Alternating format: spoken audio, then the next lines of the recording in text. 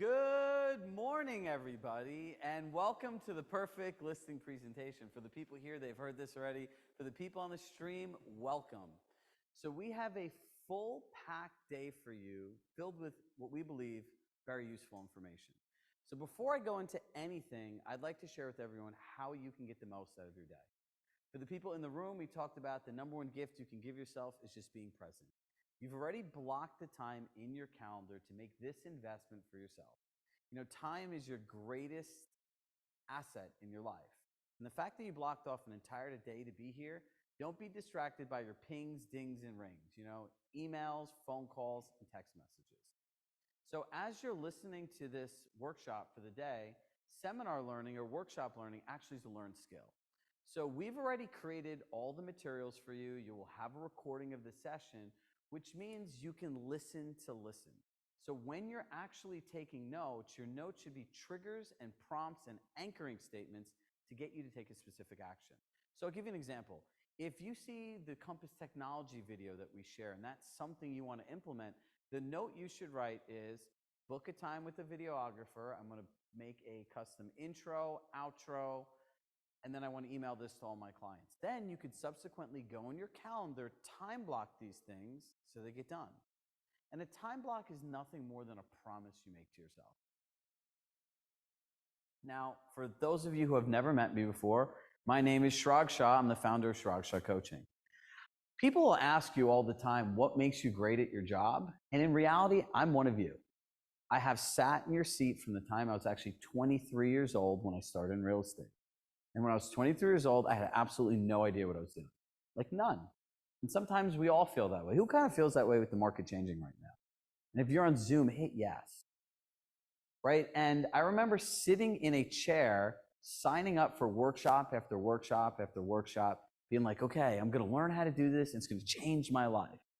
And I always ended up kind of in the same place, learning some stuff with an empty workbook, always being confused what to do. And so my path as a human has always been wanting to help people. So I ran my own brokerage successfully. Compass acquired it in 2018, and I started working at Compass. My baby at Compass, that's now 5 years old, actually is pitching Compass. So I was the human at Compass, and Salo actually was there when we both onboarded the same day in the corporate office. The first thing I realized when I got to Compass was they have all of this great stuff, but the reality is, you know who the customer is at Compass? All of you. So everything that's given to you is in the context of your business. But then there's this whole other element, like, well, how do I explain this to my clients? So Pitching Compass was born. So I worked successfully there as a director of coaching and training in the New York region for 2 years. And unbeknownst to me, how many people know Rory Gollett here? Anybody? Most people on the stream. Actually, starting a coaching company exclusively for Compass agents wasn't my idea. It was actually his idea. And this was an idea that he had, and we started doing together in 2020. It says, there's no coaching company that's built exclusively for a company, the culture, the tools, let alone knows all this stuff. Like Chris Thoman and Julian Berkeley were my coworkers. Like we've been friends for 5 years, and we all work together. So this is how Chirag Shah Coaching actually got started. Fast forward 3.5 years, according to my team and the numbers that they pulled up, we've done over 15,000 hours of coaching sessions with just Compass agents. There's no tool that exists here I have not made training on. And so I love this place, just like all of you. So everything we talk about is not conceptual. These are all things that agents here are doing. If you tell me anything that's going on at other brokerages, I don't really care and I don't really know and I don't want to know. I can tell you that this is the best company in the world and that it's uniquely positioned in this market to help you win. But that's who I am on a resume. But I want to tell you who I am as a person. If you look at this, these are all pictures of my kids and my daughter. And I want to share a really important story. Can I be vulnerable with all of you here today? And some of you might have heard this before. And if you have kids, I apologize in advance. Generally, at least one person may cry. So I say time's your greatest investment. So I have some pictures of my son and mostly pictures of my daughter. And, when my son was born, I went to every doctor's appointment. I woke up, I put him to bed every single night. We took naps together. And I'm proud to say, as a dad, I did every single nighttime feeding. That was my son. So then I had a daughter, and I had this stupid idea. I said, I'm going to have a princess, and I'm going to build her the biggest world. I need to go do everything. So I fell victim to this hustle and grind culture we have in America here today. Who here has ever felt that way? Right? And in the Zoom too, right? I got to grind, I got to hustle, I got to work hard. That's stupid. It actually makes no sense. Do you know what actual real life application of what that looks like and not on Instagram? So my memories of my daughter were I could not feed her a single bottle. I don't have very many memories of holding her. And could you imagine trying to pick up your own kid and them going, away me, away me, away me? That's what happened. So one day, this is shortly after I started working at Compass, my daughter's about 3 years old. She says to me, Daddy, I was really mean to you when I was little. And I was like, oh, thank God, she's going to apologize. And she goes, do you know why that is? And I go, no, because it didn't make sense. This is my kid. I love her. I want to give her anything, everything in the world. She goes, because Daddy, all you do is work. You're always on your cell phone. And you're like a stranger because you were never here. And this is why I do what I do. Because I believe that every person has a right to have a business that fits into their life, not a life that fits into your business. And as this market changes and people's businesses are down and people are just purely driven by fear, doubt, and uncertainty, every business feels that. But this is where all this dumb shit comes from. This. You can miss out on this. How many people have kids here? Corinne can raise her hand. How many people's kid is here, right? So, if you think about this, if you don't operate a business based on systems, structure, and actual processes, this is what happens. So all of our work that we've put in, and if you look at these words on the wall, they're not words. These are words from my heart. Everyone has promise. It's our goal to unlock it. And if you follow our system, you will have a business that fits into your life. If you don't follow our system, like to the group of people that were here, I shared this. I hate cell phones because they literally steal life from people.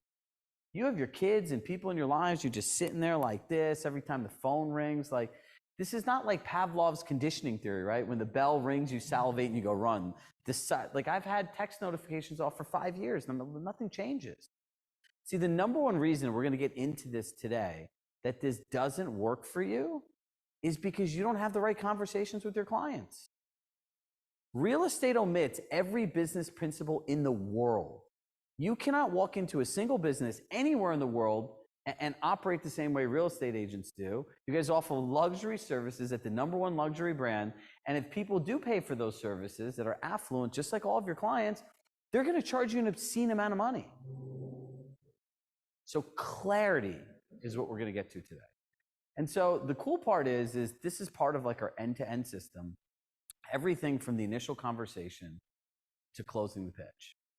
And I remember going to Hawaii with my girlfriend and thinking like, all right, I could build a 90-day program in like a day. Literally, we've gotten so good. Kate's one of our coaches. Mike's our chief of growth. Like, we could sit in here and like literally make a program in a day, all the comms and everything else. So I'm thinking 15 hours on a plane, I can make the end-to-end buyers, I can make the end-to-end sellers, and this was in April. I come back and I have nothing. And I'm messaging my team as the plane's going on the thing like, put the docs offline, put the docs offline, put the docs offline, because there's no Wi-Fi. So all I had time to do is work. You know what I realized? I had nothing because it was almost impossible to build. It took us 8 employees, 6 coaches, and 100 agents to put together what we have here today. This is the best of everything that we've coached people on, and this is what the best agents are doing too. And it's all available to all of you, and it's done. Mike? So the problem of all your problems. Do you want to know what the number one problem is that causes all of your problems? If you're on the live stream, tell me what you think this is. What do you think the problem is here? Anybody? What is the problem that causes all of your problems in real estate? Time management? That's a good one. I feel like this should be like Family Feud, That should be like, that's number 2. Anyone else? One more person. Lack of structure? Anyone else? Self-doubt, procrastination? No. You know what the number one thing? Survey says the number one problem you have that causes all your problems is every single real estate agent in America is in denial that they're a salesperson. You're a salesperson. You don't want to admit it. You don't want to look in the mirror. Your license says real estate salesperson. When you sell something, you make money. And if you don't sell anything, you don't make money. So say that aloud. What does that make you? Salesperson. Now, here's how this works. Who here is worried about commission? Who here is worried about commission? Everybody, right? On the live stream, you're all worried too. Now, here's the good news. The average price point of a Compass agent nationally is anywhere between 1.2 to 1.3 million people. 1.2 to 1.3 million dollars. Why is that important? Your clients have luxury items. You will be looking around people's houses when you go on these pitches to see what they have and how they think as a consumer. Because here's the thing, BMW and Honda, they're both cars, right? They get you from point A to point B. A Kohl's bag and a Louis Vuitton bag. Who here has a nice handbag? You can buy that same bag for this much money at Kohl's, right? It's a bag that brings things from one thing to another. Now, if you go to the next one, if you look at a Gucci sweater or an Old Navy sweater, are they both not pieces of clothing? Yes or no? Say yes a little louder. Okay. And my favorite one, the Holiday Inn and the Ritz-Carlton. Are those both not hotel rooms you sleep in? So see, here's the thing. Your clients value luxury. People pay for brands and services that they see a value in. So here's your number one moment of the day.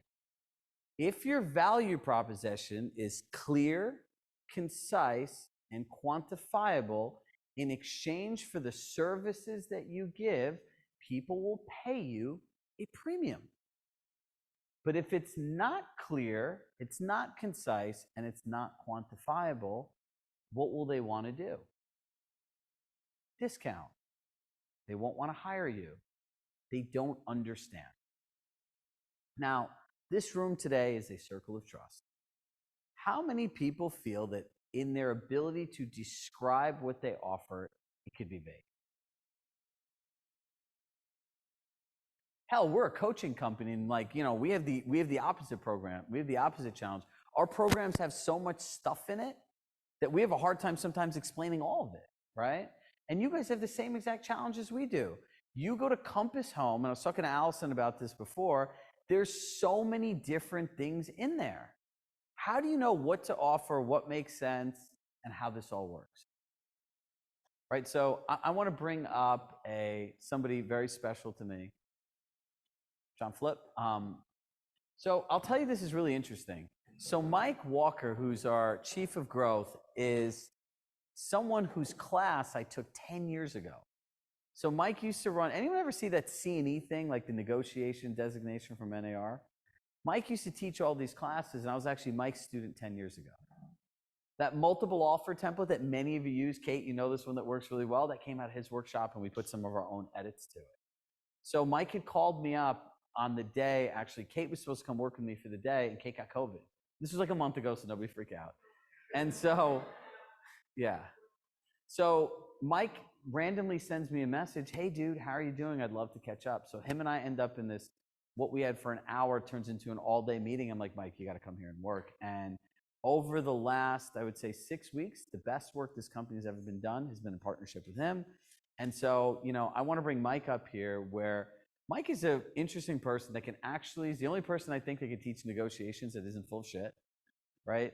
And his ability to break down behavioral psychology in terms of how to work with clients, how to think about clients, and really understanding conflict that can be caused in having conversations is like magic. So we'll give Mike a round of applause. Hi. First time working with some of you guys. I recognize some faces from the city. I'll give you a brief background. Been in real estate for 21 years. I've taught real estate and psychology in 31 states. I've been licensed in 4. Hometown is Denver, Colorado, originally. As a kid, though, my favorite hobby was, this is going to sound weird, but it was mapping businesses. At 10 years old, I used to just sit down and I would map out these businesses, kind of like a hierarchical chart. I'd watch the ice cream truck passed, and I'm like, God, I wonder how many ice cream trucks you need to make money. My first business, in fact, was 12 years old. I had a small recycling business. Every time I'd go to the grocery store, I'd watch these people, putting in their glass and their plastic, and money was coming out, and I was like, all you gotta do is put trash in there, and like money comes out. So I told my dad I just wanted to walk up the street. I was just gonna knock on some doors, and I was just gonna ask if I could collect everyone's plastic and glass. And so I got about 15 clients. Every week I would go, they'd have it out in a bag. I charged them $4.25 to collect it, and then I hauled it all down to the grocery store and collected a little bit of additional money. So my entire life has been based on business modeling. I consider myself a revenue architect. It's what really led to my studies within negotiation and acquisition and some of those things. So one of my strengths has always been just being able to see pathways where there's either conflict or there's rebuttal or there's argumentation. It's just been an environment I've really enjoyed. I also have a legal background. So I've been studying law for 15 years. I'm not an attorney, I'm not a lawyer, but when it comes to things like conduct, code of ethics, legal law, license law, legislation, agency law, contract law, enforceabilities, I've seen it all. I've seen everything from FBI investigations, IRS investigations. I've seen people that have gone to jail. I've defended people in small claims as a broker owner. So I'm passionate about that. And you're going to hear a little bit about that today as well as we talk about different issues. So there's this idea about conflict that I want to share with you guys this morning. The relevance is that as you start to look at seller engagement, we start to look at client engagement, right? There's all these things mentally that happen as we prepare for a presentation or a meeting, okay? And so if you could just go to the next one, John. There's this theory out there around how psychology operates. And so not to go too far into detail today, but every single one of you, that means everybody that's online, everybody that's in this room, your brain is the exact same. Like without argumentation, for the most part, we're just gonna cut it right down the middle, right side, left side, right? We're fairly simple creatures when it comes to our habits and our decision making. What makes us very diverse is the filters. You have about 11 different filters. Every word, every visual, every sound, everything that's coming out of my mouth right now that you're experiencing in this room, the reason you're all experiencing it differently is because of your experiences, your influences, your beliefs, your habits. All of those things affect your filters, right? Just like our clients do. And so as we look at the engagement of influence, when we look at decision making, obviously we want to impact the decision of someone's environment if we are a salesperson, right? And that element is, I want you to hire me. I want you to say yes to my services. I want this to be a partnership, and I want it to be smooth. I want it to be a relationship that is not filled with grief, obstacles, things of that nature, right? How many people here have experienced their fair share of grief and obstacles when it comes to real estate, right? We've got obstacles. I'm going to show you how to eliminate this morning 80% of all upsets, frustrations, and anger that's in your business. Would that be helpful? So the mindset, two sides that operate, okay? Your right brain, so for you guys, this side. Your left brain, for you guys, this side, right? Your right brain is your emotional side. It's where colors, it's where ego, it's where relationships, it's where excitement sits, lifestyle, status. All the emotions, including fear and desire, sit there. Every single one of your decisions that you make, when you decided to come here, started with the emotional side.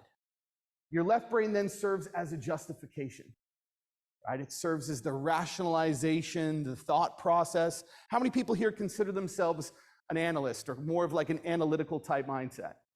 Yes? Maybe you've taken like a DISC or some sort of Myers-Briggs. Have you ever done those characteristical quadrants? And it shows, oh, I'm an analyst. Well, that means that I lead with my analytical side. No. It means that you still lead with your right brain.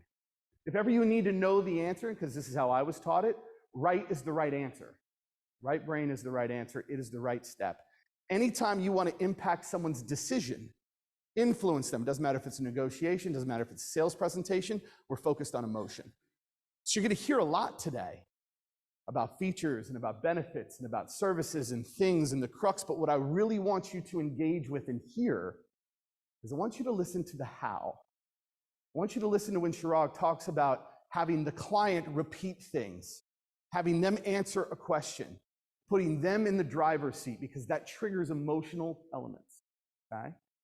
Your justifications are then your sheets and your services. Chirag showed a list of brands, right? Ritz-Carlton, there's a reason you choose to pay more for a room at the Ritz. Why? Why do you pay more for something that's of luxury? Think about it emotionally for a minute. What's the purpose? Makes me feel better. Like, even just having it present, even if I'm not sharing it on social media or no one else knows, there's something about luxury that just makes us feel better.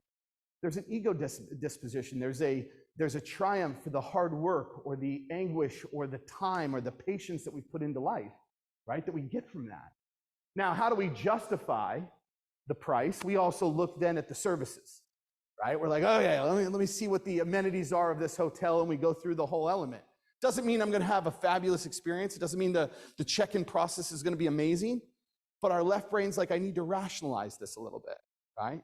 So for some of you, if you consider yourself a right-brainer, you don't need as much justification to back your emotion. If you are analytical, you need a little bit more justification to back your emotion. Does that make sense? Like some of you are like, yeah, as soon as I get excited, I'm like, is there any reason for me to say yes? And you're gone. My wife hates that about me. She's like, did you even read the fine print? I'm like, no. I just got excited. So right brain, left brain is evident. And I'm going to bring it into motion as we talk about this next slide. It's called conflict theory, okay? So conflict theory is this element that looks at what causes anger, the root cause of anger. I don't know why I have like a little medallion there today. But if I look at what causes upset, anger, things that break trust, things that cause frustration, every little upset, fight, war, physical altercation, fist fight, anything you've ever seen starts with two things: either a broken expectation or a result that triggered something around a behavior and an action based on experience, okay? Most of it sits here. I don't have any married couples in the audience, right, that are attending together today, no? How many people are married or in a relationship? Okay, excellent. When was the last time you were in an argument with your loved one? Yesterday. What was the argument about?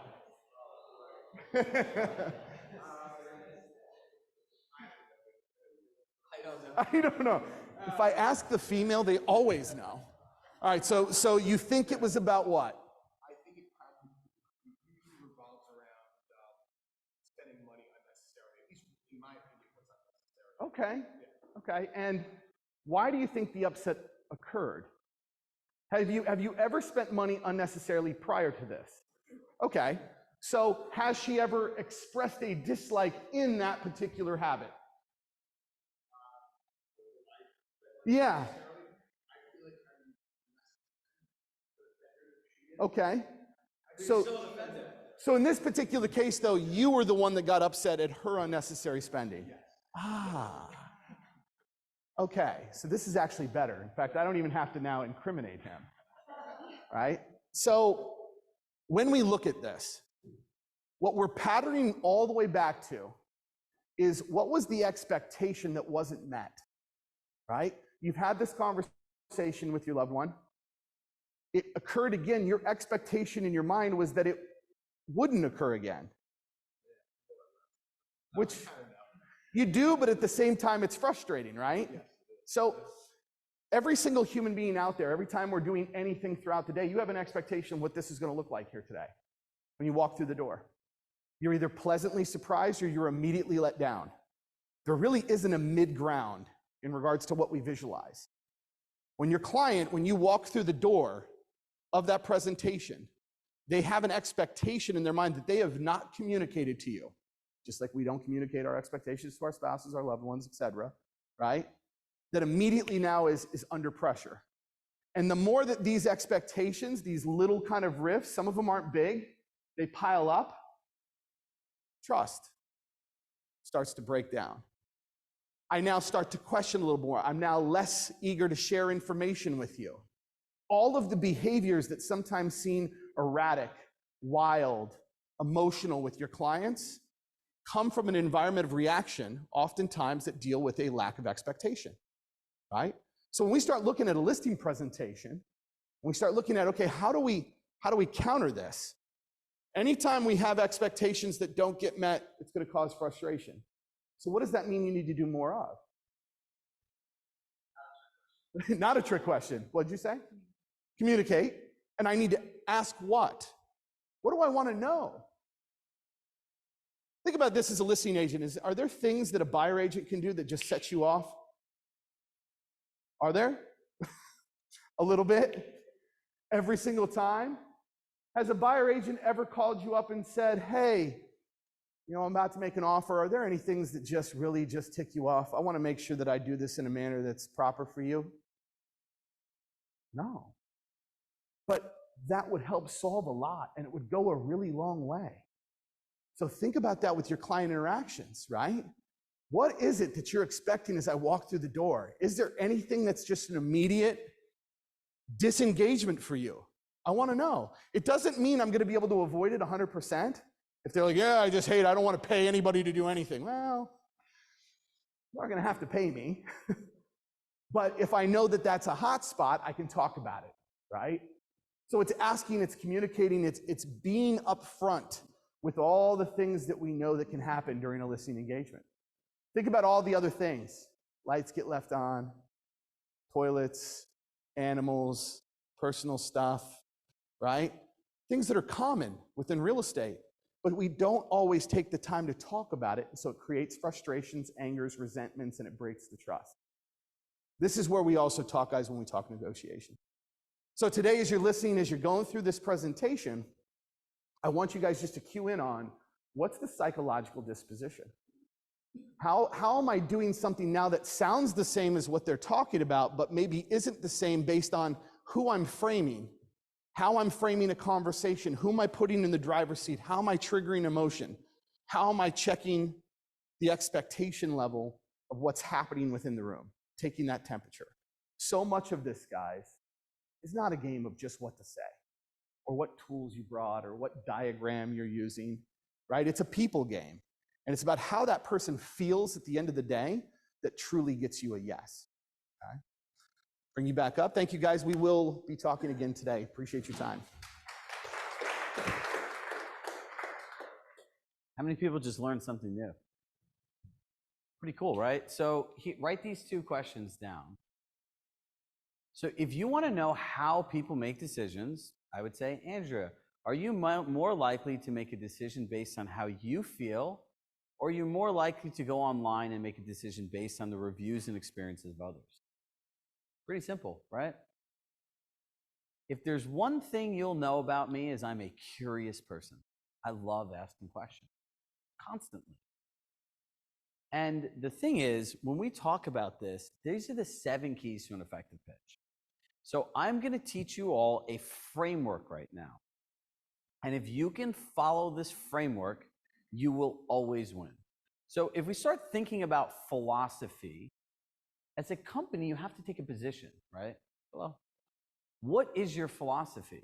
Well, look, we believe that we should communicate in a way that makes us feel good to help other people achieve what they want, right? Think about it. When you go on these presentations or a pitch or whatever you want to call them, don't you want to say things that make you feel good? Do you ever really again in your life want to say, well, if the other agent's willing to discount their commission, how well do you think they can negotiate your home? Does that even feel good saying? Do you think any luxury brand communicates with their clients that way? No, dude, this is like 1990s car sales. The world has evolved. These people have more information than they ever did before. And how, there's that saying, no one will ever remember what you said or what you did, but they'll always remember how they made you feel. So John, go to the next slide quickly. So these are what we call the 7 keys to an effective pitch. I actually made this by accident because this is what I was teaching to people, and somebody said to me, hey, Chirag, you should actually make this into something. This is like a whole framework on how to work with people. I was like, really? I was like, this to me is just human, right? I grew up in Larchmont, New York. My parents had a small stationery store, and this is how we worked with people, right? It's like you learn this from working behind a counter from like 10 years old. Key number one, can I call up Corinne and say, hey, Corinne, I'm coming to your house today, and we're going to discuss selling your home. Can I do that? Does that ever happen? No. Can I say, hey, Allison, you're going to come to my office here in Westport, Connecticut, and today we're going to talk about how you're going to buy a home. Does that ever happen? Number one, it's always their choice. If you can understand this very simple concept, it will change your entire business. If something is your choice, why should I have any resistance to it? You ever think about it like that? Anybody? One. And you sat through a lot of our trainings, right? If this is all your choice, whatever you decide to do, you can say this out loud with me, whatever you decide to do, I support you 100%. Say that out loud. Support you 100%. Number two, the person asking the questions controls the conversation. Now watch how fast this can go wrong. I'll give you guys a good example here. How many people have heard the words, what makes you different as an agent? How are you different from other agents? Biggest trap in listing presentations and pitches. You do not ever want to answer that question with the wrong thing because it turns a collaborative conversation into a boxing match. Your clients aren't salespeople, you're a salesperson, right? So what that really means is your clients don't know how to ask you, do you have the things that I'm looking for in an agent? That's literally what they're asking, right? But they don't want to make it that simple. Why would they do that? Talk about Mike's conflict theory. Hey, can I just ask you the questions that I really need to know to see if you can actually help me? They're never going to do that. So now you start answering the question, well, I can do this, this, and this. And they're like, well, what about this? And this person said this. And before you know it, you're defensive. And that whole pitch, all the prep, all the planning, poop, right out the window. Bye. Gone. Because they're asking the questions and they're controlling the conversation. So all being a great listing agent is learning to ask the right questions. Number three and number four, always be in agreement with your client and everything has to be in their benefit. You ever meet somebody that just is telling you what you want is not possible? How does that feel? Who wants to hire a non-enthusiastic salesperson? You can give me the craziest statement in the world and I'll agree with you and I'll turn it around to be your benefit. Go ahead. You want to try? Anybody? You can be a buyer, seller, whatever it is. Well, they don't say that. What do the clients say?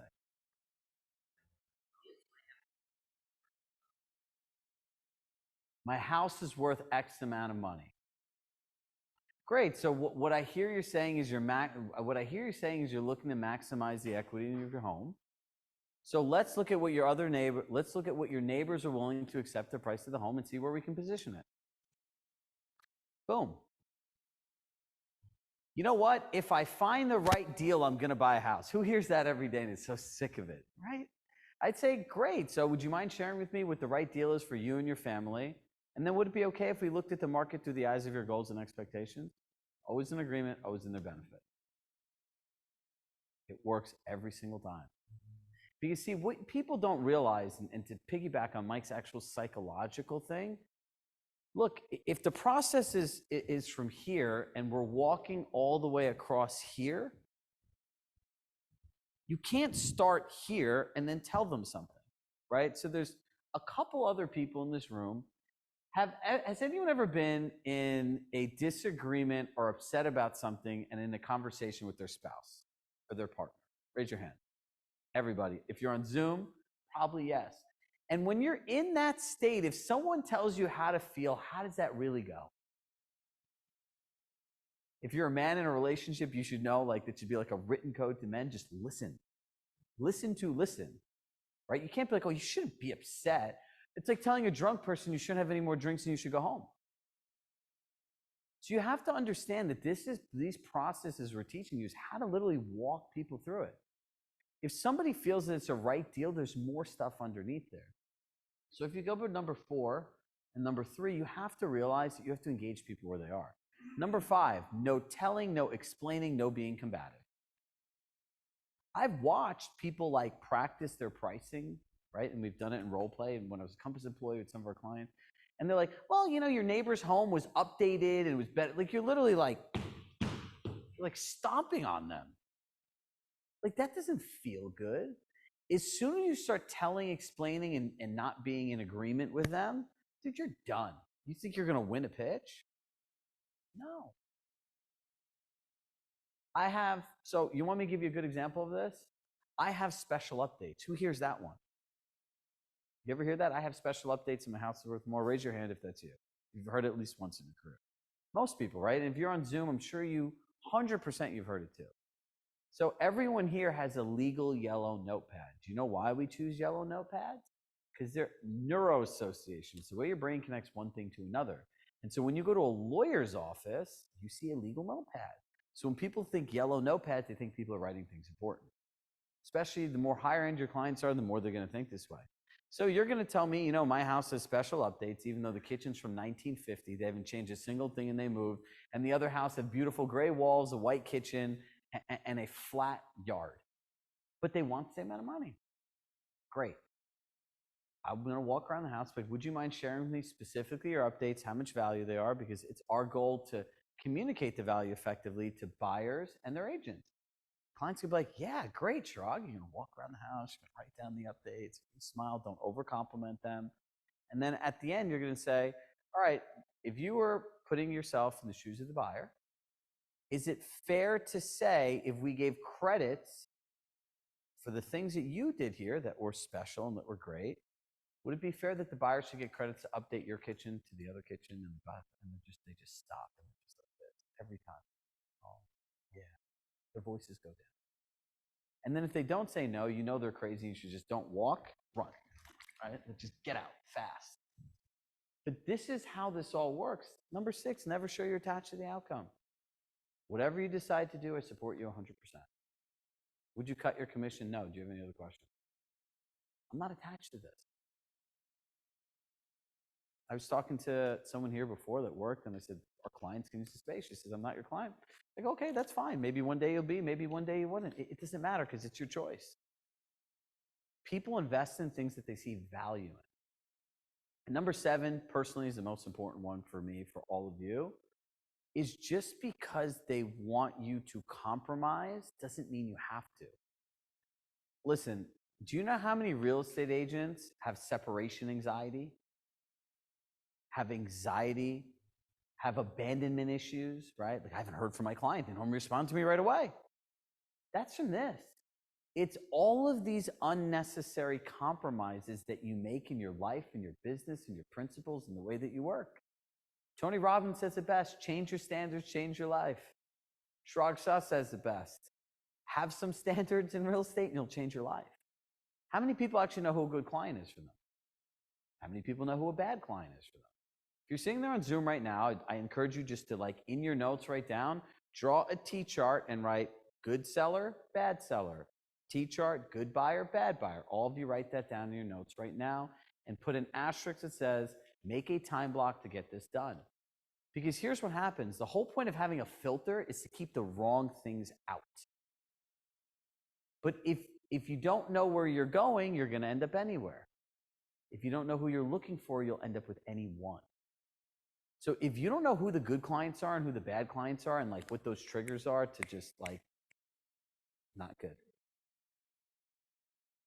For me, if anyone says that, you know what, I need a real estate agent that's available 24/7, I'd be like, well, I'm a luxury real estate agent. I'm not a bodega. I'm sorry, I can't help you.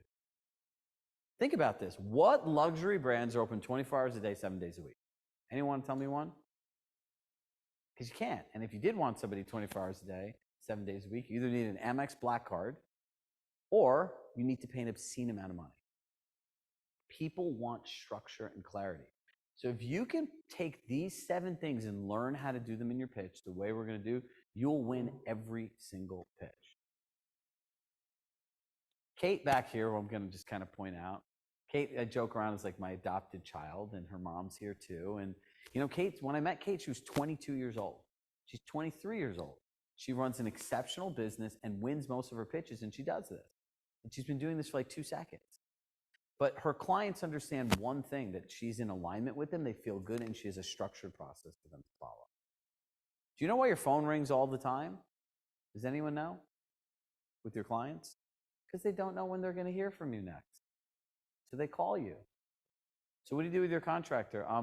Can I have an update on what's going on? And my favorite one is, are you going to come here on Saturday? Because you don't know. So all of the challenges you have in this are 100% solvable. And this is the framework I want you to follow in having conversations. Is this difficult to do? It wasn't a trick question, yes or no? Do you think you'd feel better saying these kinds of things to people as opposed to some of these other things that like actually create conflict? This is the easiest thing to do in the world, and literally it takes all the pressure off of you. But you have to know who's right, who's wrong, and just always remember, number one, it's their choice. Pre-qualify. How many people actually pre-qualify people? Half of you. You know, I did this listing presentation subsegment in New Jersey over the summer. So it's like 25 people in a room, and they just sent room after room after room. It was like 6 people. I was with my buddy, Robin Barone. And the first thing she noticed at the end of it, she's like, I have really 2 big takeaways. And she goes, what's the first one? I watched you do the same set of slides 6 times. You did it different every time. I'm like, yep. And the second one is, over 90% of these agents don't even pre-qualify.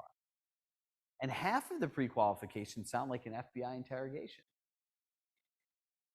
So, when are you looking to move by? Where are you going? How soon do you have to be there? You know, if you're home, and my favorite one is, you know, if you had to rate your home in 1 to 10, what would you rate it and what would make it a 10? Like, Jesus, why don't you just trash the way they live before they walk in? Think about this. Now, who's ever sold their own house? How much does moving suck? It's terrible. And we're agents doing this for ourselves, right? And so most real estate agents walk in and they tell people the 3 lies. And I'll never forget this, sitting at the end of Triple Play, which is like a big national NAR conference. I remember doing a presentation, remember doing the keynote. And I remember this woman's name. I believe, Mike, you'll know her name is Lee Brown. I think she's from the South. She goes, you know why people hate real estate agents? I was like, oh man, this is going to be good. So people start going around. Do you know why people hate real estate agents? Does anyone know? You've heard me say this before. 3 lies. I'm going to sell your house in the fastest amount of time, for the most amount of money possible, for the least amount of hassle. Really? You can control how high homes sell? You can control what other buyers are willing to pay for homes? And have you ever met any real estate deal with no problems? Never. But when you start telling people these things, that's what they expect. And that goes back to Mike's principle of trust being broken. So we start actually thinking about this, right? Now put your mind, and every time I say this, people are like, oh, wow, I never thought about it like that. Imagine being a seller. You're now selling your house. So we'll actually use somebody. Salo, why'd you sell your house?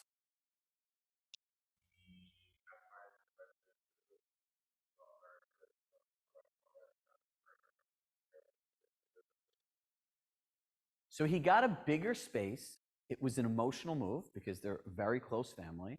So he's moving his 2 young kids, his wife. They run a busy business. They're both realtors. And they're looking to take his wife, Lorena's mom, and bring her in here. Big life change, right? So what do we do as agents? We go in there and like you hear Salo calls you up, hey, I'm thinking of selling my home and everything. You get all excited, you get your push book made, I can do this, I can do this, I can do this. And you just go in there and start talking. And you're like, Salo, I have this great thing called Compass Concierge, and I think you need to depersonalize the home because you need to make it for a buyer, right? And we need to take things and declutter it and storage. And by the way, we could paint your house and we could do this. And before you even know it, the house doesn't even feel like their home anymore, and everything that made it their home is gone. Part 1. Part 2, you're going to sit there and I can do this, and I can do this, and I can do this, and I have this billion-dollar technology platform, and I have this amazing agent network, and I have my own digital advertising, blah, blah, blah, blah, blah, blah, blah. Isn't that what most people do when they go to sell things? Because that's what you think they want. And meanwhile, meanwhile, all he's thinking about is, man, I got to move my mother-in-law in. This is a big change. We have some fear. There's motivating him. There's something that he expects. There's something that he needs. It's like if you go to a house and you see small kids and dogs and you're talking about Compass Concierge, you have 0 emotional intelligence. This is a mom and a dad with young kids, and they're just trying to get through the day and sell their home. So we have to realize that omitting the right pre-qualifications where all the problems are. How much time do we really spend talking about the things that are important to people? Think about it. We think we do, but we really don't. So when COVID came out, and like I shared with you, I worked out of the tri-state region. Most of my clients are here, and New York City was locked down. So there was no more in-person appointments, and people started doing things very differently. So the challenge about being a business coach is you have to kind of be like Nostradamus and have a crystal ball, and you have to figure out large business problems that no one has ever dealt before, and what do you do? So all of our clients are expecting us to figure out, well, what's a great buyer consultation? How does my commission not get cut? How do I explain to sellers that they should offer out a buyer's agent's compensation? What are the right things to say? How do I deal with buyers on the side? All of these things are our problems every single day. That's why when I wake up in the morning, it's all of you that drive me, because I have a responsibility to thousands of people. If I don't do my job, other people have an actual problem in their life. You know how many real estate agents are in debt, owe tax money? It's crazy. And it happens really quickly. So I want to walk you guys through my flip slide. I want to walk you guys through a process which we call the MedSay. So we came up with this in COVID, and I was like, well, if you really have to think about this, it's some of my stuff and some of David Severin's, our chief of learning, and David's the best executive coach in my mind in the world. So if you think about this, everyone has 4 drivers to human behavior. And in the Titanic, it was what's under the iceberg that sunk them, right? Clients, what do they think? Like, beyond any of their own personal things, can you sell my house fast and for the most amount of money, right? Like, they don't want to, like, did you want your house to sit on the market for 90 days? 60 days, 70? No, you hope that you get a one and done showing you could go back to living your life and actually planning a move. But see, underneath that, there are 4 drivers to human behavior. True or false? When you came here, you had a motivation for coming here. Yes? As a result of being here, there's something you were excited about happening. Yes or no? You guys can talk. Do you know why I ask you actually to say yes? It's actually it's a psychological thing. They're called anchoring statements, right? So if you put a positive emotion associated with learning a new thing, when you go back to do it, you'll feel good about it, right? So you had a motivation on being here, something you're excited about doing after, like being able to win more listing presentations, an expectation of what this whole day and experience would be like. Who here has had past disappointments with other coaches and workshops and trainings that impacted their ability to even choose to be here or not? We all have, right? And then we have concerns. Is this right for me? Is this style going to work? Am I going to be able to implement this? Will this make sense? Well, guess what? Your clients have all of these same things. There's a motivation that caused him to move. There was something excited he was thinking about happening directly as a result of this move.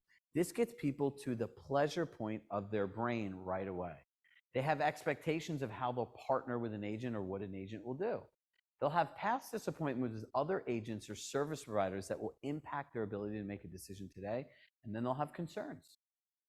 Which are those future objections? Have you ever sold a house for full price, got them everything they wanted, and they're like, well, we don't know if we could take this, and you're like, why not? Well, we don't really know where we're going. And you're like, what? It's your fault, not theirs. They're paying you an obscene amount of money to manage the transaction. I said to someone the other day, we were talking about commissions, and they said, well, it's 6%. And I go, someone's paying you $240,000 to sell a home. Like, let's put this into context really quickly. You go to the Ritz-Carlton for 5 nights, and you could spend $5,000 to $6,000, and there's a wrinkle in your bed sheet, and you're pissed off. I spent so much money on this. We need to change our thinking about the services we offer, how organized we are, and how we deliver the experience that somebody else wants. Because if your expectations are higher of the Ritz-Carlton than they are of you and the service you provide your clients, this next world will not be nice to you. Did you ever think about your business that way? Anybody? No, right? This is like, like if you're on Zoom right now, this is it. And I'm going to coin this phrase, operationalized luxury. That's what this really is. And that's what you have in your book. Operationalized luxury. I have every single, and our team has put this together, there's every single step from the initial conversation to the closing that we even give our clients in this book. The whole thing's here. So the question is, now, how do we understand the experience the clients want? So we're going to do a role play right now. So I'm going to teach you guys how to practice this, right? So let me go to the people on the live stream first. So what I literally want you to do, and you'll find a link in the chat right now, it's going to pop up to the script. And I just want you to sit here and read the script over and over again. That's it. So you have to practice these things in memory. For the people here live, you guys will actually be doing this with other people, right? So don't worry, and I'm going to walk you through it here. It's not in the book, so I want you guys just to listen. Don't worry. I'm like your guide here for the day. So we'll all actually, since you came here in person, we'll actually do it together. And the people on Zoom, just read the script over and over again so you start feeling comfortable. So if you're talking to somebody, the first thing that people are thinking, because real estate agents are a great group of people. You can tell them the greatest thing in the world, and they're going to find that 10% weird cockamamie situation. They'll be like, what happens if this happens? Who cares? If you do the system the right way, it works 90% of the time. And the whole point is to filter out the people that don't want to follow it. So if I called Steven up, I said, hey, Steven, I just want to confirm our appointment for Thursday at 5 o'clock.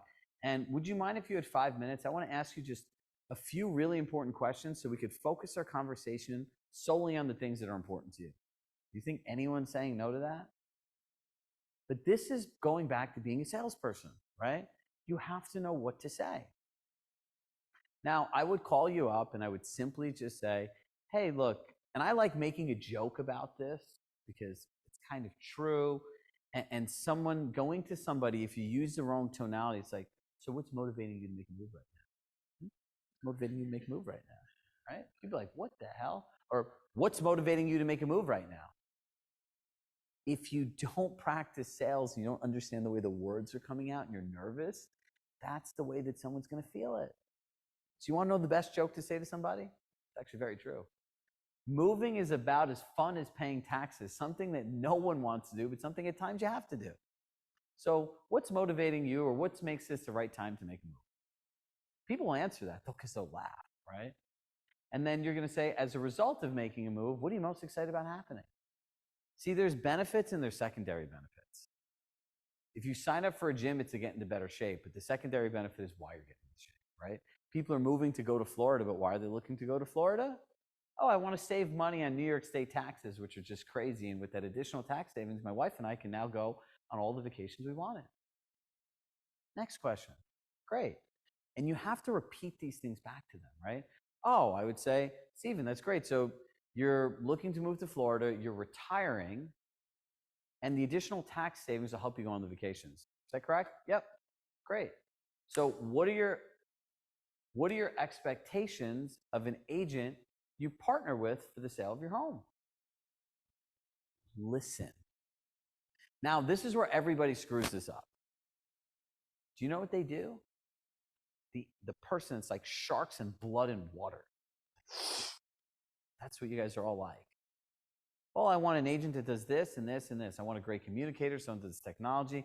Oh, you want someone that does technology? I have an amazing technology plan. And you just start telling them what you're going to do. You just killed the whole process. You lose. Because you got to remember something. You ever hear the saying, you've listened so well, you solved all of my problems? You need these people to talk, because when they use their words, it registers in their brain differently if you're telling them. Their expectation. Remember what Mike said about conflict theory? This is it. You see how this all kind of goes together? You would think we all made this in the same place.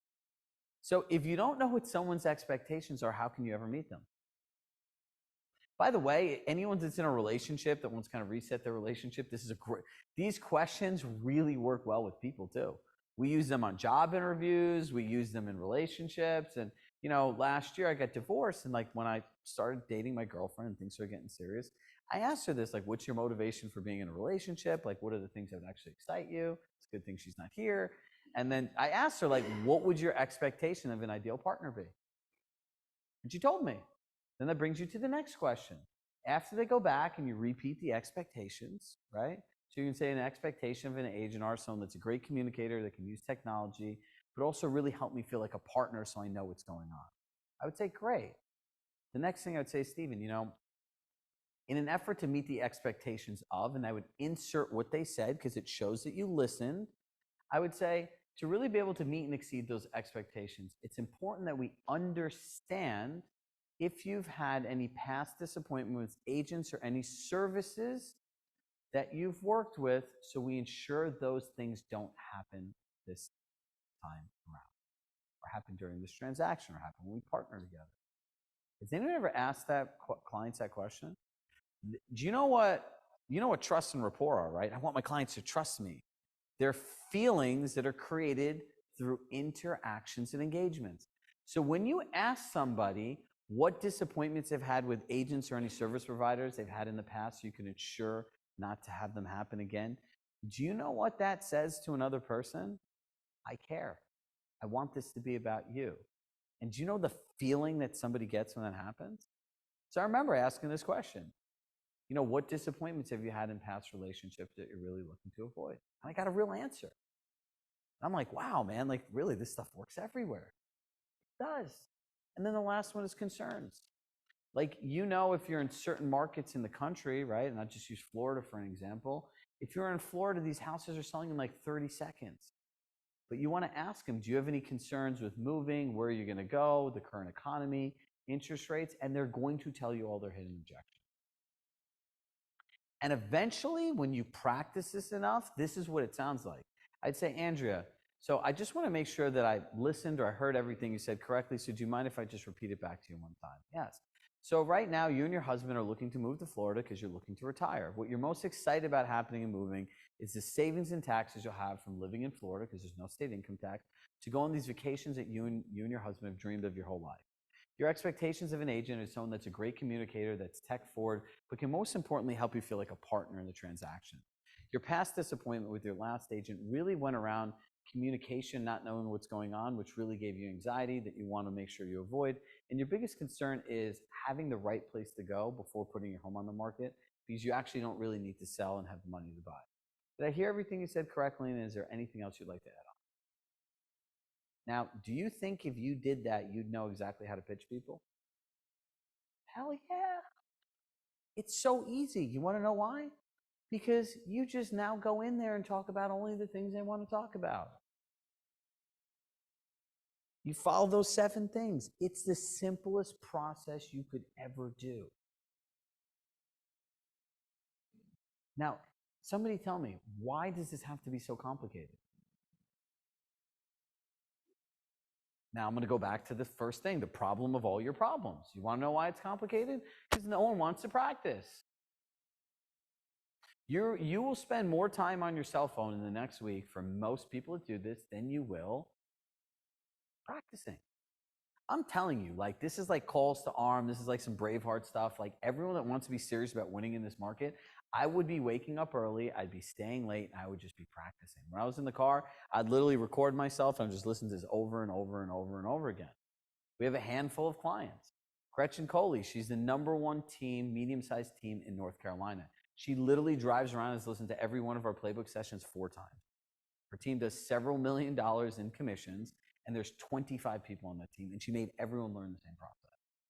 She's like, I need to walk like you, I need to talk like you, and I need to sound like you're in my pocket. You call Gretchen, she'll tell you that. But they've all aligned around this, right? So what I want you to do is just start by grabbing a person next to you and just literally practicing. Say, and this is really simple. What's motivating you to make a move at this time? Add the joke in if you want, and then just say, what are you most excited about happening as a result? What are your expectations of an agent you partner with for the sale of your home? What past disappointments have you had with agents or any service providers that you're looking to avoid? And ultimately, do you have any concerns with making a move or if your home sells at this time? We all do that? So everyone grab one partner. We'll take 5 minutes. Yeah, you could all do it as a table too. I did an event last year in Boston. There was like almost 550, 600 people. And I got the mic and I said, everyone, we do role plays. And I go, E.T., come home. And everyone was just like, you just hear like a pin drop. I'm like, did this just really work? I just wanted to be on a stage one day and say that. Thought it'd be fun. All right, so are we back live with the live stream? Good? All right. Well, look, welcome back, everybody. Look, the most important thing that I want you to take away from this first part is there's a saying that says how it starts is how it goes. If you're meeting somebody where they are, which is what you should be doing, right? And you ask them this question, how good are they going to feel about the meeting that they're going to have with you? You think anyone's going to be upset that you ask them these questions? You know how you know when things work? We have a lot of clients that work with like high-end hedge fund people, tech people, you know, introverted investors that have no human emotion for another person that they work with. And every single time our clients do this with them, the people say, thank you. You want to know why? It's really direct. It cuts out all the fluff, and then you can just do exactly what the other person wants. So you'll literally position yourself for an entirely different conversation. But look, we're all like a little bit competitive, right? Just a little bit, right? Who doesn't want to win? I want to win, and everyone that's here, I want you guys to win. And for all the people that are not here, I want you guys to beat them every single time. True intention stated. But if you ask somebody and make them feel that way, how do you think they feel about the people that didn't ask? What are those people going to be doing? Because as Mike said, you know, you have that feeling at the end of something and you just want to do it. And you don't know why. That's because your 4 drivers of human behavior have met. Your motivation's been met, your expectations have been met, your disappointments have been addressed, and your concerns have been alleviated. So when you start thinking about this, this is the most important part of the pitch. So we want to just talk about something at a high level. Who here wants more information on those crazy class action lawsuits? Okay. So we're going to start dissecting this for you. Again, disclaimer, there are different state and local laws. We always tell you to confirm anything with your sales manager. This is not legal advice. We're not attorneys or anything else. Mike and I are just 2 real estate geeks that combined. We both sold real estate. We both own brokerages. We both coach people. And we're like real estate nerds, right? So like last night, I'm reading on 3 or 4 different publications about the class action lawsuits. They actually released everyone's defense position, what each company is saying. It's really interesting. Part of the settlements that Anywhere and RE/MAX had was that they would help cooperate against the other defendants, right? So they're literally saying, we're going to raise our hand and we'll go ahead and do this. And they're saying, well, if you want to settle, you have to help incriminate the other people. It's kind of the whole thing is really crazy. But there's some just basic things that we think you should know about this that we're going to share with you. They're just known facts. There's no like legal opinions or anything. Remember a disclaimer for my 2 buddies that are sales managers. Your agent should be asking you about this. But look, if I were all of you, I would read about this. I would be knowledgeable about this. And look, the most important thing I want all of you to get out of this is do not be scared. Do not be scared. Do you remember when internet leads came out? How many people like freaked out? The people that adopted them still have businesses. The people that didn't adopt them are some of the most knowledgeable agents in the world that can tell you things about every town, every house that's traded, but they don't know how to communicate with an online consumer. They don't have a business. As we shared with you in the beginning of this presentation, no one really knows how to communicate what they offer like a luxury brand does. So for the people that understand how to do this and how this works, every person I believe in the world is going to have the same simple question. If you're selling a $4 million house at a 6% commission, they're paying you $240,000. I don't want to hear this stuff. Oh, the buyer gets this and taxes gets this and the broker. No, I just wrote you a check. It's not going to change. So the gap is what do I offer in exchange for that? So Mike's going to come here and at a high level share with you some important tidbits. We'll take it from there. All right. So when it comes to legalities, one of the well, first off, compensation is one of the most misinterpreted, misinformed pieces within our industry. Like if I were to travel around and ask even 95 to 99% of all sales managers out there to describe to me in detail compensation type, like chains and rules of thought and what does law state, what is the actual NAR code or the ethical code of the environment, most are going to get it wrong. The reason I say that is that over 50% of real estate agents, licensed agents in America, can't even define earnest money. Can't even define earnest money. And this topic of legalities, this topic of transparency, it's a scary one because we've had so many things that we've gotten used to or that we learned from the person in front of us or whoever our mentor was, right? Like it mattered. So I'm going to go through the three basic structures just so you guys have this going into pitches. Because as you prepare, a part of the expectations, a part of the disappointments, a part of what is going to be a conversation piece this next year is you're going to hear commissions. If you're in New York City, remember what happened when the Tenant Protection Act passed. We still have conversations, right? About, well, wait, what am I not allowed to do? What am I supposed to do? There's all of these different situations and consumers are way behind. So even when you think, now the information's out there, we've got a good handle on this, you're gonna have a whole pool of consumers that are just now grasping, right? Like the concept and wanna know from you, their advisor, their potential person, what does this mean? As we get further into today and we get into like the actual pitch, I'll be talking to you guys about deployment. So if you have questions today and you're like, you know what though, but Mike, what do I say? What should I be preparing for? We're gonna get into some of those. I wanna right now just kind of talk about overall structure, right? So there's three bodies of governing control that you have to be aware of as a real estate professional. Number one, state law, right? Licensing law is basic, based on the consumer protection environment of any given state, right? What is the state the most concerned about when it comes to you as a licensee? Do they care if you make money? Do they care if you have a long business or a fruitful business or a career? Nope. What they care about is to ensure that during the period of time in which you are licensed, you don't do something that would damage a consumer. Does that make sense? So your state laws are all drafted and they're situated to protect the consumer, the buyer, the seller, et cetera. Which means there's nothing at the state level that talks about what? Compensation. It's not a legal law. It's based on co-brokerage and co-brokerage agreements. And people are like, oh, co-brokerage, that's kind of an easy term to follow, right? Doesn't co-brokerage mean being paid? No, in fact, by definition, co-brokerage means sharing information and giving access to a property. That's it. It actually doesn't even address compensation. So your second and body of governing elements are your boards, your associations. Some are NAR, some are non-NAR.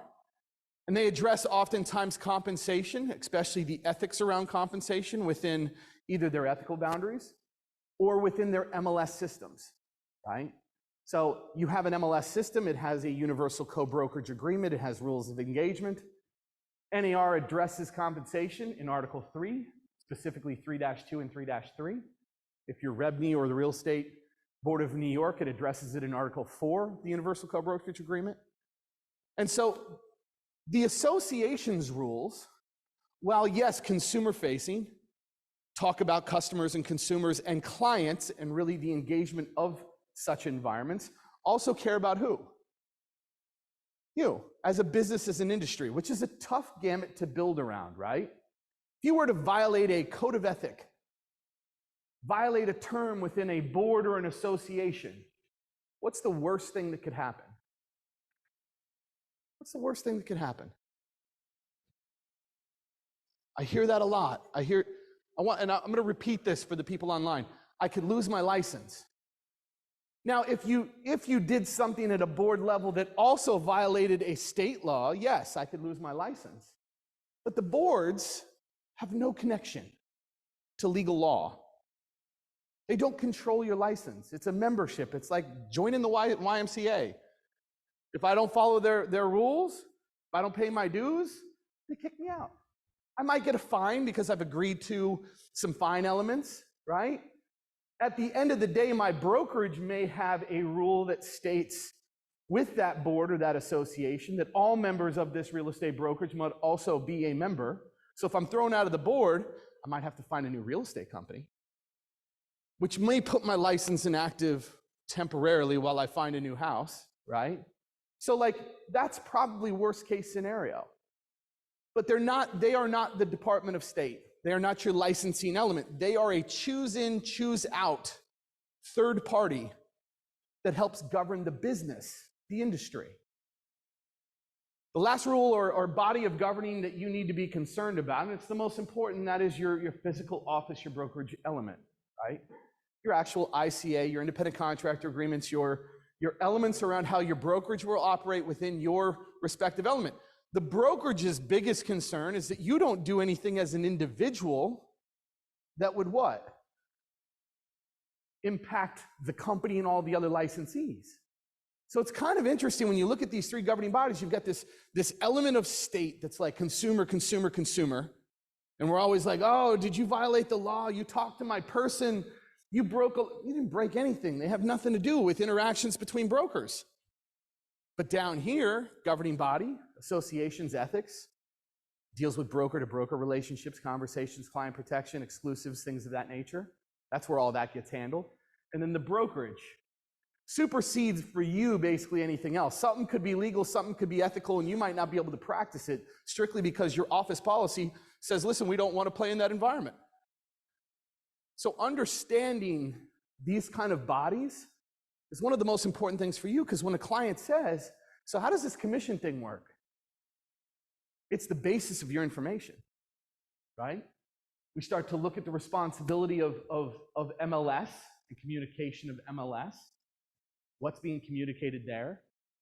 Anything that is communicated there, and this is pretty much standard for about 98% of all MLSs across 50 states, is that when there is a communicated offer, percentage of compensation, it is what's considered an immediate agreement. So you will see verbiage within different ICAs that say, subsequent to an agreement, commission shall be split X, Y, Z. Subsequent to an agreement. When there's an offering, it's already an agreement. So those are the forms that we look at, right? If I'm not a member of that MLS, I don't have access to those agreements, which means that I have to make my own agreements. And as we start to see those agreements change with the landscape, we have to know as listing agents, how does that impact our client? How does that impact the listing? What's going to be the difference between a compensation offering, a non-compensation offering? How's that going to impact the environment? And be able to talk with it with clients. It shouldn't be something that we're frightened of. Like buyer's agency was scary in the 80s. They were like, whoa, we got this other agent. It's like, now they're representing the other side, and I don't know what that looks like. Then Help You Sell came into the market in early 2000s, and they were like, oh, there's this like list-only thing. You could just pay a flat fee, and people were like rattled. Then in 2008, cashback, 100% lows, everybody got rattled, market dropped, everybody's like, we're done. Then we had Redfin, then we had like, just keep naming it, right? About every 7 to 8 years, we get something that people start saying, this is it. It's going to change everything. This is the next thing. You're going to need to learn it. You're going to need to have a conversation around it. And I promise you, as you get mid-year into next year, you're going to go, okay, this is the result of it. We won't know what it is right now, right? It's going to take some time. But what we want to arm you with today is just a way to discuss it and dialogue it. And so this afternoon after lunch, as we start to get into like the pitch environments, I'm going to go through the 3 compensation situations and how we want to kind of like communicate it, how we're going to look at basically different environments, how we're going to look at, actually communicating it to other agents as well. And like just the whole 9 yards. We'll get you guys really comfortable with it today. Fair? Any questions? We're okay? All right.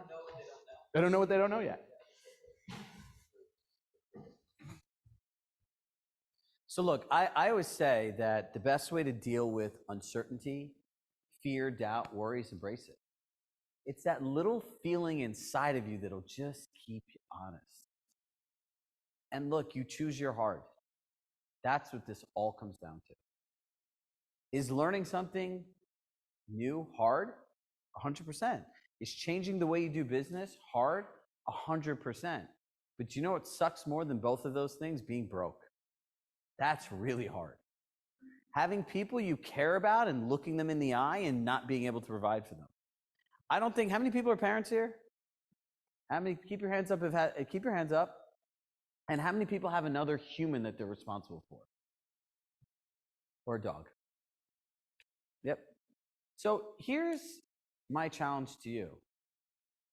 It is irresponsible of you not to continue to practice and improve your craft and spend the time on the cell phone when you have responsibility to another human. It's crazy. Don't tell me you don't have the time. You know, a lot of our clients are friends with each other, and in one-on-one coaching situations, like Chris, I've done coaching with. I'm like, so you don't have time. I go, give me your cell phone. I was like, what? And then he's like, I'm gonna start doing this with agents. So, you know, it got around that people were showing up to the coaching calls. If you've ever worked with me individually, you better show up, you better show up prepared, and don't complain. Like, those are 3 like rules. So we started getting into things as our people start talking about time. I'm like, let me see your phone. I'm like, no, not doing it. I'm like, why? So-and-so told me don't do this. I'm gonna feel really stupid. And you're gonna get mad. Because literally what you go to coaching is not to get on a flight, to get to a destination. So my job is to have confrontations with you, confront you with care, and get you guys to do stuff. So sometimes it has to be emotionally triggered. We have a responsibility. How, in my mind, the craziest thing in this entire industry is, number one, that people are in denial that they're salespeople, but shortly, like right this far behind it, you have to do the same conversation every day for the rest of your career. How have you not learned it already? Well, NAR is supposed to be our parent organization. They're the worst parents in the world, worse than even the people in the book Matilda, right? Bad.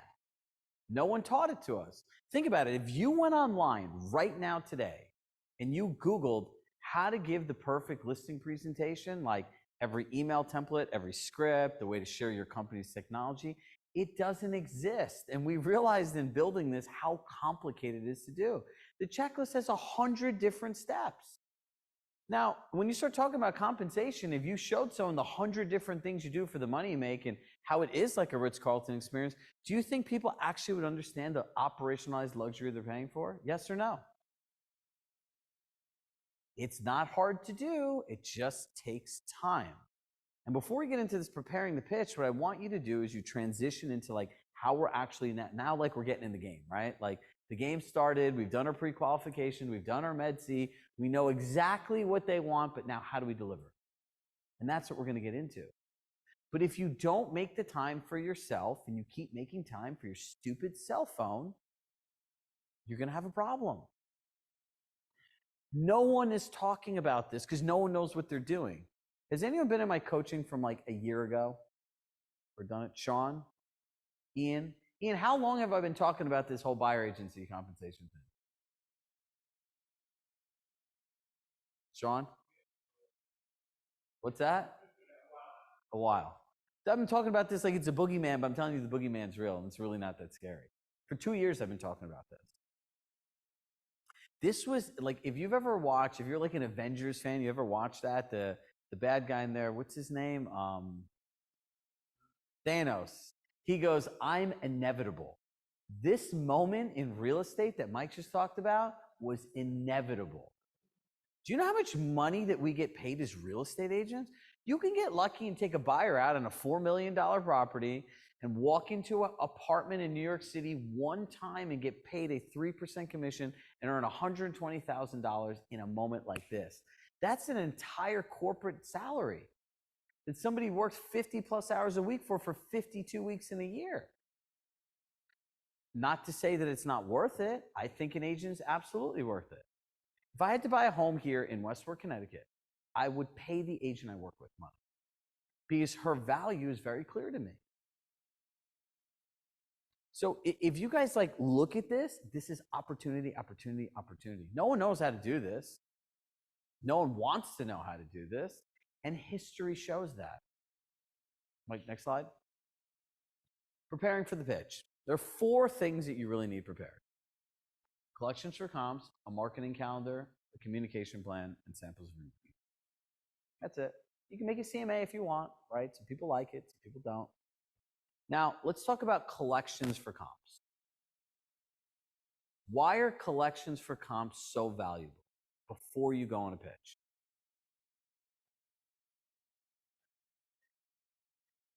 Live CMA, Chris?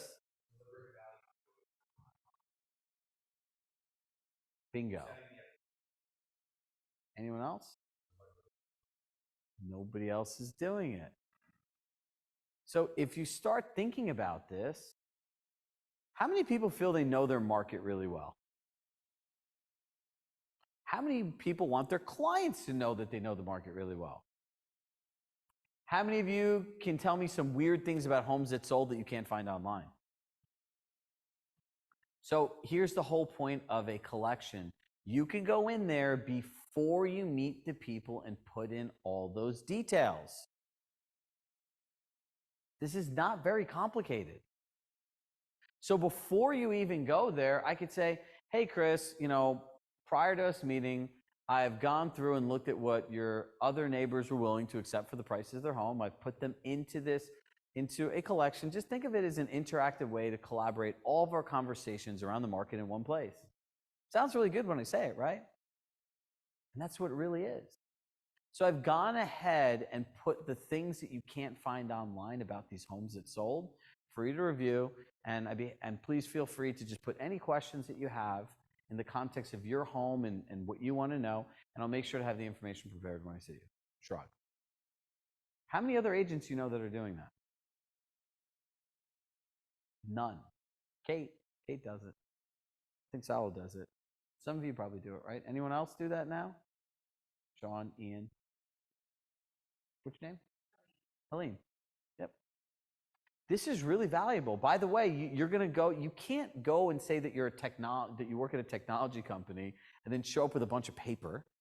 You don't want to say that you work at a technology company and not have any technology to show them, right?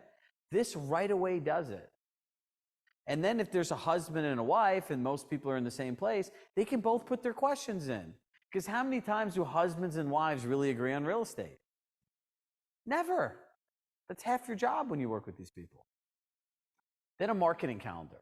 Why is a marketing calendar really important? So people actually understand what you're doing for them, and if they have a question, a concern, a fear, a doubt, a worry, how to get them to understand what you're doing, why they're paying you, it's there. A communication plan.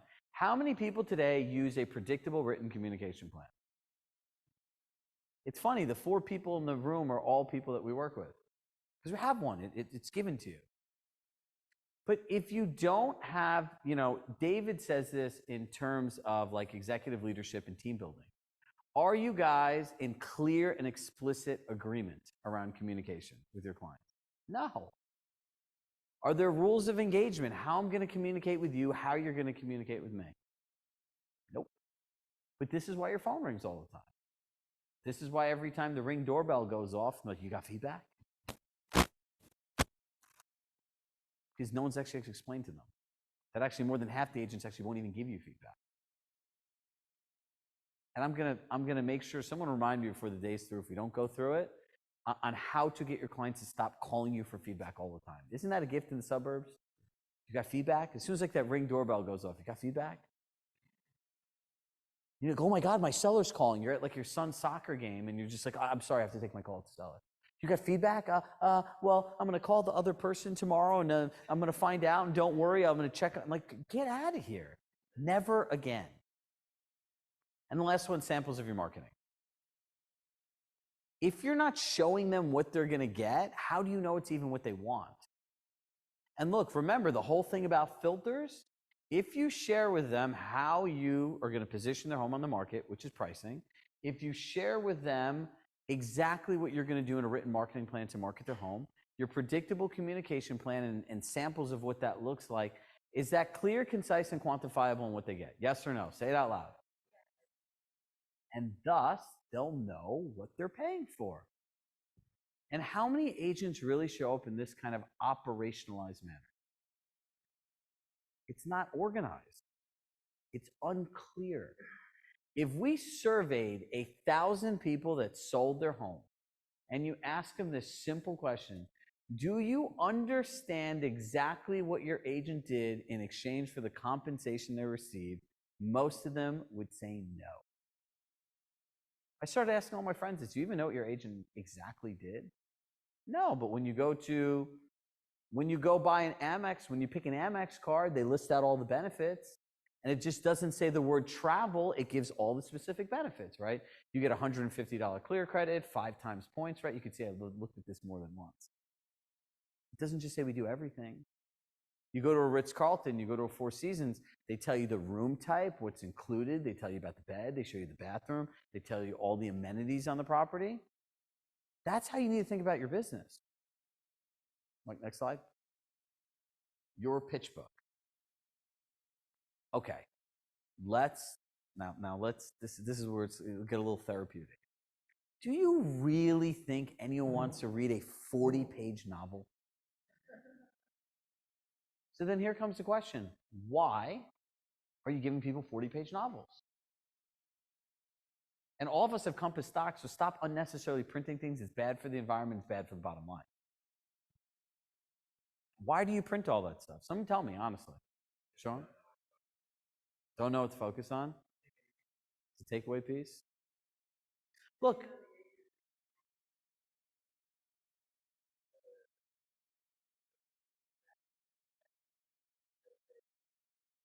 Okay, to be 100% clear, I think everyone should have one of these books. Right? I'm not telling you to eliminate it. I'm telling you to use it strategically. Look, in the end, this thing all really comes down to one thing for me in my heart. I'm not condescending. I'm not confrontational. I'm not rude. And I don't ever believe that you win by putting something else down. But the reality is none of this stuff was ever told to you. It's not like you got somewhere and someone said, hey, here's how you make a pitch book. Here's how you pre-qualify a client. Here's how the 4 drivers of human behavior work, right? Here's how you use this, this, this, and this. Because the reality is collection was a tool that was made for buyers. Right? So these are adapted uses. Thinking about a pitch book, if you don't have a system, right? How many people are football fans here? Well, mostly, well, a good amount of people, okay. The New England Patriots. Well, because you guys dominated for so many years. Well, Jets fans are loyal. They're actually first time. I don't know. I'm an Eagles fan. We just lost to the Jets, so let's not go there. Well, look, the New England Patriots, 4 years. Did Tom Brady have the best talented receivers around him? For God's sakes, Chris Hogan, like if you played fantasy football, dude was balling, and he was a lacrosse player in college. Wes Welker was like this big. But you know what they had that was better than everyone else? They had the best system. So when you learn the system, regardless of who went into it, the system produced what the system produced. And that's why some people couldn't play. Chad Ocho Cinco Johnson, one of the best wide receivers. He couldn't learn the system, so it didn't work. He wasn't a team player. So if you think about this, we're giving you a system to follow. No one else has the system because no one's given to you. No one's thinking this way.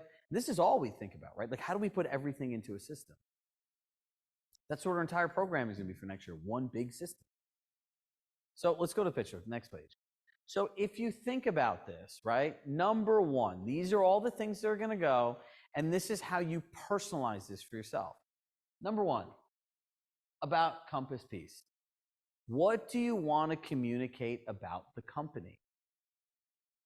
There's a lot of different things in the listing presentation, right? Pick what you want. The number one thing I would put in there is that personalized letter from Robert. That's really good, right? We'll go through when we get to pitch and Compass and things that people find compelling. Number two, about you and your team. And by the way, the majority of people need to update their bios. Zoom, update your bio. It's like the idea of having a listing description, stately colonial located on quiet tree-lined street. Do you think even people think that way? It says, hey, honey, let's take all the money we've saved for the last however many years and let's go buy that stately colonial on a tree-lined street that's like, all right, great, I'm going to buy this old home on a street that has bugs because a lot of trees attract bugs, right? Like, come on, people just don't think this way. So humanize your bio. Remember, no one's going to care about what you do until they know who you are.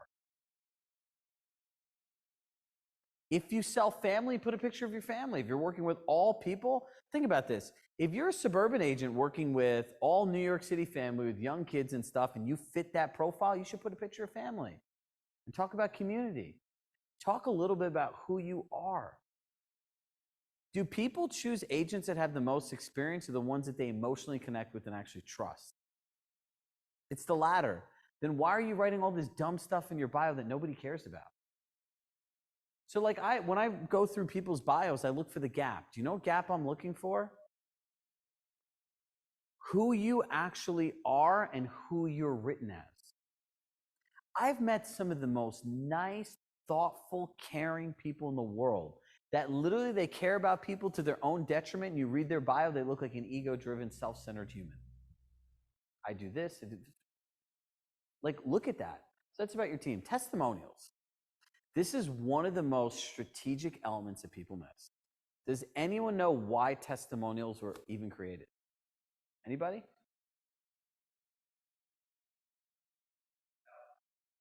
Validation? Okay, I'm going to give this a little example. Who's ever watched an infomercial? Who's ever sat through an infomercial and actually watched like the people talk, then you notice like the people talk and at the end of it, then they go into the sales pitch, right? And then you hear another person talk, then go into the sales pitch. And if you watch one, or even if you made it through two people, do you ever get that feeling inside of you that you want to buy this thing even though it completely doesn't make sense and you might hate it? Right? It's that feeling, right? Goes back to what Mike was saying, that feeling. Do you know why that feeling is there? Testimonials were created to overcome your objections to a product and service through the experience of another person. I'm going to say that again. Testimonials were created to overcome the common objections people have to a product and service based on other people's experiences. I have a great home gym from COVID. I hate working out at home. I hate it. I like going to the gym. There's something about going to the gym, getting out, doing a workout, seeing other people actually makes me want to push myself too, even more than I normally would. I hate it. I watch a home gym infomercial. I'm like, wow, this sounds good, right? Like maybe I should do this. But it's those people and the way that they communicate. So how does that work for you? Strategy. You should all make a note, write down the 3 to 4 objections people have to my service. What are they? Commission, right? So if you have, how many clients become your friends or are your friends, right? So if I'm addressing a commission one, Allison, I saw you say that. So look, if I'm addressing a commission one, what does a great testimonial look like? Number one, Allison was a great agent. She provided us exceptional results. That's terrible. You need to help the people. They need that. A testimonial needs to be like, I want that, you know? So when you're working with these people, you have to like kind of coach them a little bit, right? Like, look, I care so much about people having a great life. We'll go and ask a bunch of our clients like for actual testimonials, and you think we're a personal development company. Then you ask them, oh yeah, Chirag helped me become a millionaire. I never made $1 million before I met him. And like, this is what our team found in doing this. But we really drive these things home of like, be your own hero, unlock your own promise, have a business that fits into your life. Don't ever miss out on an important moment for your cell phone or things that are just not organized. Right, so you have to tell your clients. So what I would prompt them to say is, you know what, Allison was an exceptional agent. She made it very clear through her marketing, through her communication, on why she received the compensation she did, because she over-delivered on results, and we were always one step ahead of what was happening. And someone's like, wow, like, I want to be one step ahead. They made it clear on what they offered for the money, right? Communication, the #1 challenge with clients. I would say Allison was an amazing agent. She gave me a written, predictable communication plan that gave me the exact information in the time frame I wanted and exactly what was most important to me. It actually changed the feeling of how this was for us. You know how many people like write the testimonial and we'll just post it? So you want to get strategic about that. Your sample marketing plan, we have marketing plans in here for you. Put a marketing plan and a marketing calendar. And we'll get more into the psychology of the calendar and how you present it and the communication plan and all the words and everything else. You need a communication plan. What person doesn't want structure in selling their most valuable asset? It's like going to a hotel, and we're going to keep going back to this and not communicating the checkout time. When am I supposed to check out? When am I supposed to check out? Dude, this stuff should be crystal clear. Example of your marketing and a seller's timeline. People, I don't understand this. People think because you bought a home, you actually know how to sell a home.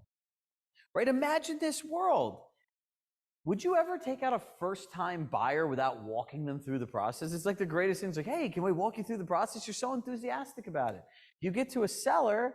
Do you ever say to sellers, anyone taking the time to walk you through the home selling process? Does anyone ever actually ask their clients that? It's like a huge miss, right? They don't know anything. By the way, then they're expected to pack all their stuff up in boxes and be out in this timeline. They don't know what's going on. So if you look at the pitch book, you put these things in there. And what you want to tell the person is, hey, look, this is just a high-level roadmap of like what we covered today.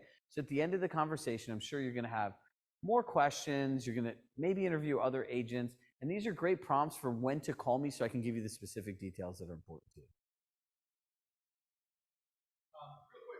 We're going to jump to a Q&A for our live viewers. We have over 200 people also online that are live with us right now, and we've had some questions that have come in with this material. So perfect. First question, what's the difference between the number one, create the collection of comps that you're going to share with the seller prior to the appointment, versus the collection of comps that you might use for a CMA? Are they the same? Yes, they're the same. They're the same. So you're going to want to go back, right? And let's operationalize this, right? I hate people to tell you what to do and not how to do it. So I don't want to be a hypocrite. Number one, you're going to want to go back start by 90 days of sold properties. If not, go to 120 and then go back up to 6 months, right? You're going to want to look for the properties that are under contract and the active homes on the market. Things that you're going to want to put in comparison are like list price to sales price, how many days on market, right? Because you'll go back 3 to 6 months, you'll see a difference in many markets on the days on market of what somebody sold and the fact that now active property is even longer, and all of those little details that make you that local expert. Next one. Yeah, next one, testimonials. New agent. They don't have any transactions under their belt yet, obviously, therefore they don't have testimonials yet. If you're on a team, I would get one from the team. So, okay, right? What if I'm not on a team? Well, if you're not on a team, find a mentor or someone in your life that talks about how great of a communicator you are. Yeah, and we talk a lot about also like even your office, your brokerage, your environment, that is your team. So if you're not on a per se team, your office is your team. Yeah. And they have tons of testimonials that you should be leveraging and using and putting out forward and posting on social media, et cetera, that talks about your office. All right, next question. This one we will address, and I'm going to say this to our live viewers. We'll address this as we get kind of post-lunch. But the question is if I arrive to a listing appointment and the seller cuts me off right in the beginning, says, I don't want to answer questions, I just want you to get right to pricing, et cetera. How do we deal with that situation? We'll deal with that as we start to get into presentation. When creating the collection of comps, where are you finding the information regarding the listings in your comps that you can't find online? What are some examples of that information? So for instance, I think they're saying, are you pulling from a collection of comps that also may not have transpired on the actual MLS system? Well, the comps, okay, so you want to explain to them how the RETS feeds work and the...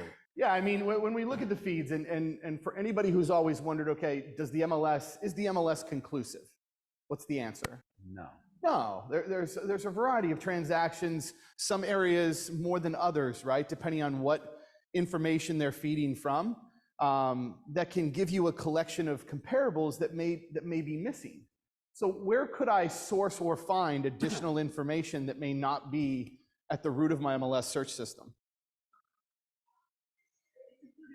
Yeah, so Compass Technology, number one, has that private element of exclusives. off-market data. Exactly. What else? You can add private exclusives to collections, number one. Yep. Number two, I can add by address, especially if I know that there have been things that have transpired. Yep. You know, it also will actually look good. Yes, you can also add into the collection. You could send this in an email, right? And with the link and everything to the collection. But here's the other thing. By the way, these are 3 transactions that happen off market, off the MLSs. Here's the address and here's all the information and something that you should be aware of as well. And literally what subconsciously that's going to say is, hey, where did they get that information from? Like, you know everything about this area, Andrew. Like the other agents didn't do that, but that's why that private exclusive data bank is so important. Yeah, and I think we all can also understand the value if you live in a town, in a city, if you're in, Darien or Bronxville or something in Westchester, the city, like stop by your city planning offices, stop by the city people, ask about properties that changed hands, right? Pieces of land, the development pieces. The more that you have that relationship, the further it also goes to that conversation. And it's all public data. It is. Go ahead.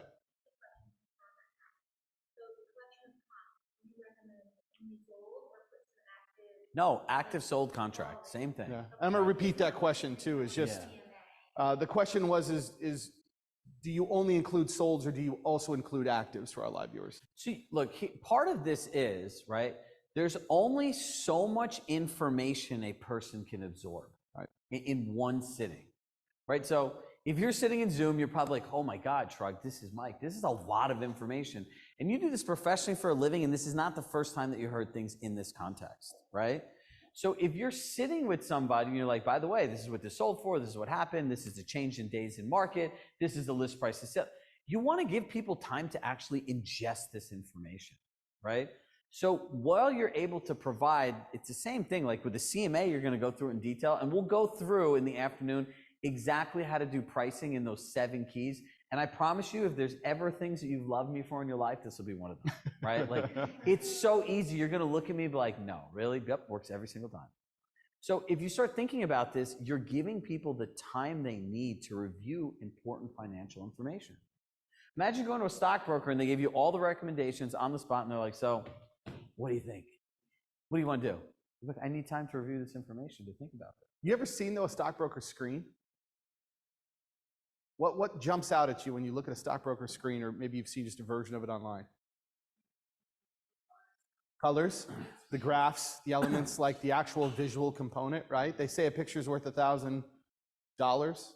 So it's one of those aspects that when we look at, one of the most undervalued, I think, skill sets within sales in general is transposing basically information to a visual, right? Like basic graph math. That element of being able to just show someone versus having to tell somebody. Because if they're not the analytical, like you said, it's information overwhelm. Last question on the chat. MedC, the questions. Is this something that they're asking on the phone or face-to-face, or could it be both? Okay, so I recommend every single person try to do this before you meet somebody. Now remember, you're not always gonna have the opportunity to do this. I don't live in la la land, as they say. Sometimes you're gonna just have a chance to meet somebody. But realistically saying, if you're going on a listing presentation or a pitch, don't the people call you in advance, or do they say, hey, Chris Stoneman, can you be in my house in 15 minutes? I want to sell it. Does that ever really happen? Not really. And even if they did, I'd say, hey, Chris, like, I want to make sure I'm prepared. You have 5 minutes. I could ask you some quick questions that I could have the right information, focus our conversation solely on the things that are important to you. Do it before. It's like 5 questions. It should not take a long time. Do you know how much time you waste with people on by the way, on these appointments? Don't even get me started. I'll go on an epic rant on time management on that. Do you know a 5-minute task on 300 times a year is 25 hours? Think about how many of those 5 minutes you waste in a year. That's where all the time goes. Shouldn't be in somebody's house 3 hours.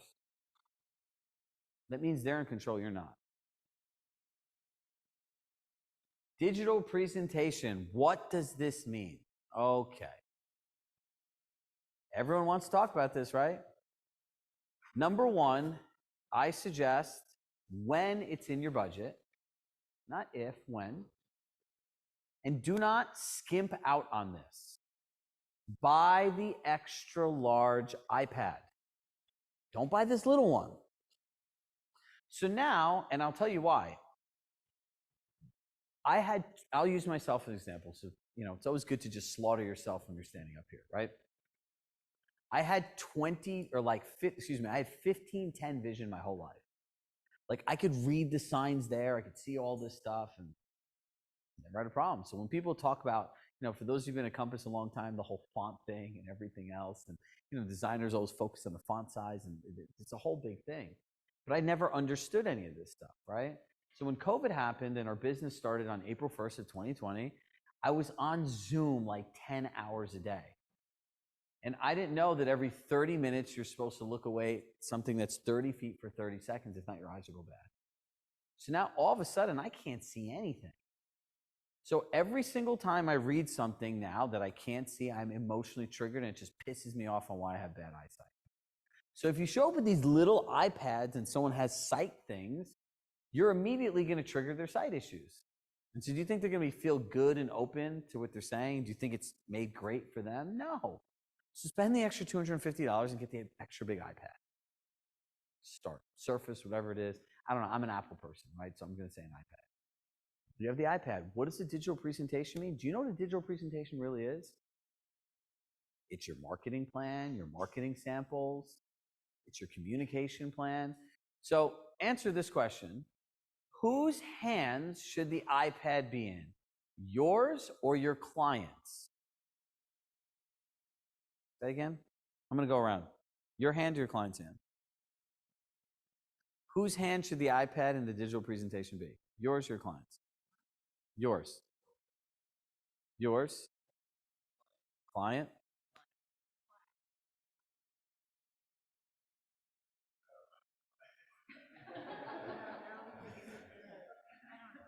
Bingo. He's like, I know you. So think about this. Why is it in your client's hand? Control. It's like if you ask the person these simple words, would it be okay? They feel in control. Now, here's the other thing. When somebody's, so neuroassociation, the way your brain connects one thing to another. When someone holds something and is going like this and lecturing you, doesn't that remind you of college or what people do for your kids? It's like what a parent does, like, okay, Chirag, like, take a look at this. You see what's on the screen? Like, it's not the right experience. You should know this stuff so well, you want them holding it. And by the way, if I had my phone up here, I would literally just put a stopwatch on. Actually, I'll do this right now. Watch this.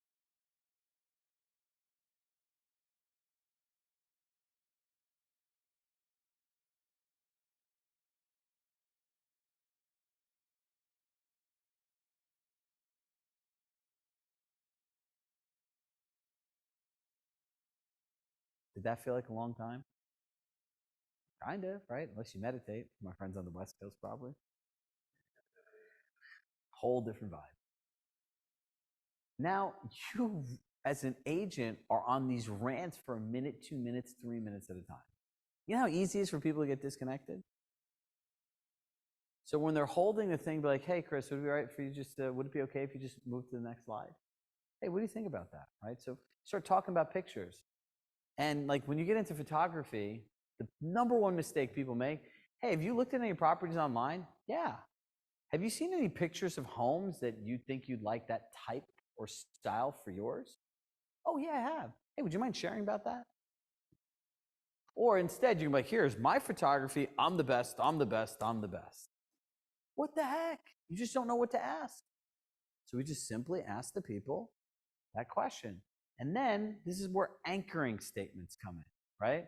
So, you know, most people have been on a boat or understand how buoys work. The whole point of buoys is like, you know where to go back to. So if I say to Corinne, hey, Corinne, I want you just to go through and look at the pictures on here, right? Obviously, the types of pictures you're going to want to put on there are like, you know, the aerial shot, maybe some twilight shots, a signature kitchen, bath, living room, backyard, those main things. And then you're going to say, hey, take a look at these pictures.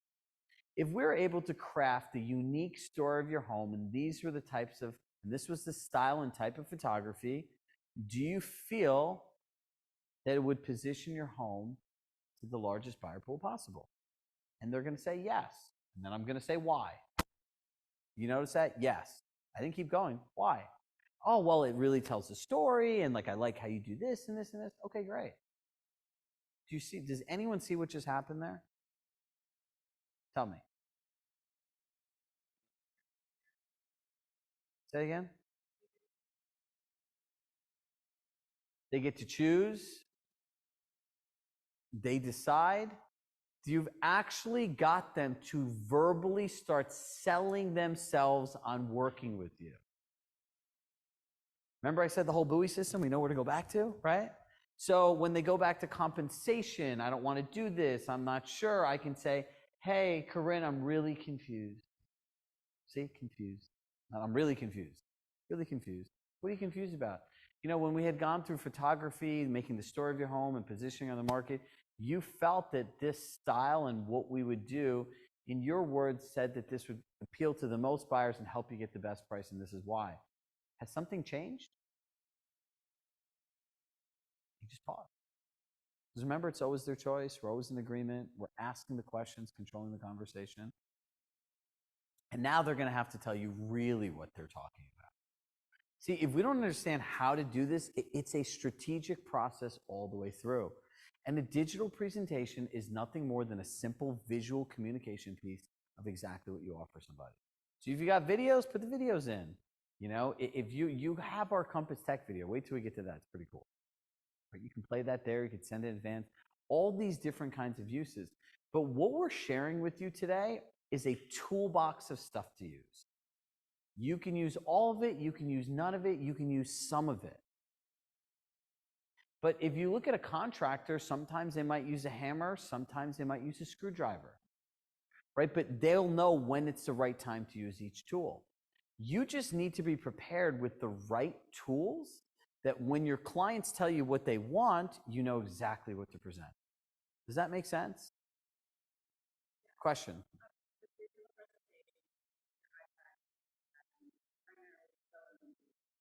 So the question that you had was, your digital presentation is primarily on an extra large iPad, not the small one. All right, cool. Google Slides. You guys will have access to some of the stuff. Yeah. You can put in Google Slides, you can put in Keynote, whatever it is. But really, in the simplest form, it's exactly what they're getting, right? So we're going to go back to the Ritz-Carlton. It's going to be our theme for the day. When you go to the Ritz, you can look at the rooms and see if you're going to like the rooms. If somebody's going to sit there and absolutely rip apart your photography in the beginning, the style, and that's how you've done every listing for the last 5 years successfully, are they a good client for you? No, because you're just going to disappoint them. But if you're not ever showing them this is how people get into all these problems and all these challenges. Yeah. No, I'm not lecturing them. But like, hey, you know, I'm going to say, you know, would it be helpful to you if I shared you the exact marketing plan I'm going to use to maximize the equity in your home? Don't say sell your home for top dollar. We're luxury agents. We're not like Keller Williams and some of these other places that they talk differently than we do here. Have you ever noticed when you come to Compass versus a different brokerage, the whole jargon here is different? You guys are all high-end luxury agents that have access to $1 billion technology platform. So instead of saying selling your home for top dollar, we're going to say maximize the equity in your home. Doesn't that sound like a little more polished? And that's the benefit that everyone wants. They want to maximize their equity. Does anyone else have questions on digital presentations? Mike. Okay.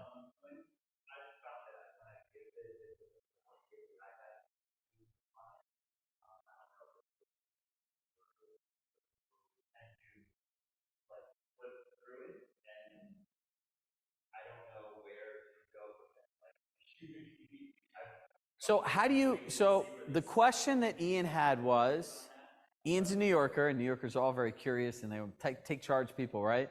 He's saying, like, I can give an iPad to a client, but they just start going. What do you say to them before you give them the iPad? He doesn't know.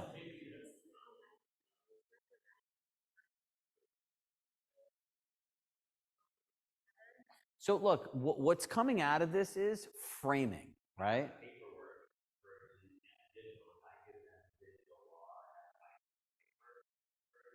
So framing a conversation is setting the context of how you want someone to think about something, right? So you're going to say, hey, you know, would it be helpful, right? Or would it be okay to cover blank, blank, and blank? It's whatever's on your iPad. And you're going to say, great. I think it's really important that you have this in your hand so you can really look at it. And if you have any questions, and if it's okay with you, I'll just prompt you when to switch to the next slide, because I don't want to go through anything too quickly, because you might miss some information that might be important to you. It's about framing the conversation. Yeah. Right? Can I give a sequence? Negotiation sequences is a lot of framing, right? When we look at how do I want to proposition something, what's the strategy, even bartering environments involve it. So if I have a result or an action I want to eliminate, right? I'm going to state the action. These are the 3 steps. I'm going to state the action. I'm going to discuss the thinking of the action, and I'm going to state the actual solution or what I want the new action to be. So for instance, if my child, right, I have a 3-year-old daughter who's just love of my life. She's also the most destructive little thing I've ever met, right? If I know that when she grabs a cup of milk that she's going to spill it, right?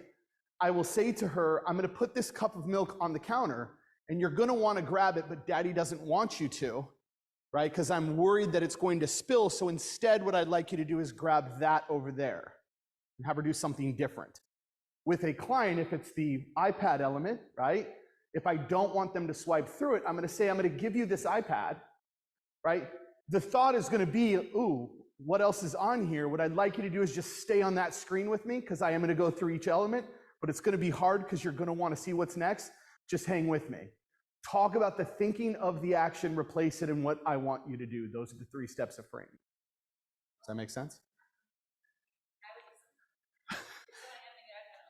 And keep in mind, it's like there's a delivery to everything, But right? here's the thing, though, to piggyback on what you said. Do you see how you said you'd be annoyed to not, but like someone to tell you what to do? Because you didn't go back to our 7 keys of effective pitch, right? It has to be in their benefit to not want to swipe forward. But what else could she say using framing?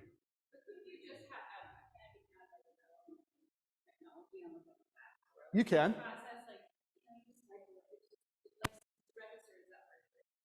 Framing calls it barriers. I could set up barriers in which swiping isn't possible, or it's a framed app where instead of it actually being a swipe, it's a photo. It's a static item. You could also state, I'm going to say something to you, and it's going to annoy you.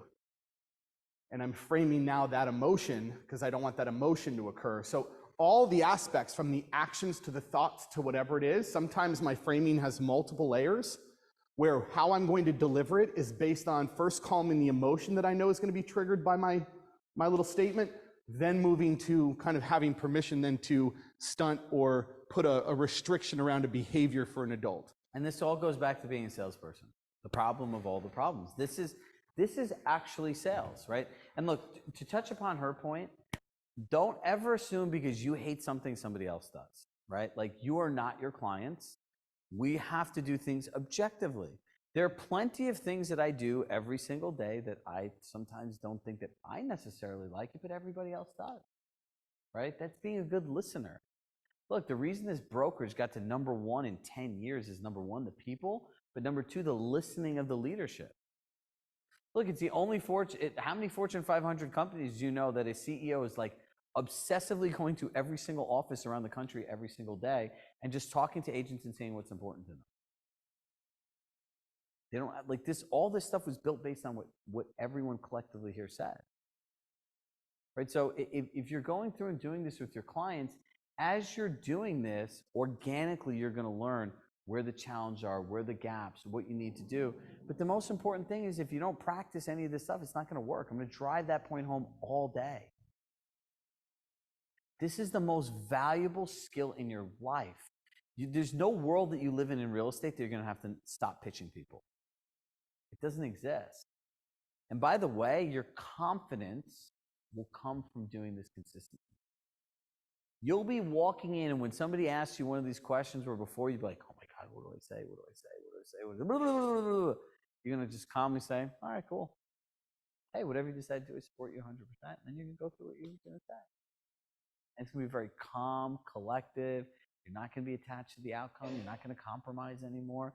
And you're going to know it's their choice. And the only thing that you can control is how prepared you are for the appointment and talking about the things that they want you to talk about. That's the only control you have. Not anything else. Right? And when we get into the keys to effective partnership and more of like the actual dialed in elements, like what we really wanted to cover in the morning was, how do you get yourself really ready for a pitch? Because like in anything, it's in the preparation that you win, right? So if you think about listing a home, very similar to going on a pitch. You know how we always tell our clients, like, you need to prep your home, you need to do staging, you need to declutter. Well, you need to do all of the same things before you get there. You should know every detail about everything that you can know detail about. You need to have these elements prepared. You need to practice on how you're going to talk to them. And look, once you do this so many times, keep in mind, I haven't actively sold a house in like 5 years. Besides like the few friends and family that literally held me hostage and made me do it. If you called me, I have a New York State license. If you called me and asked me to help you buy or sell a home, I would literally tell you the words, I'm the worst human person you could ever want to do this with. I have a really busy schedule. I'm not available. I live in another state. I have my kids half the time, and I don't want to compromise that time. Like, I'm not available on weekends. Look, who would want to hire me? But if I had to show up somewhere, I did a pitch prep with an agent here in Westport the other day, and I'm like, wow, like she was telling me about her client. I was like, you know what? I could steal your $6 million listing if I showed up there today. And she's like, how? I was like, simple. I'd ask them these questions. I know exactly what they want. I'd tour them around the house. I'd ask different questions than any other agent does. And I'd be able to really talk about effectively positioning their home on the market, exactly what I was going to do to market it.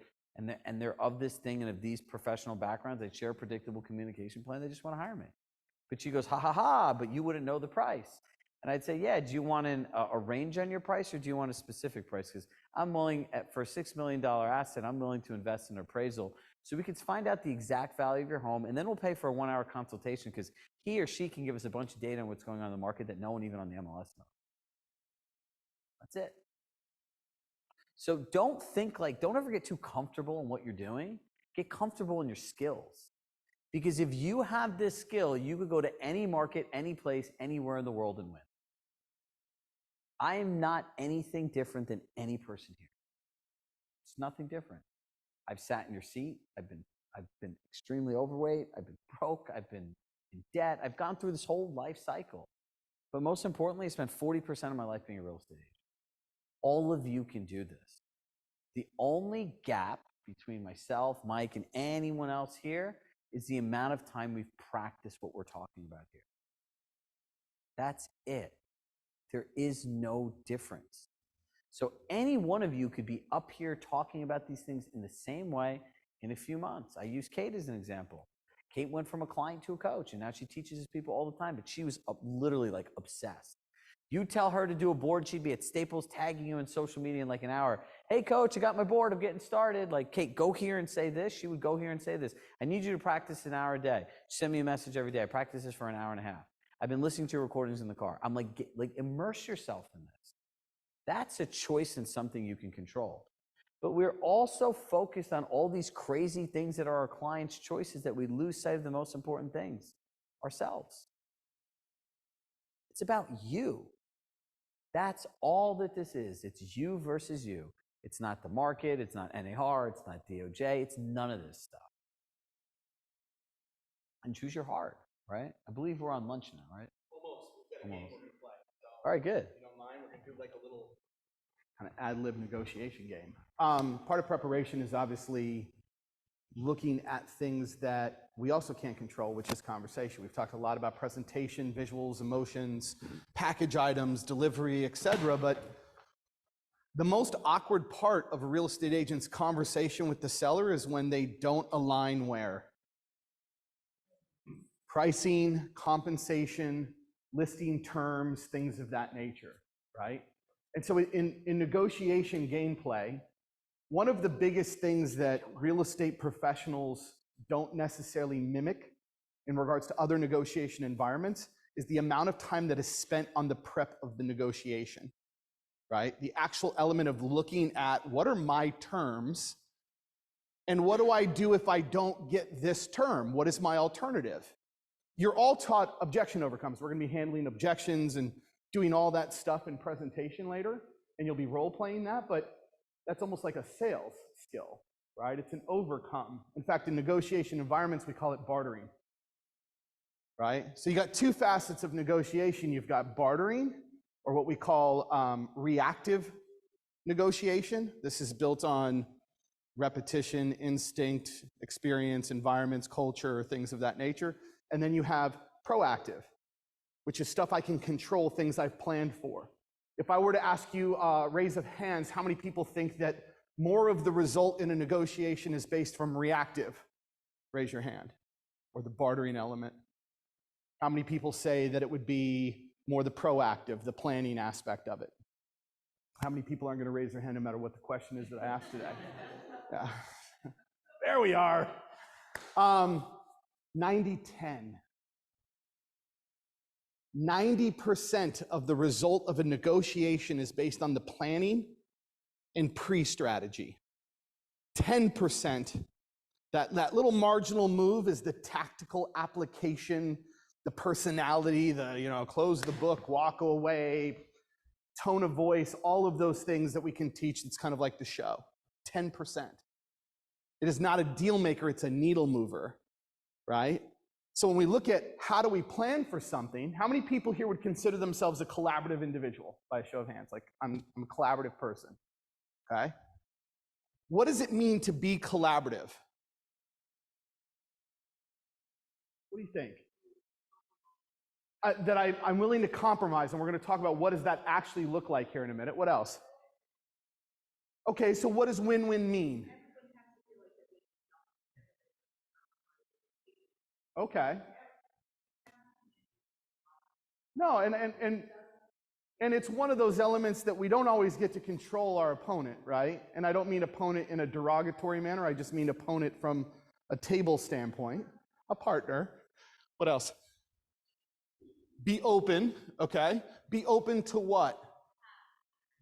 These are great, by the way. I love this feedback. Yeah. Sorry, say again? Supporting their perspective, yes. And not just, that doesn't mean just restating it and being like, I hear you, right? It's actually owning that perspective and saying, okay, let me walk in that perspective. How does it change my particular position or stance? I like that. What else? Yes. Working individually towards the same goal. There are similarities in what we're trying to accomplish, right? Sometimes those are hard to see. Like sometimes, especially when we're talking buyer-seller transactional negotiations, it's hard to see distance gaps as the same direction. But yes. So here's where we're going with this.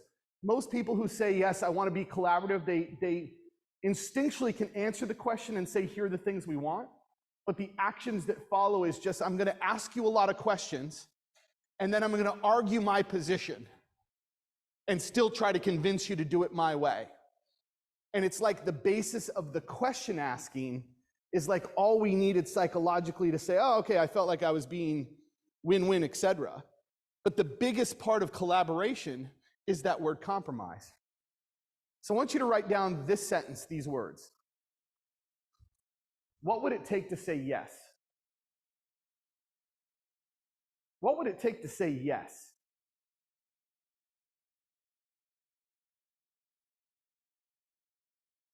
Anytime you hit a proposition, a term, an ask, something that doesn't jive with you, it's not what you wanted.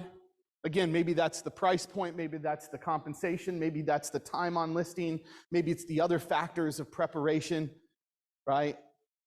Ask yourself the question, what would it take to say yes? That thought, out of the 15 years I've been teaching negotiation, is one of the only ones I've found that actually triggers a true collaborative mindset. It's the only one that triggers me to say, what would I need to say yes, and to consider the other side, to create a package as fictional as it might be in my mind sometimes, to say, this is what I would need to accept that particular term, to accept that particular request, right? And so when you prepare for a listing presentation, a part of this is preparing. What is it going to take to say yes on your part as well? What kind of asks are you open to? What are the exchanges that are there? When you've prepared, now the second step, and this is the hardest, especially for those of you who are not analytical, it's to write it down. Because the other thing that is really difficult in negotiations is that the actual negotiator, the person who is actually the decision maker, when we get into the negotiation and emotion rushes us, we forget the plan.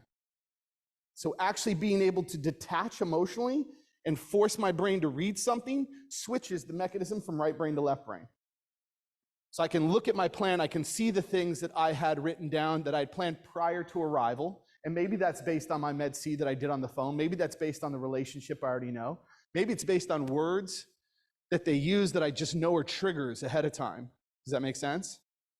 So we see these positions, and it starts the collaborative mindset. Somebody give me an example. Give me an example of a term that you don't like. We're not talking standards here. We're not talking antitrust here. Like, just give me a term you don't like. No, I don't like no. No to what? Give me something specific. Okay, so what would be the basis? I can respect that. What specifically, though, really drove home a no for you? All right, so the experience. So now, could I use the same psychology the other direction? What would my question then be for him? Look at your piece of paper. What would it take for you to say yes? Pretty simple. Like I can try to assume all the different kinds of responses for that. Does that make sense? I can get there, or I can just say, what would it take? If someone says to me, Mike, you know, I appreciate the pricing element, all these things, but I want to overlist, right? I go right to what would it take for me to say yes? I can still defend positions. Like it doesn't mean that you can't still argue your position, anchor your logic, and convince. But if I'm also in that position of I know what I can exchange, and I feel pretty good there, and I'm like, okay, well, maybe we could do X or Y or Z. It keeps my confidence and my comfort, guys, which is what they're going to pick up on the most, intact. Does that make sense? Questions to that so far? So, before we break for lunch, do we have any other? Yeah. Okay. So here's the most important part. What do we do next? So it is my absolute obsession in life to figure out how to get real estate agents to do things. It really is. Like when people are like, oh, what do you really think about? I can't tell you how many different variations of the same thing that we've done over and over and over again. So we started teaching group classes. People had a hard time like kind of figuring it out. So then the next thing was like, okay, then we should just give everyone the notes. So now we take the notes and we give people the notes. Then we realized people maybe had a hard time implementing it. So then we created an implementation tracker that at the end of the sessions, you put your takeaway, you put a priority, we built you a dashboard to organize all of it. Then we realized, okay, then maybe people need places to practice. Then we created accountability groups. Then like in the future now, and I was telling Allison this, we realized, okay, people join group programs for different reasons, right? You guys, your business is as unique as you. As my dad would say, and literally all this stuff, and to my parents who might be watching, who I probably don't know if I did send them a live stream link, because they would sit here and watch. You know, my dad came here as an immigrant with $8. And he has all these weird sayings to me and my brother growing up as a kid. And like my dad would say these things. He'd be like, you see this hand? You see this hand? No two hands are the same. Me and my brother's just like, oh my God, here we go again. And literally everything great that any person's ever benefited from, 80% of it is what I learned from my parents and working in that stationery store. So my dad would say that, you know, no two hands are the same and that people are unique. And that when the customers came in the store, you had to listen to them, meet them really where they are, and help them with their specific goals, right? I would watch my dad constantly tell people not to buy these $200 cross pens, which I didn't understand as a kid, and tell them to buy a $2 Bic pen because they didn't need that pen. So now in terms of innovation, we came up with this idea next year, actually it's Mike's idea, called the Navigator. The Navigator is just your personalized guide to group coaching to ensure that you end up in the right classes and use the exact compass tools the way you want to use them. Because it's our obsession to figure out how people do these things. So what I want to go through, and for 5 minutes really quickly, is who felt like they've got a lot of information? Who feels like they have a lot of useful information? Everybody. Now, it is useless unless you actually do something with it. So what you want to do right now is take a couple minutes and go through your notes and literally write down, I want to implement this, I want to do this, this is what I need to practice, right? And then after this, you put asterisks next to it. Write down how much time you think it takes. And the highest level things that you have on your sheet are the things that you time block in your calendar for first. The stupidest idea that people have in all of this is that they need to do it all now. Literally, you should put things into your calendar for a month and a half, 2 months from now, because it just might not make sense for you to do. You know, you might really just need to master the Med C and pre-qualifying people before you do anything else. And that's okay. And the challenge is like, this is a very specific way of thinking. So if you're thinking about implementation, like how do I get a win out of the half a day I've invested here so far, the 2.5 hours? Simple. You take one thing, you practice it till you own it, right? Like you should literally write the words own it. And when you own a skill, then you move on to a new one. And this is how skill building works, right? Any people spreadsheet people here? They like spreadsheets? One person. Okay. Well, if you're a spreadsheet person or you're a list person, list out from highest importance to lowest importance all the skills you want. And then write like, what would great look like? When I'm able to say the med C with every single client with confidence, I'm able to repeat it back to the end, and I can prepare for the exact pitch that they want, I've mastered it. So until then, just practice that one skill over and over and over again until you get it. But if you've learned all this information, you've taken all of these notes, action without implementation is dreaming.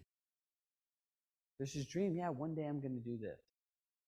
Brian Tracy goes, we all have tickets to the island. Someday I'll do this. Someday I'll do that. But if you leave here and you don't block time, I call it the 48-hour rule. If you don't time block the stuff that you learned in a seminar within 48 hours, the likelihood of you doing it is like almost 90% to nothing. We need to start becoming systematic thinkers. Our goal is to operationalize luxury. And the only way to do this is by practicing and time blocking in our calendar. Now, people are going to say, Chirag, well, time blocking is really complicated and everything else. I don't even like calling it a time block. Do you know what a 30-minute block in your schedule is? It is a promise you made to yourself. That's all that it is. And it's time that we shift our mind to keep the promises we made to ourselves. That's it. Be brave, be curious, never settle. We can all be our own heroes, and then you'll unlock your promise by keeping those promises to yourself. That's all a schedule is. It is a set of promises that you made to yourself saying that these are the most important things for my family, my life, my business, and these will drive the outcomes that I need. It's just a set of promises. So psychologically, I'm going to wake up at 6 o'clock. I'm going to eat healthy. I'm going to go to the gym. I'm going to get in the best shape of my life. I'm going to do great with my business. You start not doing those things anytime someone tells you something new. Do you know what happens? Who's ever heard something different than the way that they're currently doing something, and immediately your brain goes, this isn't for me? You don't have to raise your hands. I know the answer is yes for everybody. You want to know why that is? You don't keep the promises you make to yourself. Your brain is wired for two primary functions: certainty and comfort. And by nature, doing anything new is uncertain and uncomfortable. You pair that with not keeping a promise you make to yourself, your brain will force you to resist it because it's just going to make you feel bad. So you won't do it. You'll just stay the same. In real estate today, for many agents around the country, it's the law of diminishing return. They're just not going to do anything, so over time it just diminishes. So this is how you actually implement what you learn. Look, you have all the scripts, right? You have all the materials. And then remember what I said, the only thing you can control is you. So when that phone rings, it's a choice. Your life today is a culmination of 24 hours a day of choices you make. And all these things happen in micro moments. Each day, it's a micro moment, a micro moment, a micro moment. I know it's a simple thing. As a parent, right, you don't realize what you have till you start losing things. 90% of the time you'll spend with a kid is gone by the time they're 18 years old. Add in the fact when they're a teenager, it's even less. So now I have my kids half the time. So I know that every single time that I break one of my time blocks, every time I say yes to something I'm not supposed to say yes to, I'm going to say no to something that's important. That's why those blocks are important. So when you start adding all these things and figure out why you're missing out on stuff, it's really simple. It's our inability to just keep a simple promise to ourselves. So before we take a break, how long is the lunch break? 30 minutes.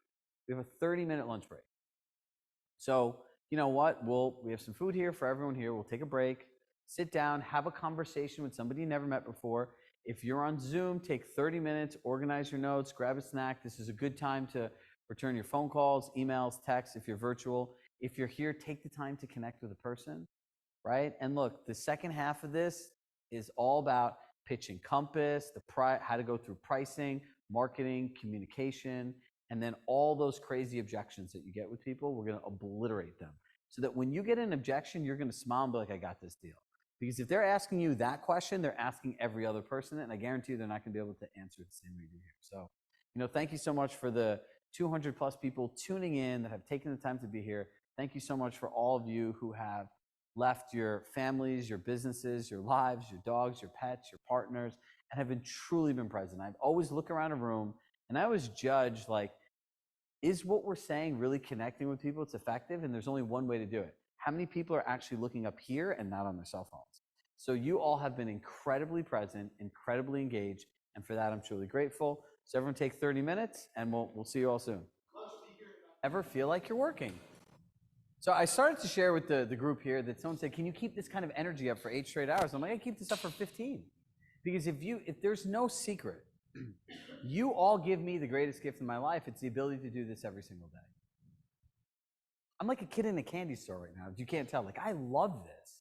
And I'm literally watching this look in people's eyes that see that their business is going to change and their life is going to get better. And we haven't even got to all the fun stuff yet. That was like the beginning. So think about going to a restaurant and having like the most amazing appetizer, the perfectly tasting drink, and you're like, well, what does the entree taste like? That's what the second half of the day is. Because now that we're prepared and know exactly what to do, then the rest of the stuff is easy. But you know what they don't ever teach in these listening presentation classes? Has anyone actually been taught on how to tour a home with somebody? No. By the way, there's a lot of bad stuff that can happen here. Anyone ever think about that? My friends on Zoom, you ever think about that? Or the other scenario is you're not in control, right? As a salesperson, rule number 1, establish authority and control. And the people tour you around the house.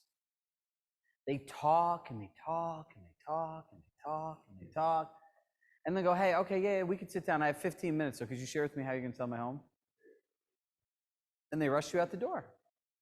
You think anyone really wants you in their house 2 or 3 hours? I can tell you this, being in real estate and having parents that work for every single dollar, every single remodel, I had to sit there where my dad wanted to ask every single question. There is not a person that's worked in our house that has not been there for a 3-hour meeting where my mom has not made them cha, tea, dinner, or some form of a meal. And I'm sitting there looking at my clock like, Dad, this meeting is costing me a lot of money, man. This just stop. But you also have to realize, like, people are paying for your expertise. So if you're touring the home, let's start here. What is the purpose of it? Anybody? All right, hold on. First here. They said the reason someone's touring a home is because they want you to like each other more. Establish rapport. Say that again. To see what's wrong with it. Anyone else?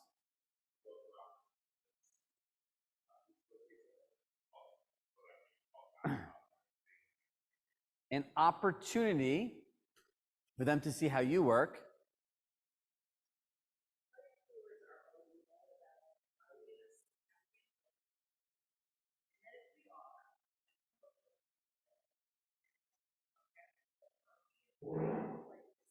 So she said, what's your name? Kathleen? Kathleen said that, did I say that right?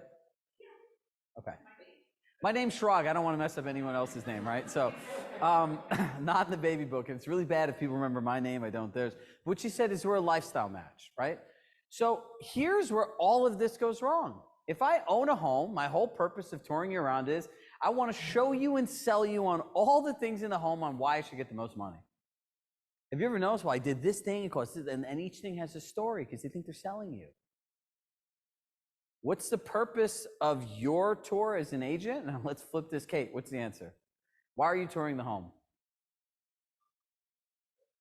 You want to see what upgrades they made? What's your name? Annie.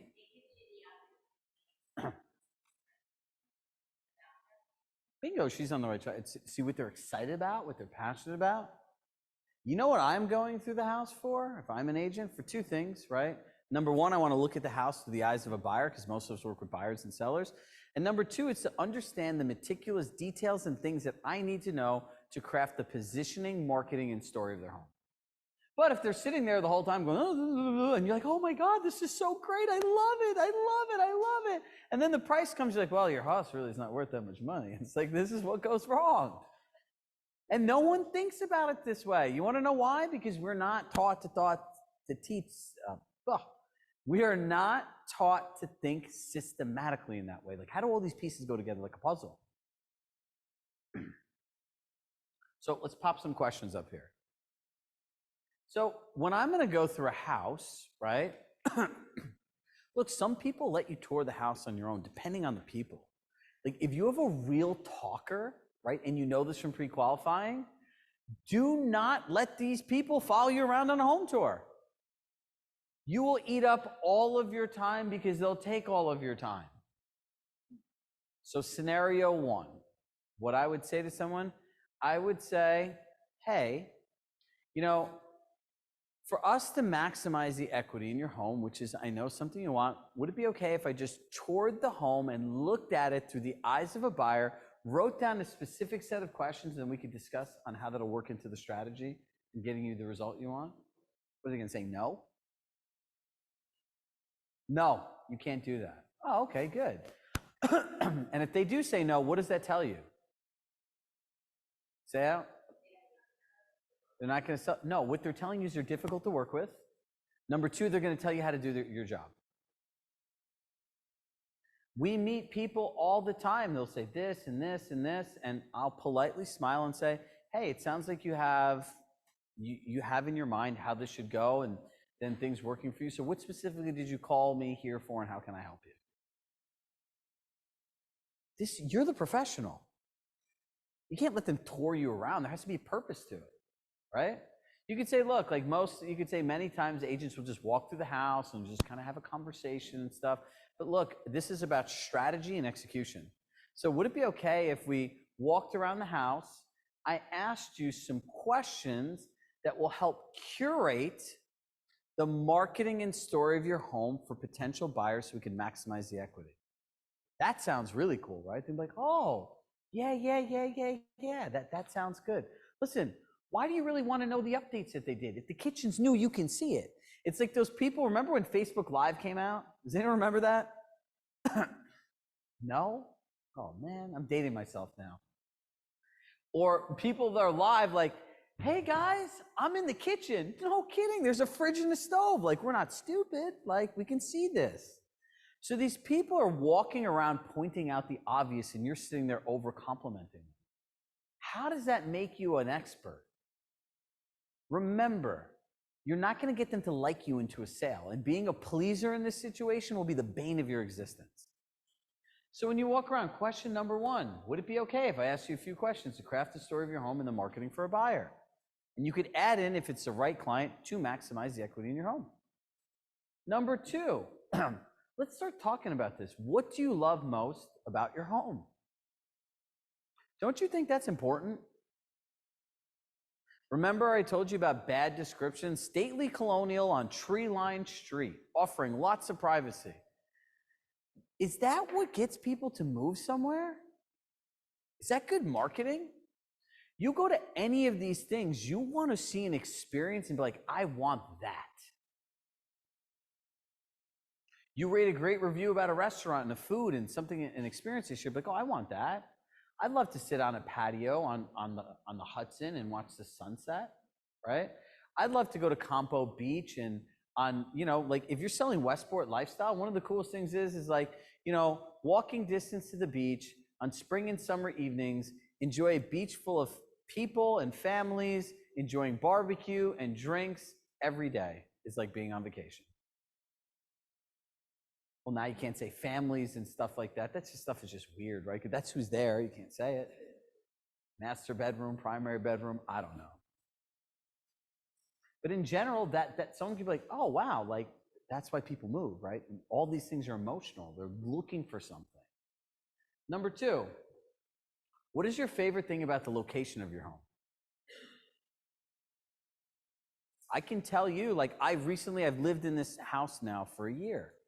There's so many great things that I've learned about it that I didn't even know. And in the beginning when I moved, how many people here are from Westport? A couple, right?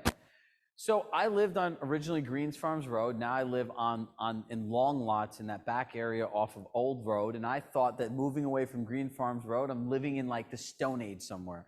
And I'm like, wow, like Deli's close, town's close, the supermarket's 5 minutes away. I can get on a highway easy. Equinox is really close, right? I had no idea about these things. But everyone that lives in a home knows certain things about the location. Do you think location's important to people when they buy the house? Yeah. Number 3, what part of your home have you enjoyed the most and why? Lifestyle. Right? If you can, like I could go in here and give you even more questions, like what's your favorite memory in your home? What are some annual traditions you do in your home? You know how much information you find out about people like that? And for all the people that want to make rapport, like this is how you build rapport. They're talking about things that they're passionate about. Remember, the number one thing that people want in a person selling something is to be enthusiastic about the product. Pretty cool, right? Is this very different than what everybody else does? 100%. And that's why you're going to stand out. You all have access to the same tools and everything else. We work with clients in San Francisco. Do you know what the market share of Compass is in San Francisco, like depending on the time of year? Anywhere from 40 to 60%. There's a Compass agent everywhere. But if we all have access to the same things, it's how we use it, how we talk about it, and it's the experience we create. Get out of the word like, what type of agent are you looking for and all these other things. You want to know what the best question to ask is, and everyone should write this down. What type of experience are you looking for when you partner with an agent in the sale of your home? This is experiential.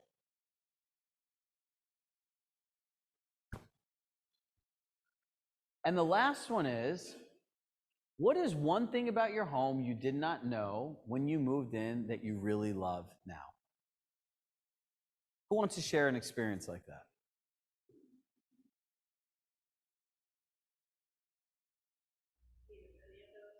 No, the last one. The last one's really important. You want to know why? People look at homes for a variety of reasons, right? Experience, location, space, bedroom size, and all these things. But, you know, that's why they say if you're going to remodel a house, live in it a few months before you actually start doing stuff. I rented a house because I was moving forward in my life, and even though I was getting divorced, I wanted more space, and, you know, that was my natural next step, so I just did it. I went on a whim and just kind of was like, all right, I'm going to do this, and I'll figure the rest of it out. So I had all this space, right? So I didn't know what to do with it. And candidly, like most people going through a life transition, you just kind of do it. Kate and their mom did lifestyle photos in my house. They're like my good friends too. And the photographer said, does anyone actually live here? This looks like a stage home. I was like, well, I did call a staging company to stage my house and everything else because, you know, you wait for furniture. But you know what I've learned over the course of time? Is the thing that I didn't know about the house that I love most. It's going to sound really crazy. As you can see, I like clothes, I like shoes, right? There's an obscene amount of closet space. Like if I had to move again, I would literally be measuring the rods to see if they have how many feet. There's 4 double door closets, all with top shelving. There's a walk-in closet that's probably like almost the size of this stage with built-in shelves, drawers, and everything else. And between my girlfriend and I, we take every single space up. You go into the kitchen. I was showing this to Mike yesterday when we were doing these questions.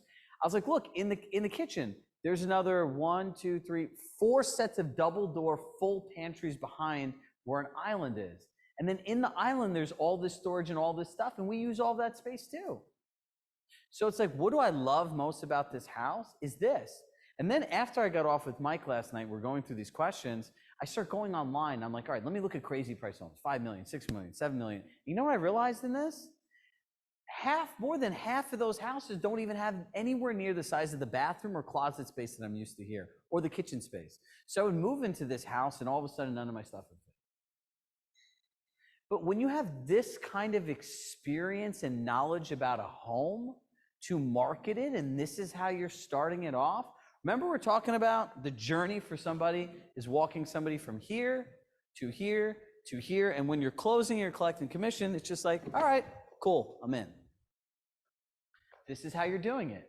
Now you've done your Med C, you know exactly what you want. They sit down. Generally, don't the people want to tour the home first? Now you've toured the home, you know exactly what they're motivated by, what they're most excited about, what their expectations are, what their disappointments are, their concerns. They've told you what they love most about their home, what the favorite thing is about their location, what part of they enjoyed the most and why. And they'll start telling you memories and things that you can get. And at the end of it, they're going to tell you about this thing that they didn't know about. They're going to be really excited to do. Like, okay, great. So you want to sit down and have a conversation? Isn't this like a really simple process that we can all follow? And my question is, when we get to this point, I ask the same thing every single time. Is any of this complicated? Yes or no? Say it out loud. Is anything that I've shared and asked you all to do, or we have asked you to do today, anything that would make you feel like pushy, too salesy, or anything else? You can feel good doing this, and people are going to feel good, right? What you do and how you do it are two very different things. I'm a consultant. I'm an advisor. No, you're not. You're a salesperson. That's what you do. How you do it as an advisor, a consultant, an advocate, all those words we use in our marketing, that's the difference. This is a how. This whole day has been about how. Well, what you really need to do is make collections for comps. That's a what. A how is, here's the collections, here's what you put in sold, here's what you put in contract, here's what you put in active, here are the words, here's how you comment, here's how you engage, here's how you throw a few off-market things into an email so they think you know stuff that no one else does, right? This is a process. Mike, next one. Pitching compass. Oh, this is the fun stuff. This is literally like my baby now that's 5 years old. So I've actually been doing this conversation for people. Sal, remember this in Dobbsbury when we started doing this? You know, when we started this in the beginning, the initial qualifying question is, and if you have like 2 seconds to just ask somebody a question, is what's most important to you about an agent and company that represent you in the sale of this home? Well, you could change that around now as this all has evolved, is what's most important to you about an agent and company that you partner with for the sale of your home, right? If you don't have any time to do anything and you're just stuck in a conversation and someone goes, hey, like, tell me what you do, or tell me this, or tell me that, and normally you just start talking, just ask them this question. And you could just say, hey, my company, and someone's like, well, why can't you just answer my question? You could say, my company is a $1 billion technology platform, and there's so many different great things to share, but I only want to share the things that would be most valuable to you. So pitching compass, in essence, is how do I take the company, the technology, the tools, and all of this stuff here and communicate the value to a consumer in a simple, digestible way that someone else can understand? I'm telling you, it's a gift and a curse. Julian's been here for 9 years, so he's just seen an ongoing evolution of this. The gift is there's so much stuff here. The curse is there's so much stuff here. And then you throw the zinger in that you're the customer, so all the PMM, the product marketing, or the PM, the product marketing, is built to you as the customer. When you get stuff about a new tool at Compass, does it have a single word on how to talk to it about a consumer? No, because you're the customer. That's why you love Compass. No broker until Robert Refkin came along and said, you guys are my customers. Literally, I've worked there for 2 years as an employee. They're our customers. I sat in an office with Robert and Rory a few months ago. He says, you know, Chirag, I really respect what you're doing. I said, about what? He says, you're in every office because we're your customers. The sales manager are your customers. You're going where your customers are. So this is not like a Robert Refkin message or anything to go back to the office, but I believe every person should go to an office every day. Neuroassociation, how your brain connects one thing to another. No person, and there's such a small amount of people that wake up and say, my house is a place that I'm going to break my comfort zone, do the most amazing things, and do epic things and move forward in my life. You look at home as family, love, and comfort. So how is the place you're most comfortable going to push you to be uncomfortable, and how are you going to find the people, places, and things to get you out of this mindset when you seem stuck? Has this been the most favorable year to real estate agents, yes or no? So why would you want to sit by yourself in your own thoughts? That's crazy. Wake up in the morning, put on good clothes, right? That's why people don't work. And like, literally, even when I had to sit at home in COVID and when our business started, I would wake up every single day, I'd get showered, I'd get dressed, and I'd get fully dressed like this, and I would go on Zoom. My kids were like, Daddy, you're not going anywhere. Why are you getting dressed? I'm like, because you need to work. You need to, like, you know, kind of like a uniform. Like, you need to show up. You need to be presentable. You need to think about these things.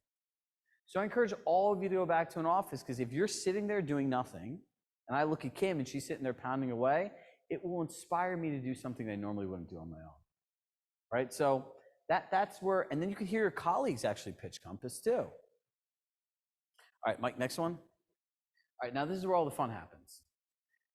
Does anyone actually know how to answer this question? What's a real estate technology company? Without cheating and looking at my answer? So what would you normally say?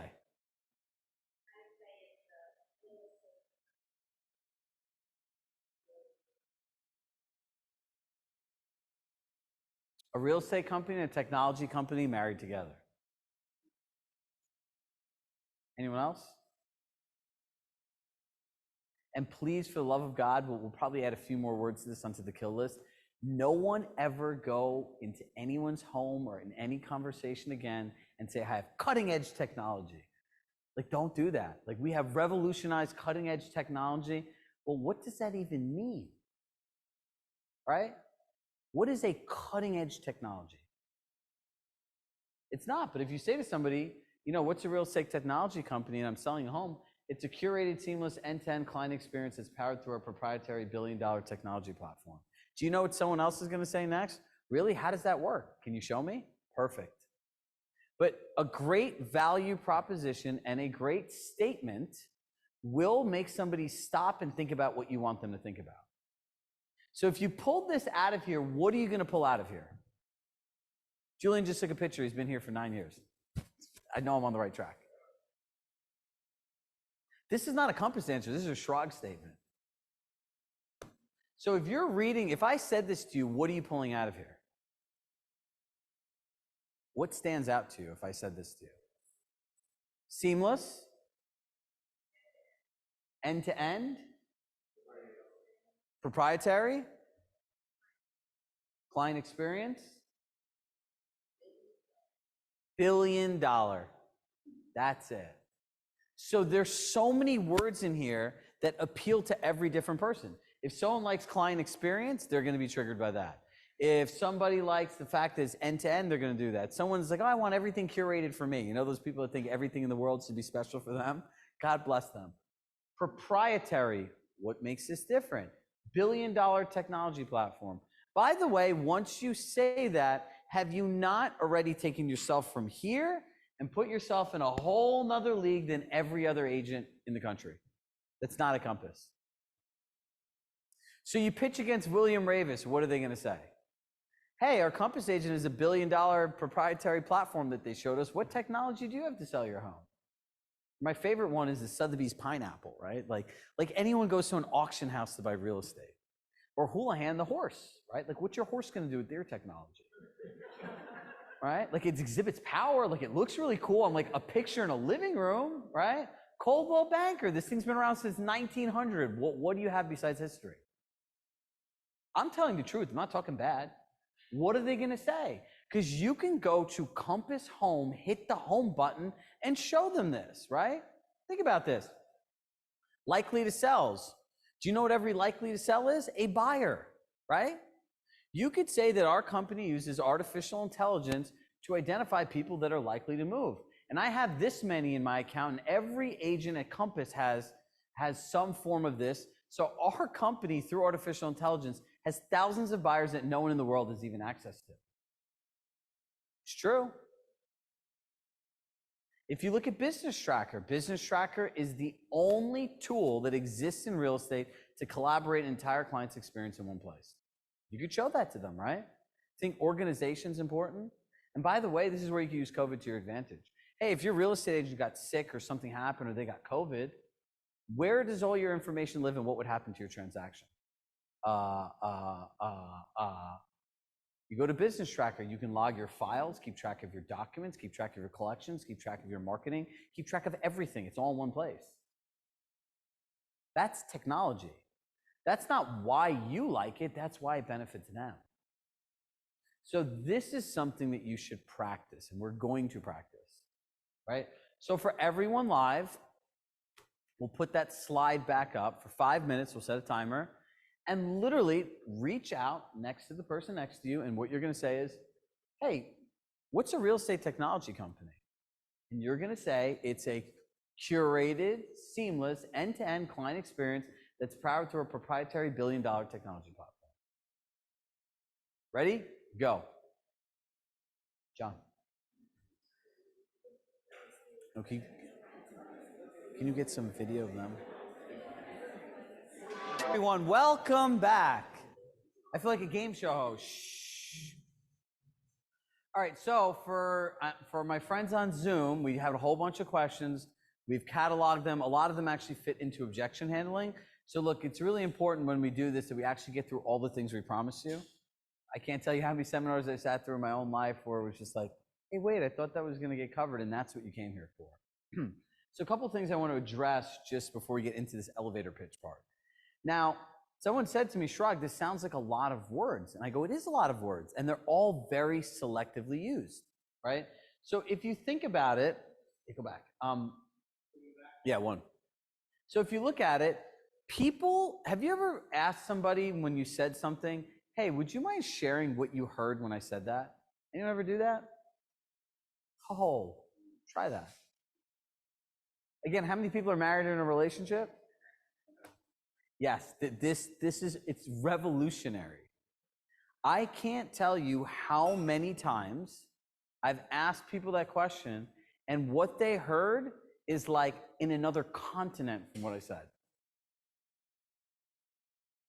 Literally, like, and we do this all the time. We see it in group coaching. We'll tell two people to role play with the most specific context, right? Most recently, we told people in Ask Me Anything, there's so many different changes with buyers agents commissions, the things with the sellers, these lawsuits. The whole point is collaborative learning. The collaborative learning is how do we learn faster together than we could on our own? Well, if we have 100 some odd people on a Zoom session, then guess what? I get 20 people's questions. I just answered 200 people's questions because what one person's thinking, another one does it. So we said it 3 times, and then one person comes on and has like a 5-minute rant on and I think Ian, you were on this call, about what lead generation system's best for me. And it's not that he did anything wrong or anything like that, but he didn't hear what we were saying. So when somebody hears this, there's certain words like curated, seamless, end-to-end client experience, proprietary, and billion-dollar technology platform. They're going to cue into one of those things. And based on what they say, then you know which way to go. Some people understand the whole thing, but when we picked all these words, that's why we picked them. So, sometimes it helps to understand the psychology behind what you're saying. We'll go to the next one, an elevator pitch. You can break this down into a few sentences, but again, it's something very similar, right? If somebody asks you, what is Compass, what do you really say? It's a real estate technology company. Well, great, then you have the next explanation, right? But if you understand Compass as a brokerage, is it different than anywhere else that you've ever worked? Yes or no? But how do you explain that to somebody? How do you explain so much awesomeness of leadership and culture and technology and community?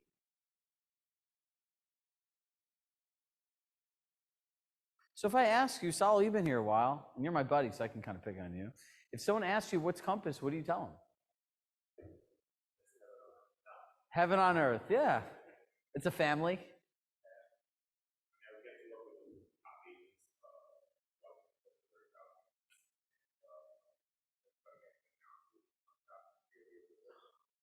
See, he wasn't listening before. No more cutting edge technology. I know. No more cutting edge technology. So you could say that I get to work somewhere where I get to benefit, where my clients get to benefit from a proprietary billion-dollar technology platform. I'm like, well, how does that work? Bingo, you just won. Welcome to the party. So look, what's Compass? It's a publicly traded Fortune 500 company that's invested over $1 billion into the Compass technology platform, allowing agents to work most effectively so they can help you sell your home faster and for more money. I get the thumbs up from Julian.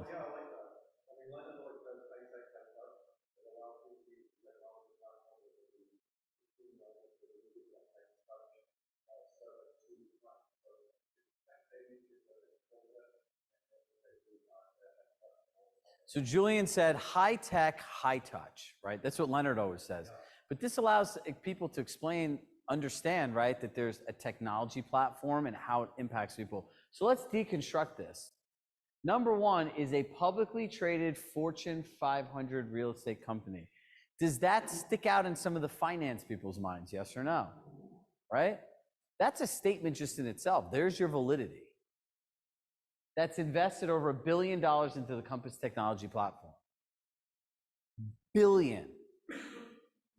I don't even have to start getting into the Compass engineers and the different tech hubs and everything else like that. But how many other companies even have computer programmers and engineers? There's only one company recently that's actually tried. If you go do your research, Gary Keller a couple years ago spent, I think it was $50 million and tried to do all this, and they scraped the whole project.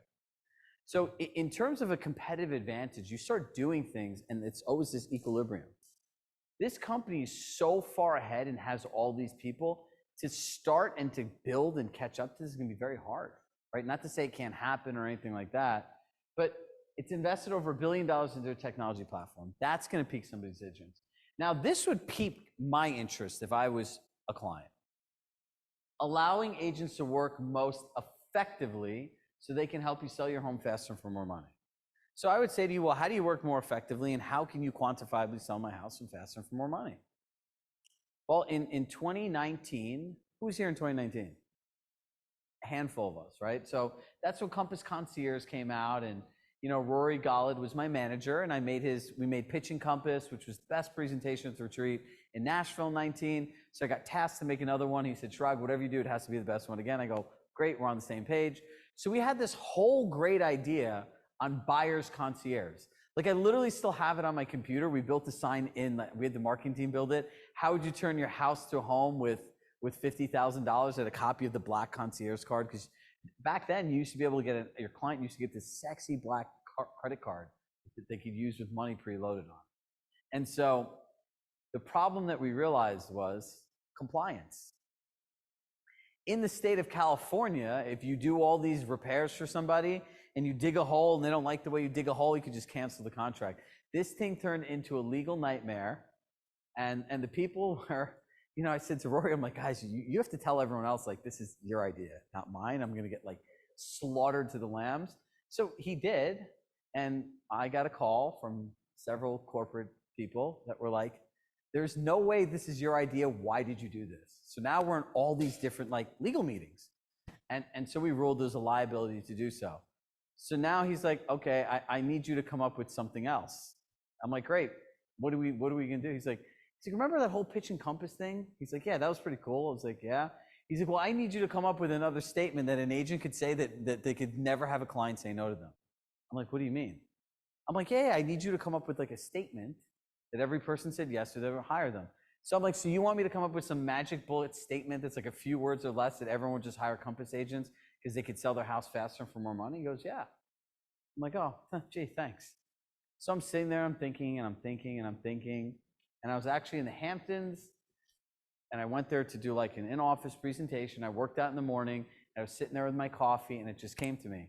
Homes that are in the best condition, that get the most view. So the statement was, would you agree, homes that are in the best condition, that get the most viewing traffic, and are available to the largest buyer pool get you the best price? Right? So in the best condition, Compass Concierge, we can update your condition.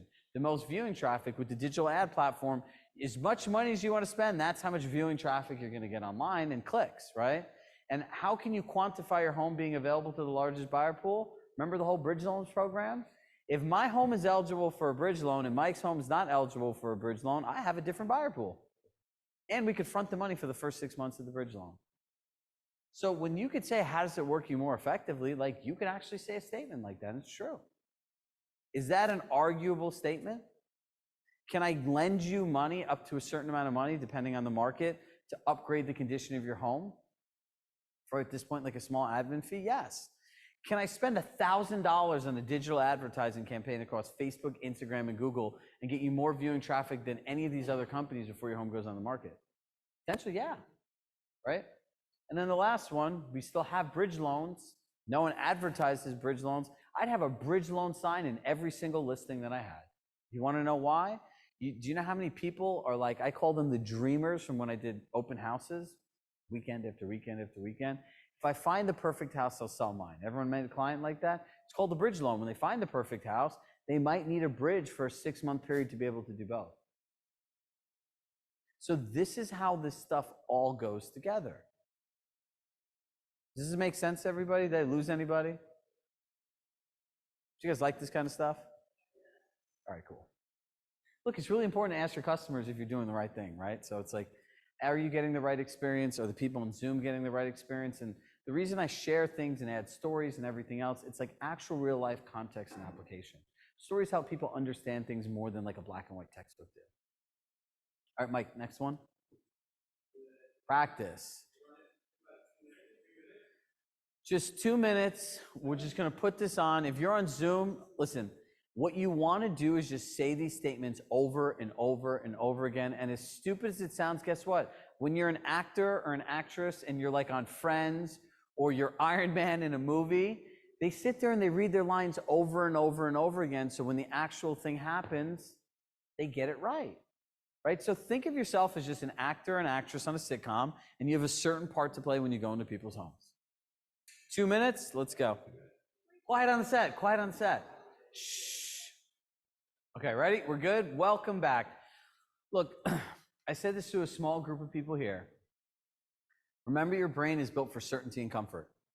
I don't need to do this. This sounds dumb. No one's going to care. Believe me, people care. You do need to do this. And if you're resisting it, it's exactly why you need to do it. See, we need to be able to own the voice in our head. You choose what you do, not your brain.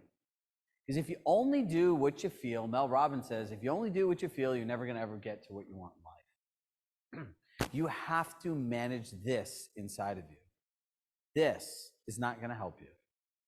So when you see resistance, look, I can say that we've tried this with thousands of people around the country for years. It works. The only thing I'm sharing with you is what I know the best agents in the country do through the conversations we have and the things they share with us. When they're like, Chirag, this original statement you made is like bad. These are the questions they asked. I'm like, cool, let's tweak it a little bit. Let's tweak it a little bit. So all of the stuff that we're sharing here today is the best of what we have, right? And so for all the people watching that are in end-to-end, this is the actual application of the system. Mike, next one. All right, I'm going to go through this quickly. This is what sometimes sellers find compelling. It's the largest independent brokerage. Why does anyone care that it's an independent brokerage? It's really simple. It's really simple. True luxury brands don't franchise. You think Chanel is going to franchise their flagship store in Beverly Hills? The answer is no. They don't franchise. So if you want to talk about how your connectivity works, I'd pop out that big iPad. I'd show them Workplace. I have access to every agent, every market within seconds like this at my company. The second one, 330,000 agents. People at Compass are prompted to collaborate with each other. We're often in different offices, in different meetings. We have guest speakers. We share the market. We have a whole database of private, exclusive listings that are internally shared. And the last one is $500 billion in transaction volume. Look, the experience is here. And the last one is it's a Fortune 500 company, right? It's a publicly traded company, which to some people it matters. If I own a home, do I care about it? Maybe, maybe not. But some people like that stuff. Next one. Okay. Now let's talk about this. This is how Compass makes you better, right? You care about the marketing, you care about the technology, you care about the culture, you care about coming soon, private exclusive, concierge, and digital ads. So a lot of the times, one of the challenges that agents have is yeah, my company can do this, and my company is an in-house marketing department, and my company, like, you do realize, like, what you're actually doing is selling the product marketing that Compass gives you. You're selling your enthusiasm about Compass. And all someone is hearing is like, I'm looking to move. How's this going to get me there? How's this going to get me the most money for my home? And all these other things. Next one. So it comes down to this simple concept, right? Stop telling clients what you do and start showing them. You ever hear the saying, show me, don't tell me? Right? So it's like pretty simple. Hey, I have an agent that I help grow their business this much. Show me, don't tell me. Can I talk to them? What does that really look like? How does it show up in the real world? So here's what I call a little magic trick. Do you think it's possible to get a client to see the value of Compass technology in 60 seconds or less, to the point that they won't even ask you about it? Is that a possibility, yes or no?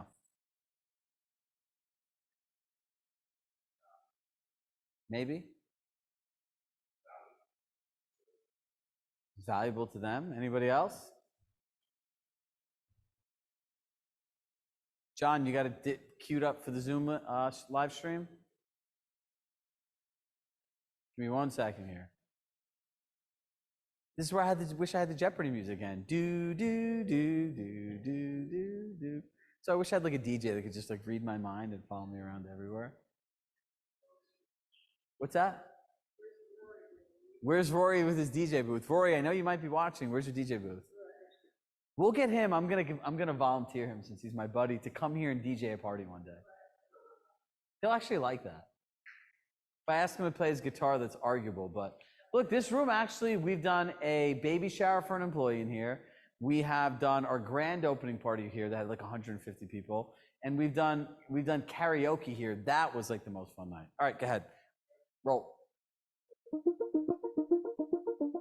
At Compass, we utilize artificial intelligence to instantly and seamlessly create a marketing video of your property. In just minutes, we can then launch a digital advertising campaign on our ad platform across Facebook, Instagram, and Google, targeting the ideal buyer for your home. We're able to measure the results on our proprietary insights report, allowing us to see how many online showings we've had, exactly how long buyers are spending viewing the listing, and where they are located, down to the devices they're searching on. This allows us to further target and pinpoint the right buyers for your home. Compass technology gives us back the time we need to provide our clients with the most seamless experience, from preparation to closing. A Compass agent, a smarter way to sell your home.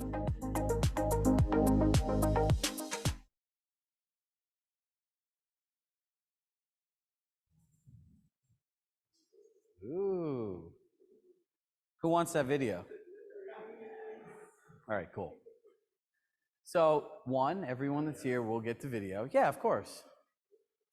I'm not like QVC. And if you buy now today, I'm going to give you my video at a complimentary. No, it's not how it works. Look up, and big shout out to Kate. If you didn't notice, Kate, turn around, Kate, raise your hand. Kate was one who helped like put this all together. So you can see her pictures in here. And so, this is a script, and this is just how my brain works. I'm like, oh wow, like if you use the video generator with coming soon and a digital ad and then the insights reports, this is how all these things go together. So can I tell you what I would do if I was an agent and I had this video? I would record my own intro and my own outro. And I would say, hi, my name is Chirag Shah with Compass. The question I get asked the most is, how does Compass technology help me maximize the equity in my home? I'd play the video, and I would, as the closing statement, I would say, hey, what type of experience are you looking for in partnering with an agent? I'd love to hear from you. And I would just leave it at that. Done. So we'll give you the raw video file. There's some special people that they're like, can we have your YouTube link? I'm like, why are you sending them to my YouTube channel? It doesn't make sense. Use the video. You can email this out to all of your clients. You can use this on social media. I suggest sending this to everyone in advance to even going on a pitch. So if you send the video with a marketing calendar and a communication plan, do you know when most people watch this video, it's like, do you have any questions on how Compass technology will help you maximize the equity in your home? The answer is no. Mike, it looks like you stumbled along something. I just want to remind everybody real quick, just because I already got the question on break. Your booklet, it shows a bunch of links, right, but obviously you can't click on a piece of paper. We're going to send you a PDF. You're going to get the digital version of this and the recording of the entire element post-event. And one of the links in here is the Compass video. So yes, everyone has a link to the Compass video. So for the people on Zoom, listen, when you post your video on social media, tag us in it. I want to see it. And so the funny story, you guys want to hear something funny from Robert from this whole video thing? So obviously I took the video and I made it and I shared it with Rory. And it's like, oh, wow, this is incredible and everything. So he shares it with Robert. And, you know, Robert goes, Rory, like, this is incredible. Who on our team actually made this video? He's like, Robert, no one on our team made this video. He's like, well, who the hell made the video then? He's like, actually, Chirag made it with a bunch of our ex-employees because most of the people that work here used to work at Compass. You know, talk about seamless experience, right? So when we talk about coaching companies that are built for a brokerage, and Andrew, you and I were talking about this, this is the benefit. It's we build specifically for your business and your platform. This video alone will save everyone hours of trying to explain what a technology company is.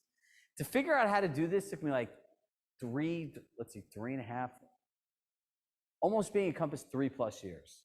I've been here 5 years now. But how do you simplify something that talks about artificial intelligence, a video generator, a digital ad platform over Facebook, Instagram, Google, and then how it's measured? And my favorite thing in the whole thing is their tagline, a Compass agent, a smarter way to sell your home. Right? Like we put that in there so it prompts somebody to think, well, how's another agent going to do this? And I want to be smarter. So every single word that's in any of these things has been crafted with a lot of thought and a lot of purpose.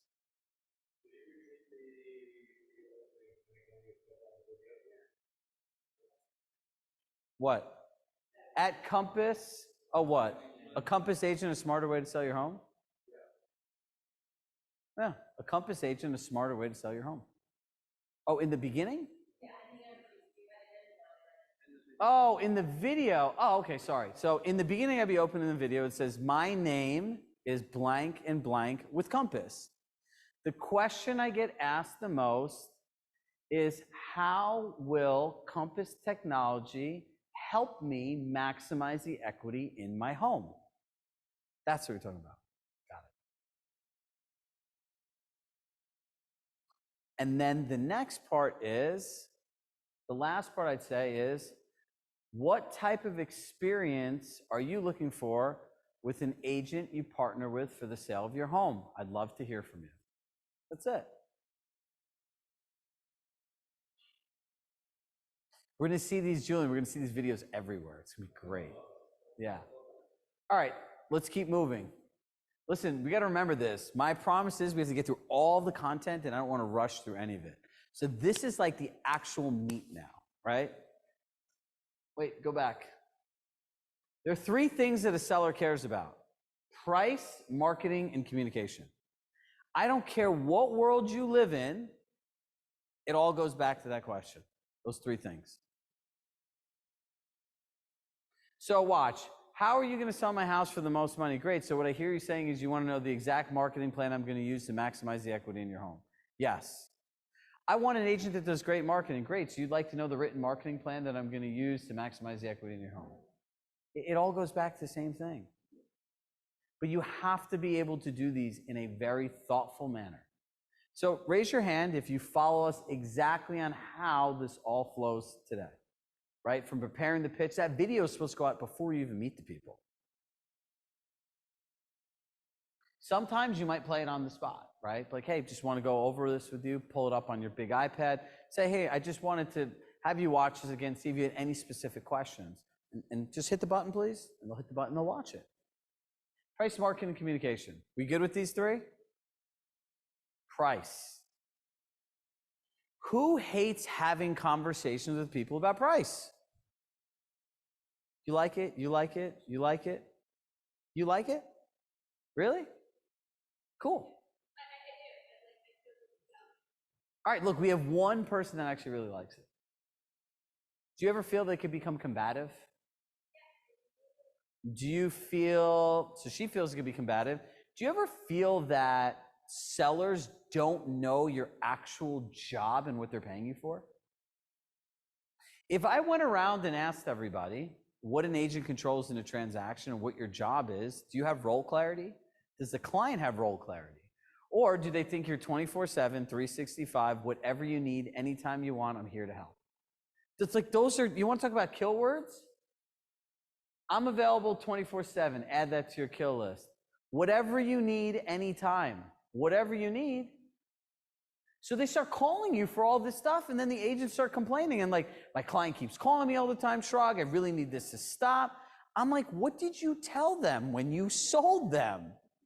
Well, I told them that whatever they need, but it was in relation to their house. And when someone says whatever you need, the last time I checked, if you look it up in the dictionary, whatever does not mean whatever you need in regards to the sale of your home, I'm happy to help.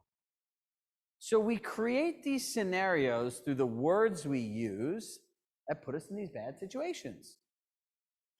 So before you even get into price, we'll pull this up here. This is where you get to see a lot of like where the magic happens, I think, on the pitch. Mike? So I would say to you, hey, prior to discussing, and we'll get more into the psychology of this, do not call it pricing, do not call it a CMA, do not call it valuing your home. Do you know when you see the word price and you think about price in anything, is there a winner and a loser, yes or no? Yeah. I'm gonna go through the comps of the market. They don't even know what a comp means. The MLS, that could be Major League Soccer. We talk in all these acronyms that people don't understand. I'm going to say prior to going through positioning your home on the market. Doesn't positioning sound a lot more elevated and luxurious? And when you talk about positioning, that's collaborative. When we are going to talk about positioning your home in the market, there's just one thing I'd like to go over with you and make sure that we're aligned. Would that be okay? What do you think they're going to say? Yeah. So I would say, would you agree there are things that you can control as the owner of the home, things that I can control as the agent, and ultimately things that neither one of us can control? Yes or no? This is where you guys all play along. All right, cool. As the owner of the home, and this is exactly how you have to do it. Like, don't skip and say, you can control this, and this, and I control this. They just hear want. See, here's the thing. When you ask someone a question, can you control the asking price? And they say yes, in their brain, that's true. If I say you control the asking price, it sounds very different, right? And if you use anything with the word you, it's like combative. You can't say the word you to somebody and it not have a negative connotation. Like you. It's not like, you can't even say it nicely. You, who, me, right? Can you control the asking price for the home? Yes. Can you control the condition of which your home goes on the market? Yes. Can you control the terms that are available to a buyer in selling your home? Yes. And ultimately, can you control the accessibility, how easy or difficult you make it for buyers to come in? And they're going to say yes. Now watch how we close the loop. Is there anything else as the owner of this home that you can control?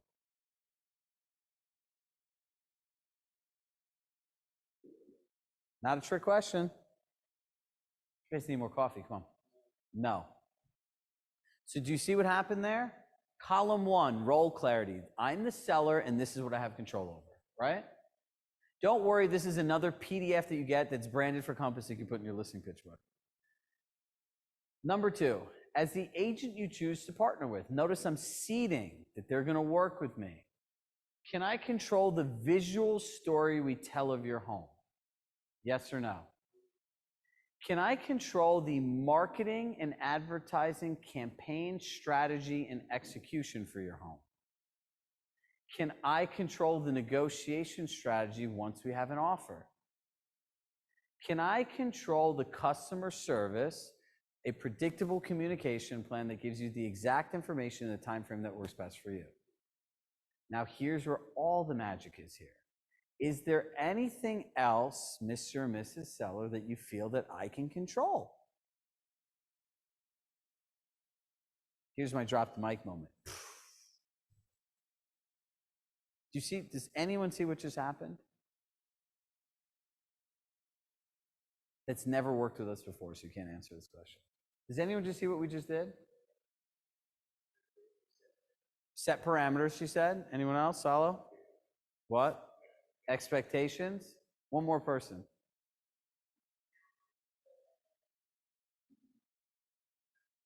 Control the conversation. Guess what I did?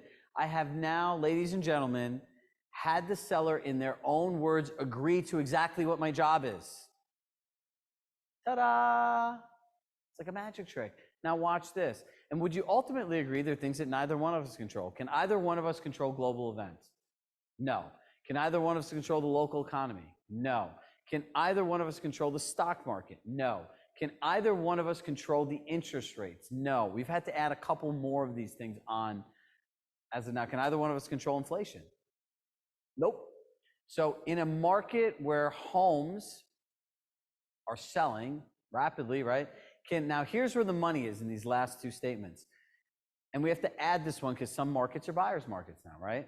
Can either one of us control the prices your neighbors are willing to accept for their homes? Can either one of us control, Salo, the prices your neighbors are willing to accept for their homes? No. Can either one of us control, right? And this is a market where you know you need to beat the price down. Can either one of us control the prices that buyers are willing to pay for homes? No. So ultimately, this is a partnership. Would you agree?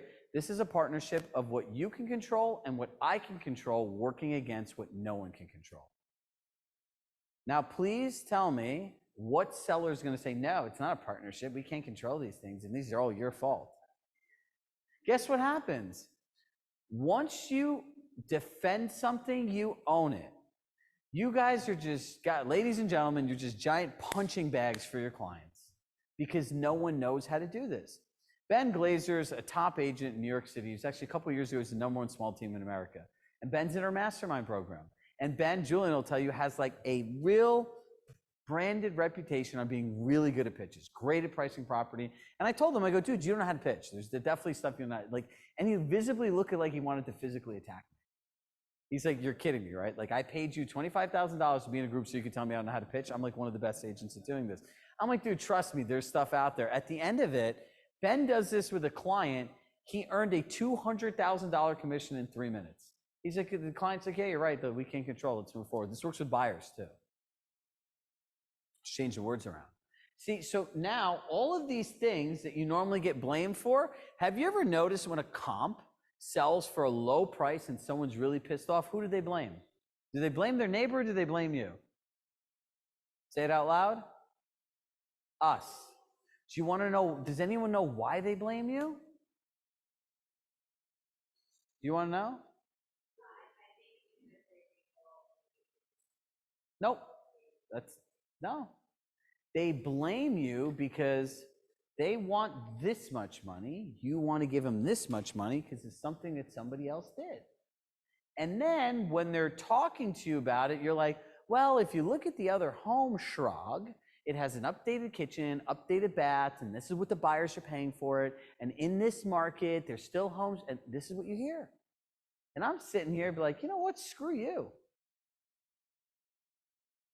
So now when this happens, you know what? You go through the pricing and everything else. Like, yeah, you know what? Like, do you know what? Teresa just dumped her property and everything else like that. And you're going to say, yeah, you know what? It's really terrible the price your neighbor is willing to accept for a home. What do you think we should do?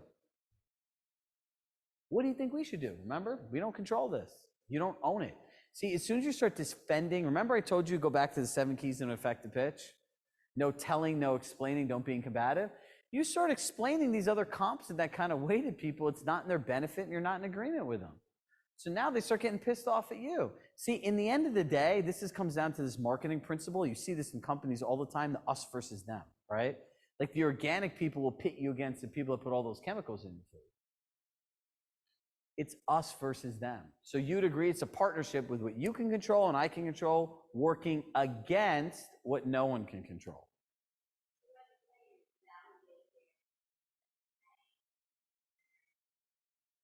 No, literally, you're going to go through it. They're going to start complaining about the neighbors. Be like, yeah, I would say 100% agree with you. It's terrible what Teresa was willing to accept for our home. What do you think we should do? I'm not even going to get into it for not even a second. You could pelt me up here. I could line up 100 people with these objections. And I would go through this with you. If agreed, I would agree with you, and I'd ask you another question. I'd agree with you, I'd ask you another question. I'd agree with you, I'd ask you another question. Next slide. Pricing versus positioning. Pricing implies there's a winner and a loser. Positioning implies a collaborative conversation. It's so funny. We had an agent on an Ask Me Anything question. Which question? Oh, okay. So in general, like we have had agents use all this stuff and they come back and tell us. So we had an agent last week on the Ask Me Anything that said to me, Chirag, you know, I used the word positioning instead of pricing and changed my entire listing presentation. It was the easiest conversation I ever had with somebody. And normally I have to go back and forth with them. Because when they think about price, they think an agent wants to get this much money and they want to get this much money. Your interest aligned. You ever hear the saying, the roadway to hell is paved with good intentions? That could sum up a real estate agent's career in so many scenarios so well. None of you have malicious intent for people. Nobody does. All right, not the agents at Compass at least. I can't speak for the whole industry. I can speak for all the people in the room and on the Zoom, right, at this company. So when you go through positioning, it's really important to understand that this is collaborative. It's not pricing. You price like something like, you think about a car, think about selling a watch, think about a water bottle. You're high-end luxury agents. Pause. Think about that. You're a high-end luxury agent. Let's discuss the positioning of your home on the market. Very calmly. Cool. Smooth. As they used to say in SportsCenter, cool is the other side of the pillow. So when you get into pricing, I need everyone's energy to be down and calm and collective, and your tonality to reflect that. When someone says something that they don't agree with, don't raise your voice and get really upset. Did anyone remember, and I'm not getting into much political anything, did anyone remember watching any of the debates with Obama and Hillary? Anyone remember those? Let me tell you, he would just ask her questions and say things, which she would get so animated, right? Like that election was hers to lose, and she did lose it, right? Flat out. But when he was doing it, he just talked so smoothly, so calmly. He knew the right buttons to think. And literally there would be, I remember watching one of these where the person was, all right, we're going to stop. We're going to take a break. She's like, no. Let's get one more thing on. And she would keep going. And that's what a lot of times people do in here. You don't want to do that. Next slide, Mike. Sharing the market versus telling them the market. This is asking versus talking. What are the three main numbers in price? List price to sales price, days on market, and what a home sold for, right?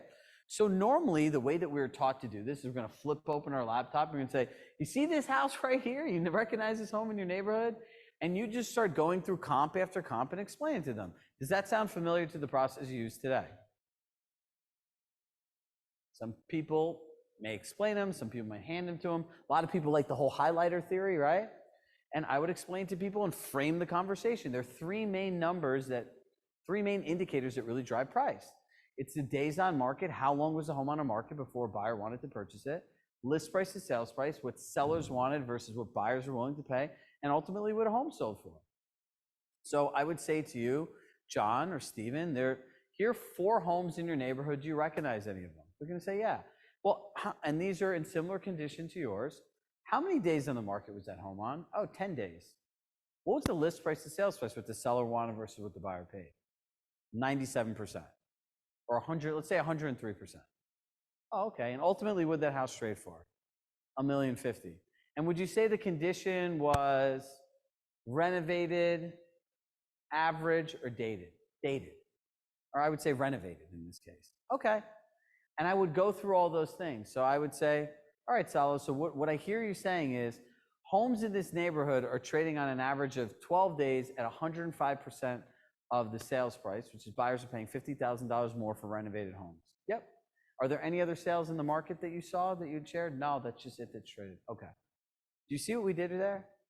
When you're asking them the questions and they're repeating it back to you, subconsciously in their brain, it's registering differently. As you said, bless you. Remember what I said about like the 20-second, 15-second pause? If you're not asking these conversations, not asking these questions and constantly engaging them, what's going to happen? They're just hearing want, want. Now think about this. I've been walking you through this today since 9:30 in the morning.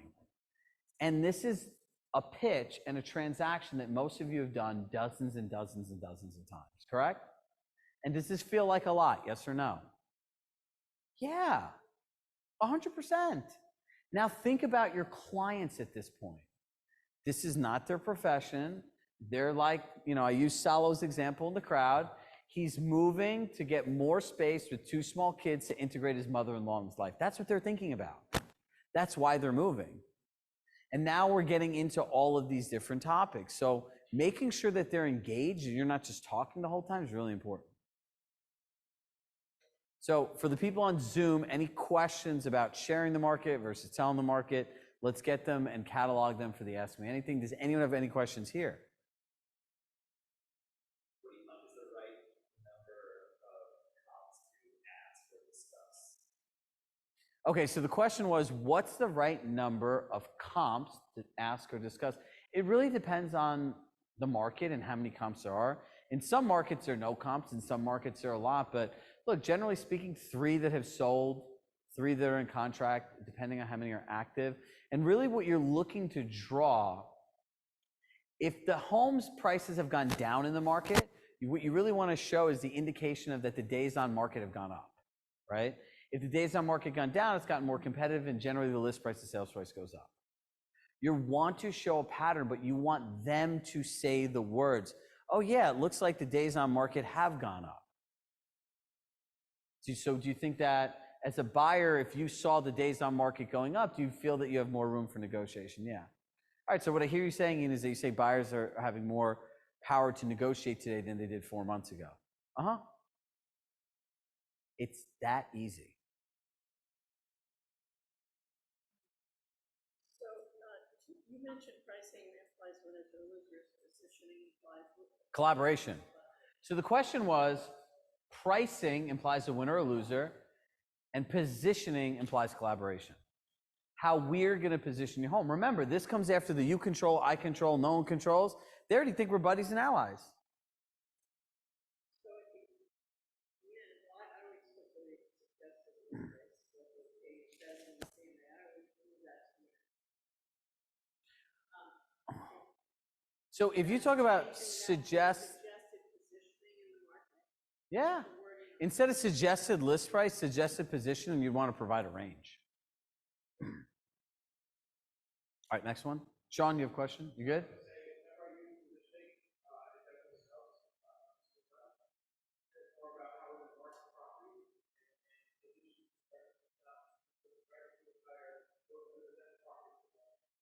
So what Sean said was, he's used positioning for a while. He's one of the people in our coaching community. And he says it really changes the conversation for him because positioning also just doesn't imply price. It implies his overall approach to the whole thing. Yep. All right. Let's get into marketing and communication calendar. How many people use a marketing calendar? Say yes. 1, 2, 3. Kate, you can't count today. 4. I counted you.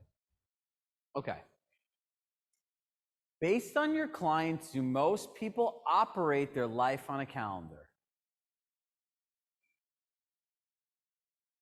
How many people have clients that generally have kids? They operate their life on a calendar. I'll answer the question for you. So here's the thing. Remember the client, that Salo, who wants to move and is thinking about moving his mother-in-law. They're 2 people, they work, they have kids, they have a whole life that's busy. And now think about how most real estate agents work. All right, we have to declutter your house, we have to move these things, maybe we'll get a painter in here, we have to do stuff. Oh, by the way, Salo, can the photographer come next week at Tuesday at 2? Okay. And then, oh yeah, we got to do a videographer. Like, can the video guy come here in the state? Like, this is like unorganized chaos. If you did this and paid money for this service anywhere in your life, you'd be pissed off. If any person joined any of our programs and I mirrored the way that so think about it like this. Remember you came to Compass and you had an AEM that onboarded you? Well, the point that you like build all the marketing and everything else, that's your client onboarding. And in many cases, it's unorganized chaos. So here's how you also structure a life. You build out a launch sequence to properties. So you could tell them, hey, here's how we launch a home. We do the photos on a Tuesday, we do this on this day, we do this on this day, so this is completed week 1. By the second week, we do this, and this is how we market up to your property, this launch, this is our coming soon period, this is our private exclusive period, this is how we market to the open house, and this is how we get the most people to the first open house. Isn't that a very predictable way to work? And so remind me, for the clients that are like, I have to have my property on next Sunday, and today is Friday, how does that generally work out for you? It's like me telling grandma this. Grandma has a special meat sauce recipe that tastes the perfect way, and I want grandma's meat sauce. But then I'm going to say, you know what? I want to make it the way that I want it. I want you to make it the way that I want you to make it, but then I want it to taste the way that you have it taste. That's exactly what that's like. So a lot of this, we went back to standards. Remember standards in the beginning of the day? If your standards is I'm just going to take anyone and work any way you work, but I'm going to guarantee the same type of results. And look, if you're a veteran agent and been doing this for a long time, it's so easy. You say, hey, this is the exact process I use to get the kind of results that made you call me, that made you want to work with me, made you want to partner with me. They don't need to know you haven't done it before. This is better for them. Structure. So if you don't have a calendar that at least walks people through what they get, how do they A, know what they're paying for? How do you know it's what they want? And C, how do you know, most importantly, how it fits into their lives? You ever get into the transaction and they're like, yeah, these people are really difficult. Why won't they let me just do all these things? Like, this is going to get them the most money, because you never showed them a calendar and they never knew it was coming, so they never knew how to plan for it. Mike, next slide. This is what it looks like. So we have different marketing calendars that we've made based on the marketing plans, and you could always create your own, change it around. But if you look at it, this will show you some of the key dates. Now, I'm going to challenge people to add in, I didn't add this in, and our team didn't add this in, because some people get upset about this. And they get upset, you can't put in you can't just guarantee a communication date. And all this is in the links in the back of the book. If you're on Zoom, it's in your digital workbook, it's linked out. If you're here in person, we'll send you all the links to this stuff too. Do you know how different this makes you look to have a written marketing plan and a calendar? How many agents do you know? So in the virtue of the people that are here, each person has to at least know 10 agents at Compass, correct? Some people know a lot more. Sean, you've been here for many, many years. You probably know 100 different Compass agents. So out of all the agents you know, how many people know 3 or more people that have a marketing calendar? Maybe? That they actually use a structured marketing calendar and communicating with their client exactly what they offer, a launch plan in the way that's done. Nobody. Again, this is, remember the phrase that we coined today, operationalized luxury? That's what this is. Now, if you're a person that has kids, a family, a scheduled life, goes to sleep, wakes up in the morning, that's everybody. They want this. And again, as an agent today, you got to protect this. You have to protect your heart. Remember number 7, just because they want to compromise or do things a certain way does not mean you have to. We have to focus on our own structures and our own processes so that we can build businesses that fit into our lives. This is structured. And let me ask you this question. In a logical world, if I showed up to you, hey, you're going to sell the most valuable, like I had a friend come up to me and say, if I'm going to sell the most valuable asset in my life, this real estate agent has like a really structured, down to like almost like a psychotic detailed process. Like, can't they just list my house and sell it? And I turned around to him and was like, well, do you want somebody that has a plan to get you the most money, or do you just want somebody that's going to just do whatever you tell them to do? And I was like, if you want number 2, then just be a FSBO. Sell your house on your own. He's like, that's your advice to me? I'm like, yeah, that's my advice. And by the way, use a Compass agent. This is different. And then now you can actually walk somebody through this. Remember we said bring your marketing samples? You can organize your videos and everything else to now showcase exactly what you do. Anchoring, I'm gonna go through this concept of anchoring. Anchoring is asking somebody a pre-planned closing question to get them to agree that you're the best agent for the job. So literally you're getting them to whole say all the time, it's like, hey, if we're able to have this kind of video, what do you think the results would be? Why do you think the results would be that way? And ultimately, do you think this will appeal to the largest pool of buyers to help you get your best price? Yes, yes, yes. Would you feel that you would benefit from having a structured marketing plan and then you're able to go through all of these questions with the people? Look, the number one way to beat out every agent, especially the ones that have more market share than you do, is how you communicate what you offer, number one. And number two, it's really simple. It's just being organized. Real estate agents are not organized. How many people here are solo agents and compete against teams? How many people are teams? Half and half. So if you're a team, you can share your team's value proposition and how they do this amongst many people. If you're an individual agent and the teams of people that are not here today, you can show how organized you are to do this, and they're going to say, I would be, if I was a solo agent, I'd be pitching and saying, look, you might be meeting yourself or teams, you're understanding what's the difference. We have a simple process we like to live by called operationalized luxury, that every detail is accounted for. And the true luxury experience is having the other person be collaborative in the process. And they might say, what? It ain't coming out twice. It's on the recording though. Right? No, so what you're going to say is, you're probably wondering, interviewing myself and teams, maybe what the difference is. We like to live by a process called operationalized luxury, where true luxury is another person being a collaborator in the process. And this is how we do it. See, don't show me, don't tell me, show me. Next one. Everyone good on how to present a marketing calendar? This is my favorite thing of all time. So, Mike, what are your 3 principles of framing? State the action, talk about the thinking, produce then or present the solution. State the action. Whatever it is that I want it to stop. Talk about the actual thought process. You want me to come up there, don't you? I want you to go through this, and then I'm gonna have Mike come up here and share with you how we'll talk about framing this, right? Because the number one thing that Mike Walker's system solves is clients be like, I don't want to have a structured communication plan. What do you mean? I can't talk to you? I can't call you anytime? Like, no, by the way, don't pick up the phone in the middle of the night when these people call. Have you ever fed a stray cat? They keep coming back. These people are calling you half the time just because they're impulsive and they don't know how to manage their own emotions. They call you. And you're like, oh my God, my seller's going to call. We have an agent, Butch. I don't know if anyone knows Butch Hayes. He's a founding agent in San Francisco. He tells this story that his client was like a CEO of a major, like, publicly traded company, right? At night, he's buying a $15 million home, and the guy sends him a message like this because he finds some weird news article about a property next door, all caps like this, all caps, at like 3 o'clock in the morning. Hope you sleep, I'll call you in the morning. Butch is like, I didn't sleep a wink. He's like, I'm on the phone with the guy, and the guy's literally just screaming at me.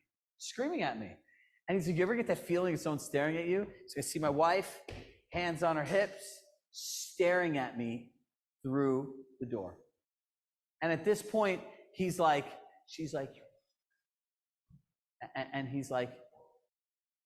you're gonna want to kill me. He's like, what? He's like, my wife is staring at me through the door. Mind you, it's a $15 million deal. My wife is staring at me through the door. And I'm really, really sorry. But if I don't go to Snack Shack in about 2 seconds, my wife might kill me and I'm gonna end up divorced. I'm sorry, I have to call you back. He's like, are you effing kidding me? Fine, call me back. He hangs up the phone. Now Butch is in Snack Shack, sitting there making hot dogs, shaking, not present. He's like, this guy's gonna kill me. It's a $15 million deal and everything else like that. He comes back, calls the guy up. Hey man, I'm really sorry about before. Everything's fine. And he shares his story because When I told him about this communication plan, he told me the same thing. Chirag, go screw yourself. None of them will ever do this. And in the end, people actually respect you for it. So Mike, based on your framing principle, right? People that push back to, I don't want to, the agent's actually the pushback. It's not really the client. My clients don't want structured communication. They're going to be upset. They're not going to think I'm available. The next agent does this 24/7. How would you frame those three behavioral elements before sharing this? Well, let's do it one at a time. Give me a first one. First one is my clients are going to not think I'm really available to them. So we got to process two things, right? Like we have self-criticism of business and we have to process reality of what we actually hear as feedback from people. And so if you are an agent who's ever experienced something from a client where they've said, like, hey, I really need to be able to get a hold of you, X, that's real, right? If in your mind you're like, oh, they need to be able to get a hold of me, X, that's not real. So we have to first differentiate what is real and what is not real. Is everybody clear on that? Okay, so we start there. If it is real, if I'm getting feedback, whether it's your social sphere, your area that you do business, it doesn't matter the reason, right, or the rationality of it. If you are experiencing a situation in which you are getting feedback from a client that says, I expect X, and you want to frame this so that there is a new solution, a new outcome, a new action, it starts by the three same steps, right? I'm going to talk about the fact that, hey, a lot of clients have a concern about this. And I'm going to state, you know, getting a hold of me when it's necessary on a Saturday, a Sunday, a da-da-da-da-da. And you're probably thinking to yourself, like, yeah, I'm going to have questions that come up in the evening after showings and like X, Y, Z. Here's what I want you to know about that. And now is where I set in the framework of what's rational. What's rational is at 8 o'clock at night, I can't do anything about it anyways. I literally can help you zero at 8 o'clock at night. I want you to know that I'm available. You can't give me therapy? I want you to know I'm available, right? And so here's how I'd prefer that communication to come to me, because one of the most important things for you as my client is for you to be able to get that off your chest. So whether that's a text message, whether that's an email, whether it's I get to choose then the environment that is conducive to that communication, in order then to set the expectation of then by the next day I can respond to you with something that I can do. Is everybody clear on that? Versus saying, I don't want the communication. That's hard. I don't answer my phone after 6 o'clock.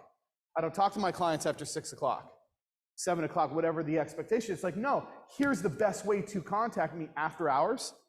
Here's the best way for you to communicate with me. Know that I've gotten it, and know that when I can do something about it, which is then the next day, I will respond to that with what we can do. And BTW. Every business in the world operates like this. Yes. You're not alone. So think about it like this. When you have his framework, right, you understand what people think. Do you know what people want to know in real estate? They want to know their number of showings, their showing feedback, their market updates, and the results on marketing. That's really what they want to know. And for everyone that's watching and everyone that's sitting here, you need to obsessively track all these calls that you did not plan for, they come in and why they're there. You could answer the phone and give them a solution, which you should. That's treating a symptom. Figuring out where you went wrong in the sales process in the beginning is treating the cause. So if you just want to keep giving your clients Advil and never get rid of the headaches forever and have them not come back, figure out how this works. So watch this. I would say, hey, we're going to go through, thank you, Mike. We're going to go through predictable communication. So I would say to you, would it be fair to say that communication follows something that's important to you? Yes.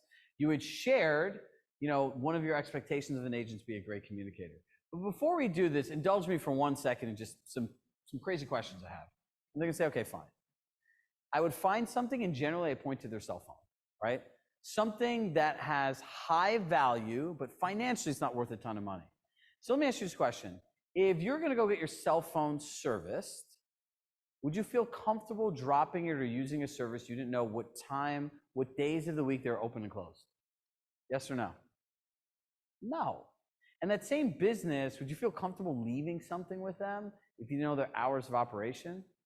No. And as a busy business professional, knowing that at times you're going to need to do after-hours appointments outside of work, if they didn't have a clear policy stating how that service would be available to you, would you want to work with that service? No. And given your cell phone, you might have to go in there and get some information while someone was fixing it or improving it. If there was no emergency policy or contact number in case of an emergency, would you ever ultimately want to move forward with that business? Yes or no? They're going to say no. And then watch this. It's called a level shift. You can bring it from here to here. Another sales strategy. So I'm going to say, look, my goal is to make sure that the experience that you don't want for your cell phone, which probably costs $1,000 to $1,500, does not happen when you play $50,000+ or whatever amount a general commission amount is, or the price of their home. You see what happened there? This is called framing based on someone's present values and belief system. So if you could assimilate what you're doing to something that they already know is true in the world today, and then you throw in Mike stuff about the behavior, it's a match made in heaven. Does that make sense? Because I would never go to any business in the world. How would you describe a business like that? Shady, sketchy, unreliable? That's like those businesses at Google that just show a weird picture of the outside of a house or something and have no phone number. You're not going to work with them. So you're going to ask them, you're going to go through, and then you'll just ask them, what's your preferred method of communication? People are mostly going to say phone call or Zoom today. How often do you want to get communicated with? Do you notice there's not an option that says daily or every time somebody leaves my house? Nope. They're going to say weekly. You know, there are 4 things that we know that people like updates on. Do you want updates on your number of showings? Yes. Do you want updates on the showing feedback? Yes. Market updates, which is collections? Yes. Update on marketing results on insights? Yes. See, this is one part. We have a second page, right, that actually outlines your business hours.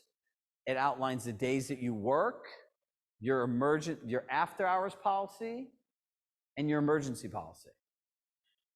And even where the emergency policy is, this is my personal cell.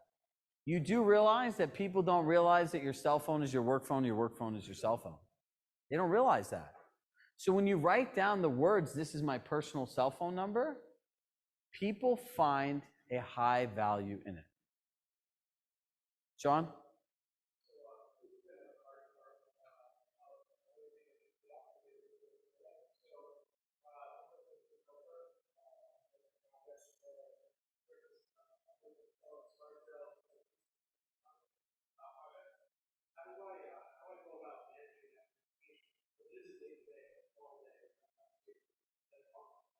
So the question is, I'm working with a developer. It's not just a residential house. How do I manage it? You need project timelines and check-in things, right? So in working with a developer, what you'll learn from this experience, right? Because I know you normally don't, it's not like this is not your bread and butter. It's something you work to get into, correct? Yeah. So if you've been doing it for a while, then you have all the facts. As an agent, your role needs to be distinguished in this, and you need to get into the project management hat or work with a consultant or hire someone that builds you out a project plan. And based on that project plan, there needs to be check-ins, there needs to be structures, there needs to be meetings. And how I would say it to somebody is, here's the plan. I want to be prepared for my part in all this and how I could add the most value, and this is the way that I do it. Just because they're unorganized doesn't mean you have to be unorganized. And if you don't want to use the second page, guess what? We have people actually sign it, right? Aaron Buckbinder is a great agent I've worked with in Florida. Aaron is like the principal coachable student. Started off 2.5 years ago at $400,000 GCI. Is at about $2.5 million now. He takes this communication plan, and one of his biggest things, and it's literally, Aaron doesn't mind sharing this, and he might be watching this now. His wife literally got on a call with the 3 of us. He left, we built up, he worked with another coach. She says, you know, my wife Kira wants us to have a call together, and I joked around. I said, you just want me to yell at him and make sure he does this stuff and that he's home for dinner and actually spends time with his kids and you. She's like, bingo. So we really worked hard on implementing this. So Aaron just attaches this to his listing agreement. It's pretty simple. He signs it, they sign it. It's like a buyer's contract, right? If they go buy a house with somebody else, what are you really going to do? You could sue them. But in America, when you sign a contract, mentally you're obligated to it, so you'll do it. So you have people sign this. This in leadership is they call clear and explicit communication and rules of engagement. How do we engage with each other? So now here are the things that all of you are thinking.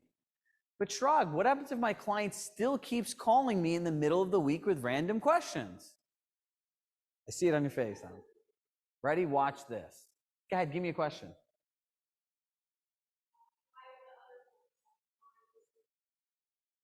you see her tonality in that? It was nasty. It was nasty. It was just like, but that's how they are with you, right? So remember how I said treat the symptom versus cure the cause, right? Her question was, my homes are not, why are other homes not selling and mine isn't? Why are other homes selling and mine isn't? Nasty, right? So here's the thing. Treating the symptom, I could tell you would say on the call, you want to cure the cause?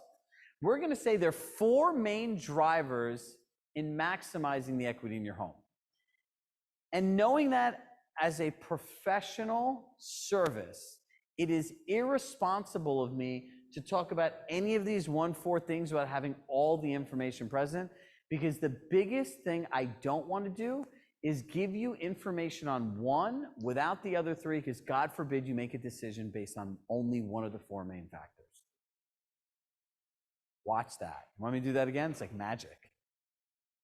So you're going to go through these 4 things. And I'd say, Allison, one of the most important things is for us to align around is these are the 4 main factors that should impact any decision you make on your home. Whether it's the offer you accept, a price improvement in making, choosing to keep the price the way it is, anything related to the financial choices you make to this home are driven purely by these 4 factors. Would you agree? Yes. So I just want to be 100% clear. It's irresponsible of me to talk about one of these without the other 3, because what could happen is you could make a decision without all the information. And I would not want to do that, especially as a professional service. Can we align on that? Yes. So now they call you about that. Great. Let me make a note of it and we'll review it in our call. Now, who wants to know when the Ring doorbell goes off, how to stop having people call you right away? Nobody? Then I'll go right over it. Do your clients call you right after a buyer leaves and says you want feedback? Some. All right.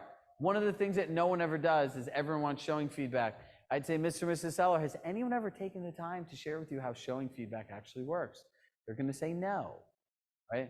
So most people are represented by a buyer. When you were buying a home, what was your goal of the day? And they're going to say, oh, to find a home. Did you look at one home or many homes, Jim? Many homes. And at the end of the day, what were you discussing with the agent? Oh, about my house, what we saw, what we didn't like.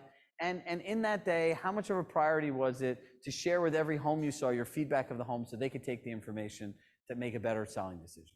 Oh, it really wasn't a priority. So the way that showing feedback works is buyers just like you are focused on their own needs and their own goals. I make 3 attempts, phone call, email, and text message, to reach out to the other agent. Some agents do not want to even contact their clients to ask them for feedback because they feel they're taking someone else's time to benefit another party. Some people, we have great relationships with agents. Some will share feedback and some won't respond at all. So as long as we're aligned on how this works, understand I'm making 3 attempts. And as soon as I have the feedback, I'll share it with you. But I don't want to set the expectation that if someone, as soon as they leave, you like that, right, Andrea? As soon as somebody leaves, that they're going to call you, or even that every agent's going to give feedback. And no feedback is feedback. An offer is another form of feedback. We all good on this? Are you all good on how to present the communication plan? Do you feel good about presenting the communication plan? By the way, I cannot tell you if there's one thing, it's like kind of like the dark horse in the race that I've noticed in my 5 years of doing this with just Compass agents, how many people have hired agents just, it's like, why'd you hire me over other agents? This, written communication plan. This is like literally the difference that makes a difference. And if you're pitching against another Compass agent, you all have the same things. This is service. This is operationalized luxury, knowing when you're going to hear with somebody, having structured meetings, and everything else. Next slide, Mike. So this is how the actual business hours work and everything else. So look, if you look at this, at 9 p.m. each night, I'll check my text for emergencies. If something is urgent, I will be in touch promptly. My personal cell phone is this. Working days definitions. I'll be available during the hours outlined on working days. Any requests, calls, or emails outside of working days will be returned the following working day. In cases of urgent matters, please follow the emergency policy. That gives them the reassurance that if something's urgent, like Mike said, how you're going to communicate them, right? If something is urgent. That gives you the control to see if it's urgent. After hours, look, if you need to speak or have an appointment outside of working hours, it needs to be scheduled 24 hours in advance. We're happy to accommodate meetings outside of working hours as long as they are scheduled in advance. That's not saying that I'm not available. That's just saying that I actually have a real schedule. So they said, well, but the other agent said they're available 24 hours a day, 7 days a week. Great, so if you want to work with somebody that just flies by the seat of their pants and is available anytime, let me ask you a question. Would you prefer to start a relationship on a truth or a lie? Of course, a truth. Come on, we all know the other agent has to sleep at some point, so how could they be available 24 hours a day, 7 days a week? Most people just laugh. That's really the difference between like a bodega and a high-end luxury service. So you want to ask yourself, since we're in the Northeast here, do you want to be Sloan Catering or do you want to be an emergency clinic? Emergency clinics are open 24 hours a day. Hospitals have processes and procedures and everything else. And that's why it's important to use the phone, a doctor, a lawyer. Go next slide. So I think, look, we just went through a lot of stuff. Would like 5 minutes help everyone just to like kind of decompress? So let's grab a 5-minute break. The people on Zoom, do not log out, do not get too far lost. We'll take 5 minutes and we'll come back. For those of you who are on our live stream, we are going to talk compensation, commission. And for everybody else, guys, let me get everybody's attention real quick. I love the I just love how that still works. It's like drained in our brain from when we were kids, right? So similar to this morning when we talked about NAR, DOJ, commission stuff, hierarchy, like commission is a conversation that I don't want there to be a lot of discomfort in, but I also want to set the expectations as far as like what we're talking about and how to talk about it with clients, right? So John, if you go to the next slide for me. Part of our preparation elements is looking at, and some of this is going to be seen as a little bit of foreshadowing for next year. So what is the DOJ, the Department of Justice, and NAR situation right now? Can anybody explain it to me? Outside of the fact that we know it's a lawsuit, it's an antitrust lawsuit. Do we know what's being purported or what's being like, what is Department of Justice stated that NAR did wrong? Does anybody know?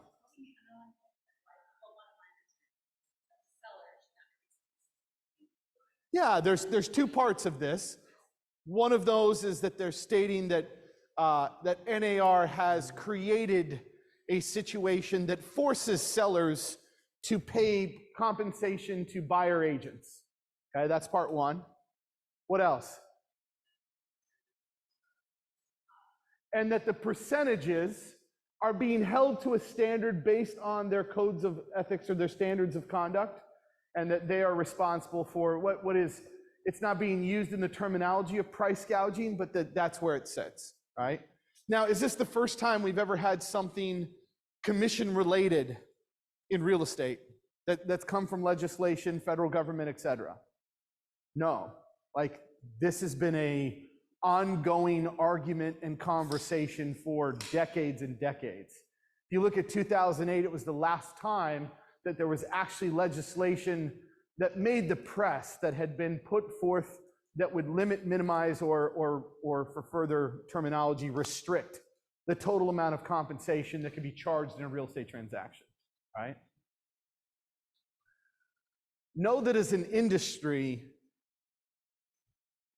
there are so many different ways to look at compensation, right? From service fee to commission to line items. Like a lot of this is noise, but what is going to come from this is the change of perception, right? So forget trying to figure out what legally this means for your business. Just forget that, because there's absolutely no way for us to forecast that.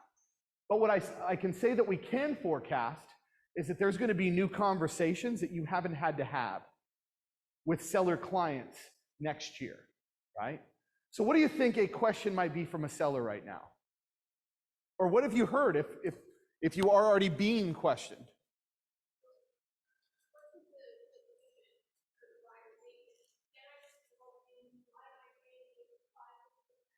Right. So what's the situation? The question was, what is the situation with this buyer agent commission? As a seller, can't I just pay you, X percent? Why am I paying this 5, 6%, 4, 5%, whatever it is, right? Why am I paying this? Why am I paying for someone else's work? Okay? In some form, that is going to likely be a very, very popular conversation next year, right? So we're going to talk about a couple different answers and responses, right? But we want to also talk about, like, how does that affect marketing? How does that affect communication? Who are we communicating these decisions with? Because they're not necessarily our choices, right? They're a joint choice between my client and myself of how this is going to work and how this is going to operate. So what are the choices for a seller and for you as an agent? The way I see it, like, there's really only 3 outcomes, right? I keep my practice that I've been practicing. I say, listen, I want to be able to offer a co-brokerage to somebody, right, that provides X and I get X. I want to stay that direction. That's option 1. Option 2, the opposite. We'll no longer provide a co-brokerage compensation. You will pay me my compensation. Now, might that also differ a little bit based on if there's another agent or no other agent? Might that trigger a different conversation if I also represent the buyer, or the buyer is unrepresented in the transaction, right? But that's a route. Or there's a middle, which is kind of a hybrid of the two, okay? Either way, we have to talk to the client about how this is going to impact marketing. And there is no right or wrong. This isn't about good, bad, right, wrong. It's about how does it change the outcome? And it's having a dialogue with the client of, okay, so if 90% of the buyers currently still choose to operate with a buyer agent, currently, those agents are the ones that are helping facilitate the particular search. Is everybody on the same page, right? So if my marketing and advertising does not compensate them, what does it change? Because what you don't want to do is indicate that the industry as itself is going to avoid the listing. That somehow you'll be blackballed, or that would be the inappropriate route to take from an ethical standpoint. But what does it mean for that buyer who now makes the offer? Or even the interesting element.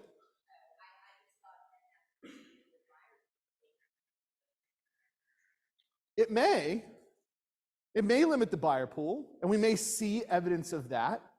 Like I want to tell them that is a real opportunity. It could impact the number of showings that choose this particular listing. I can't guarantee you that will be the impact, right? If a buyer agent is still being employed by a buyer, are they going to do it for free? No. So somewhere in this particular transactional cycle, right, this person's compensation is going to be made a point of reference.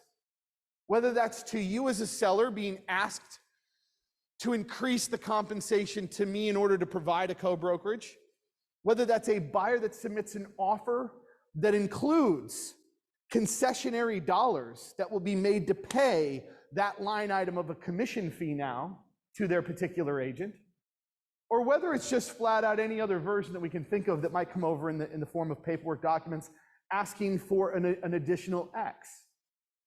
Now, may they not ask for it? Could a buyer rationally say, you know what, I'm hiring my agent? Yeah, guys, commercial is the exact same license you have, exact same one.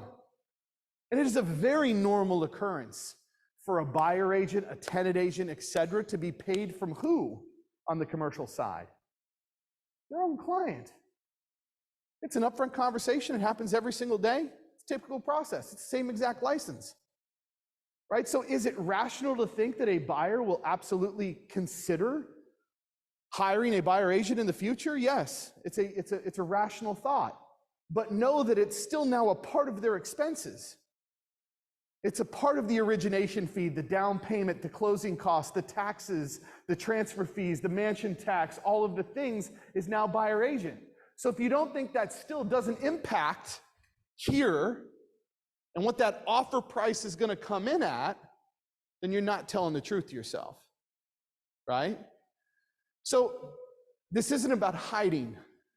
The best place you guys can put this information is right there on the lap of the seller. It's right there on the lap of the client and say, listen, here's the truth. These are the various outcomes that we could have. So let's strategize for that. What's our least resistance path? This one over here might benefit you the most financially. This one might actually cause less stress in regards to the hurdles and obstacles as we're listing. Are we somewhere in the middle? And we're going to have to find those new navigations, right? So understanding the variations of how the commission will be offered is step one. Understanding then the impact those decisions have on marketing and how you're going to market those things, that's number two. And then the last but not least is what? It's communicating it. This is where really we have a gap in our business, right?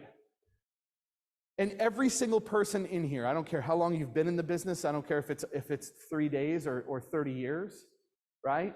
You've all experienced somebody who you wish would have just communicated. This is a topic, guys, that we are going to be forced to communicate. We won't be able to hide behind the MLS anymore. We won't be able to just say, well, it was listed, it was posted, or it wasn't, right? Because it's going to be a function now that everybody is asking about, everybody's going to want to talk about. Everybody, when you get a showing request, is going to be like, so I want to verify something. That's going to be the new conversation.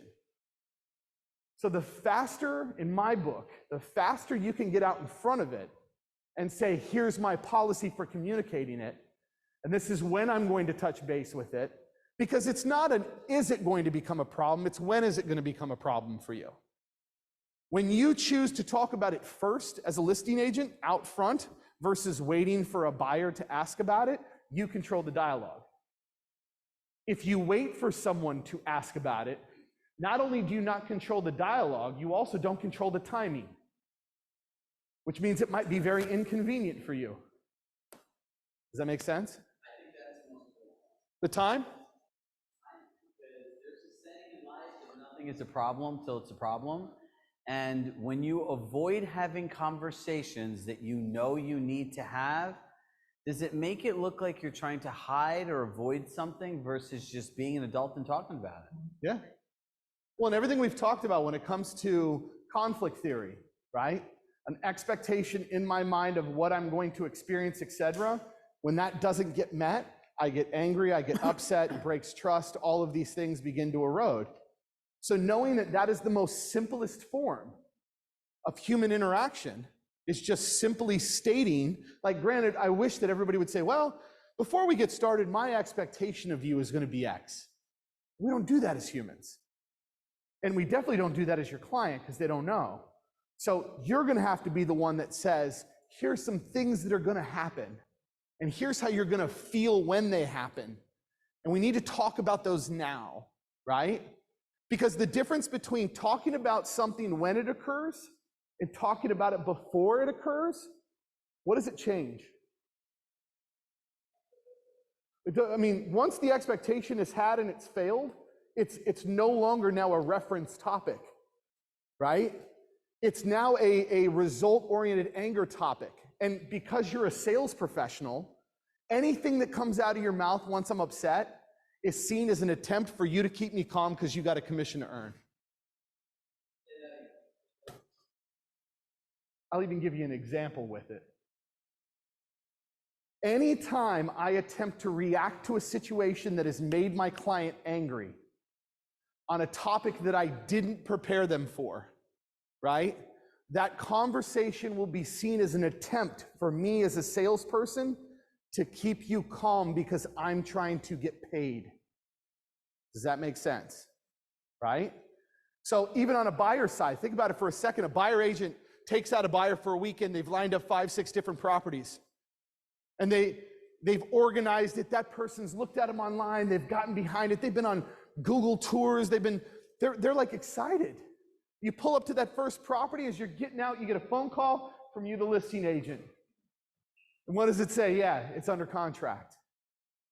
And I don't care what rational world you think you live in, that person is disappointed. And now you're going to go, well, this is totally normal, this can happen. And they're like, if it was so totally normal, why wasn't this a what? Conversation ahead of time. So when it comes to this topic, guys, know that the buyer's agent side is going to be having the same dialogues and conversational issues that the seller listing side is going to have. And so if we talk to our sellers about, let's talk about what this looks like for a buyer and their options and what their buyer agent is going to tell them the options are, that's what I need to prepare you for when it comes to negotiations. I need you to be prepared for the fact that an offer is going to come in and it's going to have a little rider that's about compensation. You're going to be like, that's none of my business. That's for them to take care of with their own buyer. Great, let's dialogue that right now. Because while you're probably right, and that's a rational thought, in the moment, it's still going to be now a request that we have to respond to. How do you want to respond to that? So preparation means scenarios. Like, I always say this to audiences, even in the thousands. I say, listen, it doesn't matter. You could be the best negotiator on the planet. You could literally be the best negotiator in this room, and it matters zero. Because you're not the decision maker. So unless you can coach your client, none of the skill sets outside of the getting you hired portion matter in the transaction. You've got to be able to coach them. You've got to be able to feed them. You've got to be able to frame conversations. Those skill sets, when it comes to really preparing for negotiations, are some of the most important. And that starts with you doing it with yourself before you even enter a listing presentation. That habit starts with you preparing, not only when you have a client. Any other topics on that you want me to add? And any questions on that as well? Yeah.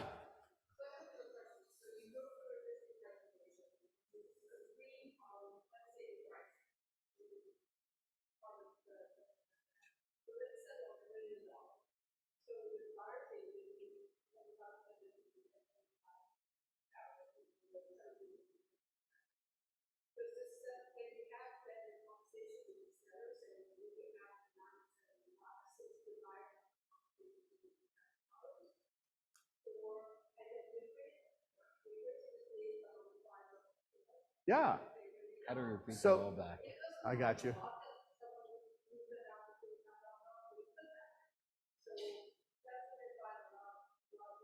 Yeah. So let me repeat the question back for our online audience. So the question is that if this world is correct in regards to how these percentages are organizing, right? And in a situation, if on $1 million property, a buyer agent was originally going to get 2.5%, and the listing agent was going to get 2.5% or $25,000, right? Does it mean now that sellers should start to take that into an account and list their property at $975 because they're taking in accordance this particular element? Like, it is one way to approach it, right? To look at like the logic rationale of deductibility. I don't know that our friends and consumers are going to agree with our deductibility element. Right? They're going to say, my property's worth $1 million, period. And if there's now a fee that is by choice, right, being chosen by the other side, I'm not going to deduct to accordingly that fee. Now, does that not mean, though, that there would be a market correction based on offer analysis? Sure, we might see that. But I think that we're going to have an easier pathway with prices and sale prices deducting to reasonably set that as the market versus us trying to rationalize a deduction from the actual listing prices and analysis. The best thing that you can do is give your clients different options, and you give them the pros and the cons of it, and you just ask them a simple question. Based on your goals, your goals and expectations, what do you think will work best for you? Remember, it's their choice. So I think the biggest thing that I'll just kind of interject in here as a third party in this is we are so attached to the outcome in the sense of goodness from our hearts. That is projected in a way that's not perceived in the same way. So when somebody hears this and it's like, well, you should do this and this is what could happen, you don't know what's going to happen. And once you start taking out that crystal ball and telling people how to think and how to feel, it takes the objectivity out of it. And you don't know, look, they could share some of their disappointments to you, bless you, but you don't know how they could be triggered by it, right? So something really simple like that for you, Corinne, since I know you fairly well, is you just go through, you nicely just be yourself and you give them the different options and just let them know whatever you decide to do, I support you 100%. Yeah, you do set the tone on this. Like your importance level, your angst on it will be shared or mirrored by your client in this particular case. So the more comfortable you are with dialogue on it, the more comfortable they are with dialogue on it. It opens up the space for it. Like it's useful now that our company's we have to give the buyer changes. So if we want to like increase my position 1%, like right now it's up to the buyer. Sometimes That's going to change. that's going to change, but I'm saying whatever we decide is going to be for brokerage or state, like it always will be off. That's not going to your squeeze. Yeah. And the question that was asked was just based on the responsibility of what a brokerage might require. If this antitrust suit goes in the direction in favor of the Department of Justice, we will lose the right to actually state our office requires X. Right, so then when that happens, then this conversation. Correct. Correct. Right. But here's the thing. A part about being a forward thinker is getting ahead of this now, right? And not sitting back and waiting. What Compass decides to do is what Compass decides to do. How you decide to be prepared for whenever that moment happens either way is the part that I think people can really take advantage of. Yeah, because well, and you're the one who can react to the market the fastest. And I actually want you to hear that, right? Like there isn't an able body at any company, corporation, et cetera, no matter how small, large, et cetera, doesn't matter how much money they put into tech, that can react to the market faster than you, because you are the physical first line of response. So as things are changing, as quickly as you could get that to a manager, to get that up a chain, to get a policy renewed, you are more likely to be able to impact the change yourself than waiting for anything. And it wouldn't matter if you were in a 2-person brokerage or a 2,000-person brokerage, right? It's the same element. You will be the fastest to react. You had a question also.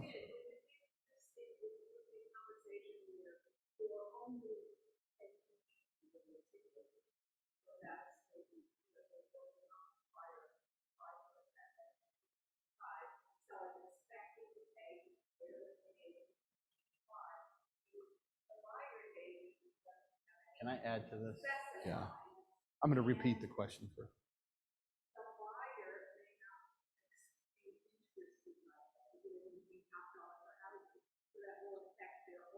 Yes.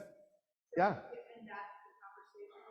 Yeah, so let me repeat that question because that's a great question, right? Does that mean that there's going to be situations where the conversation around listing compensation is singular? That it is only a conversation about what the seller is paying their listing agent, that there's going to be no marketing of a co-brokerage compensation? And does that possibly mean that the environment might also be conducive to buyers just saying, I'm going straight there, straight to the listing agent, straight to making the offers because of the subjective already top price that they're paying in a marketplace? Sure. So I'll let you add to that though. So one, I'm gonna just put this out there. Our minds as human beings is gonna want to concoct every different scenario. We're gonna have fear, doubt, worry, and uncertainty around it. And we're gonna try to solve something mentally that's not solvable mentally, right? Remember I said you can control the conversations you have and how prepared you are, right? What state are you in? New York and Connecticut, right? So one of the things is, and like, look, we could honestly sit up here for the rest of the day and go through this. So I won't go too much in a rabbit hole. It's agency disclosure, right? How does dual agency work and what is an expectation of a client of an agent? So if I'm hiring you for, let's just say, my house is $1 million and say, normally I would pay 5% commission, but you know what? You can get it direct, it's 4% and everything like that. I would walk somebody through a thing and ask them their expectations and simply ask them, if I presented you an offer and you asked me what I thought and I could only tell you this is the offer and you have to come up with your own conclusion, would that make you feel that you got the value and your expectations met of what you're looking to have out of an agent? They say no, you explain to them that, right? So look, how do I explain like the whole scenario of, well, you could lose a buyer and everything else like that? I would literally print out all the listings that would compete with them and just say, this is what's being offered. If you were a buyer and you had to pay money, would that impact your ability on what home you went through and everything else, right? So there are different ways of doing this, and each person's gonna be different. The good news is in places like Northeast MLS, they've done this, and the majority of properties statistically still offer out a cooperating broker's commission, right? So from my perspective, that some things are gonna change. Like one, you need to know how to talk about this. Number two, as Mike has stated very clearly, you need to control this conversation because it's all the rapport, all the trust you have, especially when it comes to money. If something is viewed as a mistrust, a lie, or something is withheld, they will not believe another word you say, and the rest of the transaction will be difficult. So again, we need to go back to those 7 keys of an effective pitch or an effective conversation and understand your job is to be a facilitator. Like Mike said, you are not the decision maker. So all you need to do is explain the offers in a very calm, rational way that shows you're not attached to any outcome besides supporting your client and how they want to be supported. And if you're able to do that, you're good to go. Mike, anything you want to add to this? Objection handling here. Some of this will be an objection handling. Yeah, because we're going to deal with a few different overcomes. And we have Q&A at the end of this too. Yeah, so there's quite a few things I want to make sure we get to. And there's questions that have come in online that I actually think are really, really relevant to this conversation, as well as what I've even had as side conversations on our break. So I'll let you keep We'll rolling. make sure to get to that. And by the way, it's always like when you're doing a full day presentation or workshop, it's really awesome to know that we're running exactly on time. So our whole day will go as planned. And for those of you here, we'll have a fun happy hour after. For our friends at Zoom, you can celebrate. But when we go through this, just to kind of give you guys an idea, we'll finish out the rest of handling objections. We'll do Q&A, kind of tell you what we believe the future of real estate coaching is. And then we're going to sit down for a few minutes and tell you, how do you implement all the stuff you learned today? As I said to you in the beginning, I have this weird obsession figuring out how to get real estate agents to actually implement what they learn. Because it'd be really disappointing for me to know that one person that spent a minute here was not able to actually take action when all of the things that you have are right here for you. You know, they say in coaching, there's like a flight and a destination. Well, you sat through the flight and somebody gave you the destination. So it's like being on a helicopter and just getting to where you want to go. So let's talk about handling objections. Number one, they're not objections. I'm using real estate terminology, so these are words you understand. If I put clarifying questions, you'd be like, what the hell is that? Right? When you say comps, MLS, and you start framing conversations like that, people have no idea what you're talking about. An objection is nothing more and nothing less than a clarifying question. Does anyone know why objections happen?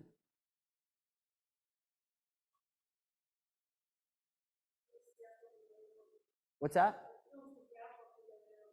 It fills the gap of the unknown. I like that one. That's probably one of the best answers I've ever heard in doing this. Fills the gap of the unknown. Well, number one, generally objections happen at what point in the pitch, presentation, whatever you want to call it. Say it out loud. Price and commission, right? So if it happens in pricing, what it means is you did not effectively communicate the market, and they're not sure how what you said makes sense to what they have in their mind, which probably means you talk too much. In commission, remember we talked about a Hyundai, well, I can't use Hyundai anymore because they have some pretty cool cars, a Toyota Corolla, and a BMW 3 Series. They're both cars. When you go into BMW, do you question why a BMW is worth more than a Toyota? The answer is no. Most people don't. Maybe, right? But if your salesperson is good and explains the features and benefits through the eyes of your goals and expectations in a car, you feel good about it. So when you have an objection in commission, it just means that they don't understand what you're offering them in exchange for the compensation that they're paying. So you need to do a better job of going through the communication plan, the marketing calendar, exactly what you're going to do. And then it's another place of good self-reflection. Did you really speak to their Med C? When you got to their house, did you repeat their Med C and say, hey, you know, these were the things in our initial conversation, but what we know a lot is when people have a few nights to sleep on things, things always come up. Is there anything else in terms of expectations you had or things that were important that we covered this evening in our conversation? Look, all of this stuff just flows. The more you do it, the easier it gets, the better you get. All right, so let's go to objection number one. I don't want to offer a buyer's agent's commission. Great. So I would say to you, Michael, I want to go through a few different scenarios and let you know whatever you decide to do, I support you 100%. So the first thing, even before I get into buyer's agent's commission, every single person that's watching on the live stream and is sitting here today in our headquarters, you need to obsessively read the agency disclosure form over and over and over again and understand how representation works. See, in states like Florida, they're just straight up transactional brokers, right? They're just there to put a deal together. There's no fiduciary, it doesn't like exist in most cases. So it's different in each state. I can speak to New York State because I was a licensed New York State agent. So when you're starting to go through the scenarios, it's kind of like what I said before. Scenario one is we don't offer any buyer's agent's commission. That's fine. Here's some of the benefits to it, and here's some of the risks to it. So you go through the benefits. Really the main benefit in offering is of what? They net more money, correct? Now, here's some of the risks and challenges that come with it. This is where you need every property printed out. You want to take your little like highlighter and highlight it, I would say in red. You know why I say red? Red implies danger, right? So if you have a commission cutter, I would have maybe these depending on where you're going to go, maybe one in red, one in yellow. If I saw a bunch of red things and I want to show 0 and I'm able to effectively share with somebody, hey, look, just be aware that these are the homes that other buyers are going to see today. And based on this, how much is this offering out to somebody that brings a buyer? 2%. How much is this out offering to somebody that buyers? 3%. Mike's like a legal guy, so he's like really worried about what I'm saying right now. I can see it on his face. Then you go through this, right? And I'm going to share this. And I'm going to say, based on the current economy, interest rates and inflations, do you feel other people can be price sensitive at times? What do you think the answer to that is? Yes. The reality is if you're able to objectively show in a presentation that most people have been looking for 30, 60, 90 plus days, this is what the rates are like. They can buy less house for more money. So a lot of people are price conscious. And they're going to say, let me ask you a question. If you were purchasing a home and you started 3 months ago, this was your rate, this was your payment, this is what it is today. If it's 6 months ago, this was your rate, this is your payment, this is what it is today.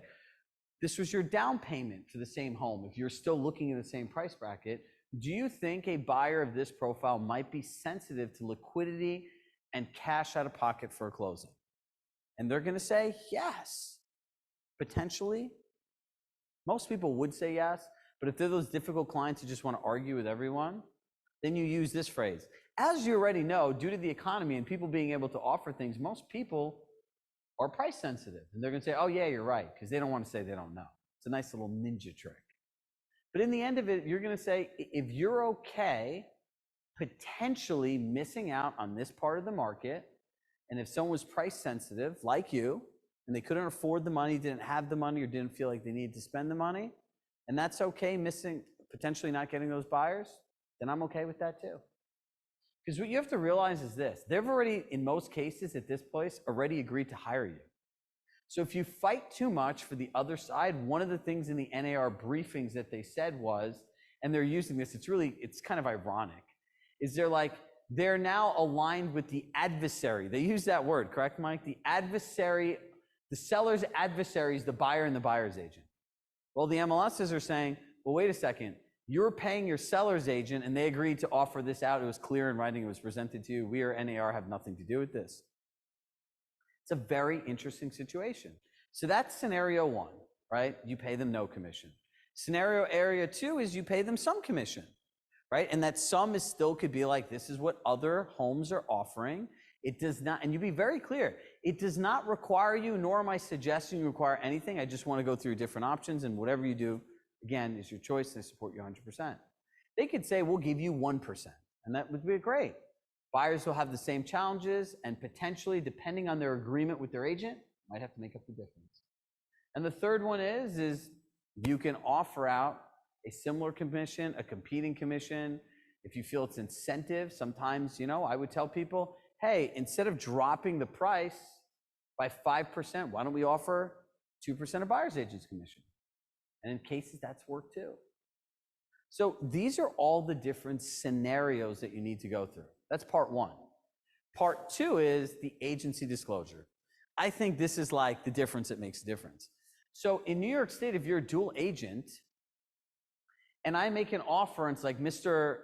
Water Bottle wants to offer you $1 million for your house, and Salo turns around to me and says, Chirag, what do you think about this offer, the terms and everything?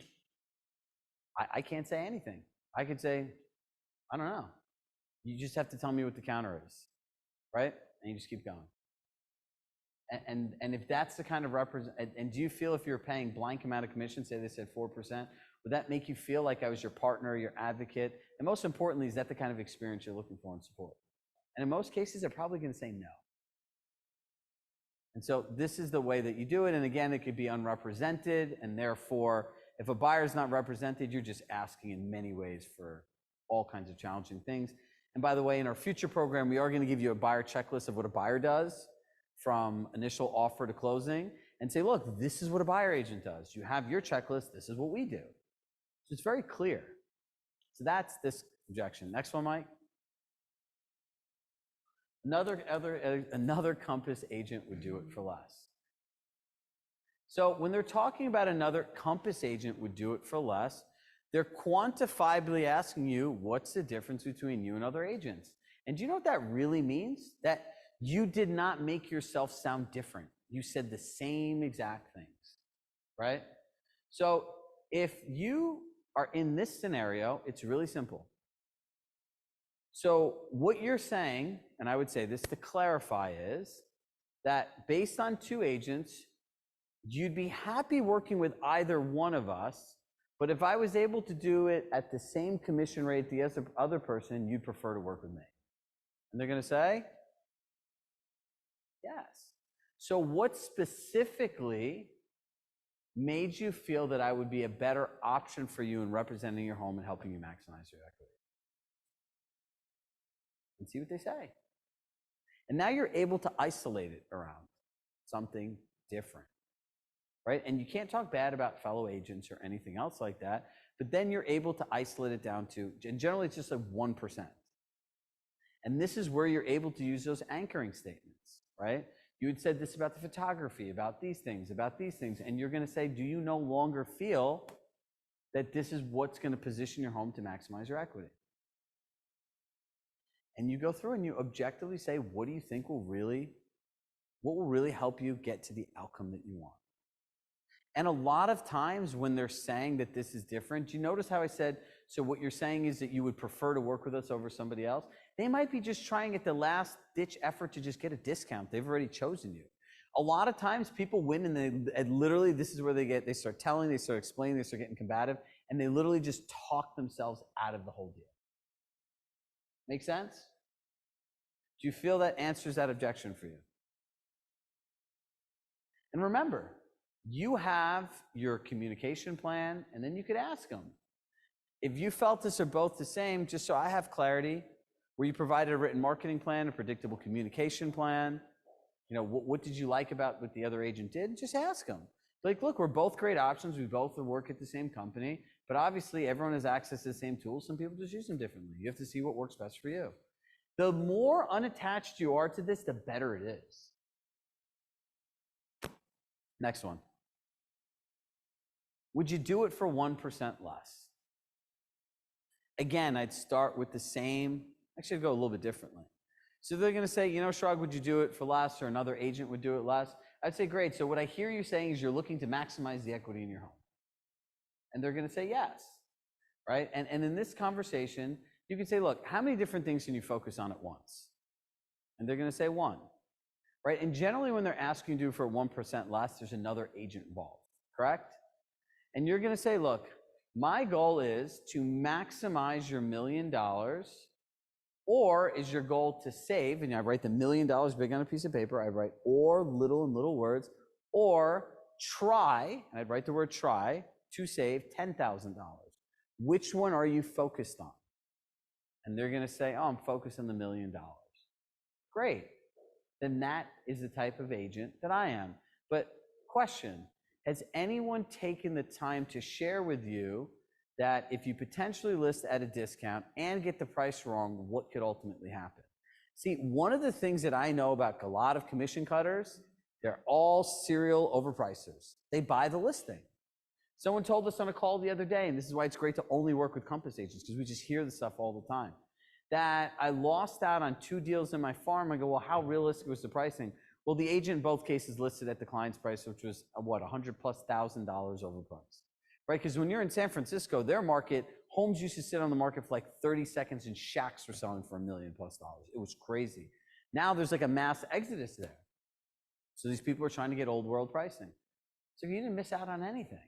But the numbers that you want to look at in some of these cases, and I helped an agent prepare for a $7 million pitch, and she was up against one of these agents. So a lot of times they'll share with the agent, she went online, went on the MLS, and pulled up this lady's stuff and looked at how many price reductions she got, how much the original list price was to sales price.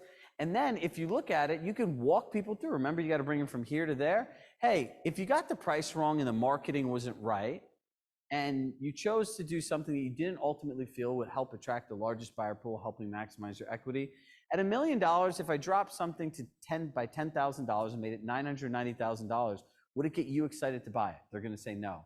And generally speaking, you're going to have to get between 3 and 6%. It's going to have to go down to 970 to 940. So I would turn around and say, what you're saying is, if you don't have the right approach, to try to save 1%, you could potentially have to drop your price 3 to 6 to get the right buyer. I'm just painting them options. Next.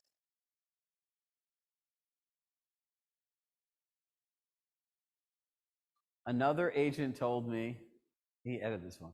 Another agent told me that I don't need all the things that you're presenting. Great. Again, I go back to the same thing.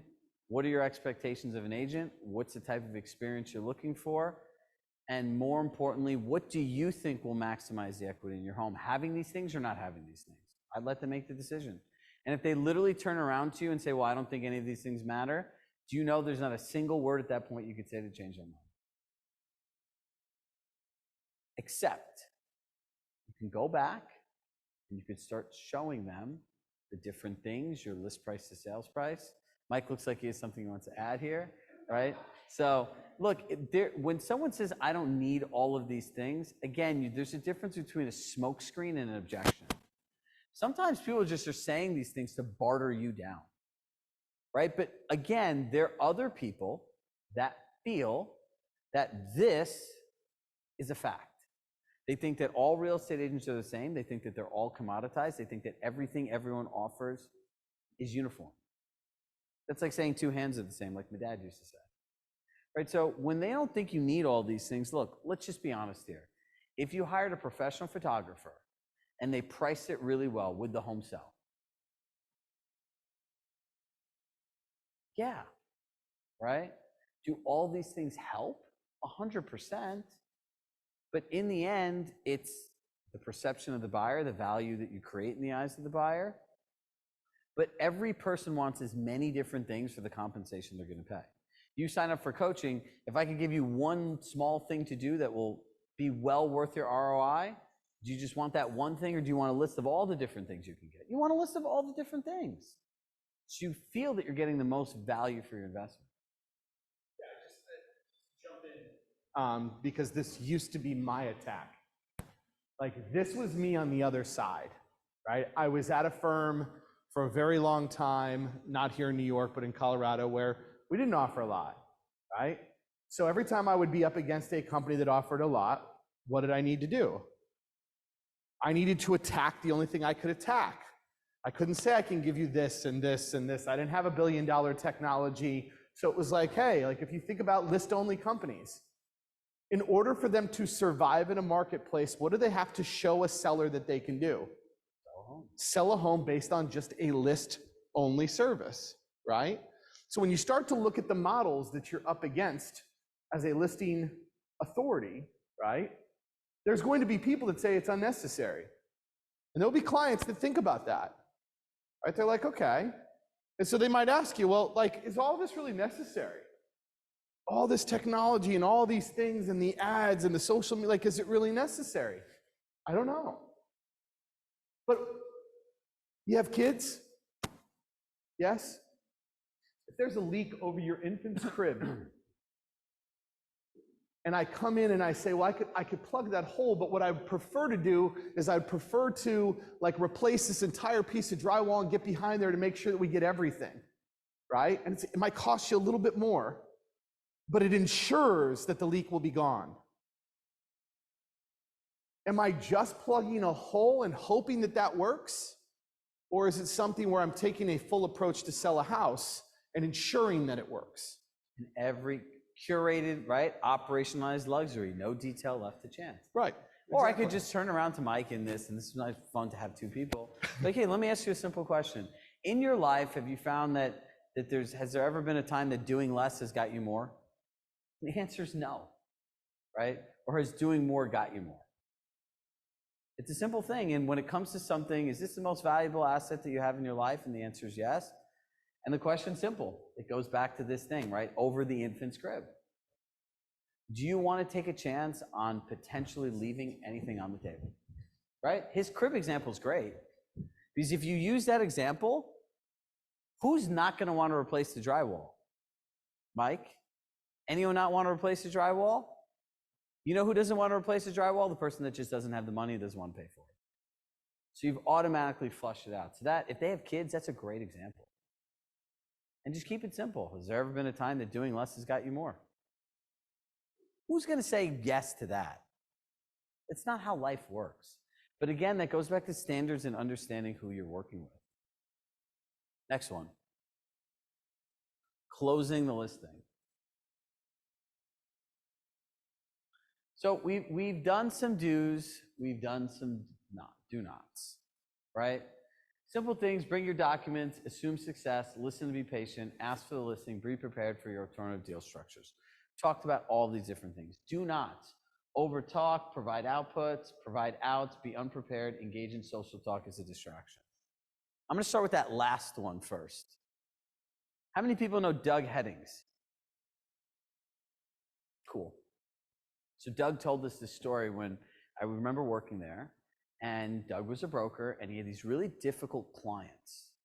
And he had brought another agent with him, and it was a woman, and they're sitting at the table. So picture Doug is here, the other agent, she's here. Across the table, this way, are the husband and the wife, and the couple. And mind, Doug has done several transactions with these people. So you would think when they call Doug over, you're the agent, that it would have been really simple, and they would have got the deal. So this Doug says this cute little baby comes running out and sits in the lap of the listing of the other Compass agent. What does the woman do? She starts engaging the kid, entertaining the kid, right? He's a little kid, right? We have little kids. Do you know what the person turns around and says? And it was a fairly expensive apartment. I'm not looking to hire a nanny. I'm looking to hire a professional service. Didn't get that listing. You're not going to win a listing or close anybody by them liking you. Especially maybe look, you go back during the beginning of COVID, especially around here, you could argue that the Domino's guy could sell the house for the same amount of money because the open house had 42 different people. We're entering a skill market. Do not over-rapport because you don't know how to sell. And not knowing how to sell is just not knowing how to have effective conversations. True or false? Is everything we told you a simple, feel-good way to work with other people and help them get what they want? Yes or no? So the only reason that you would do this is because you didn't practice or you don't know what you're talking about. So then the only thing that our mind says is let me get them to like me because they'll want to work with me. And we were talking about this, right, with like friends. Like, listen, if people are your friends, you better go through the same exact process because your friends hold you to a higher standard because they're your friends.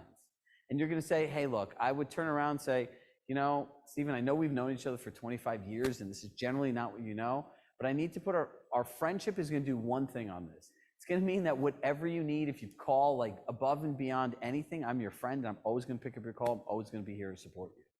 Outside of that, you're hiring me a professional service. I'm collecting compensation for this service.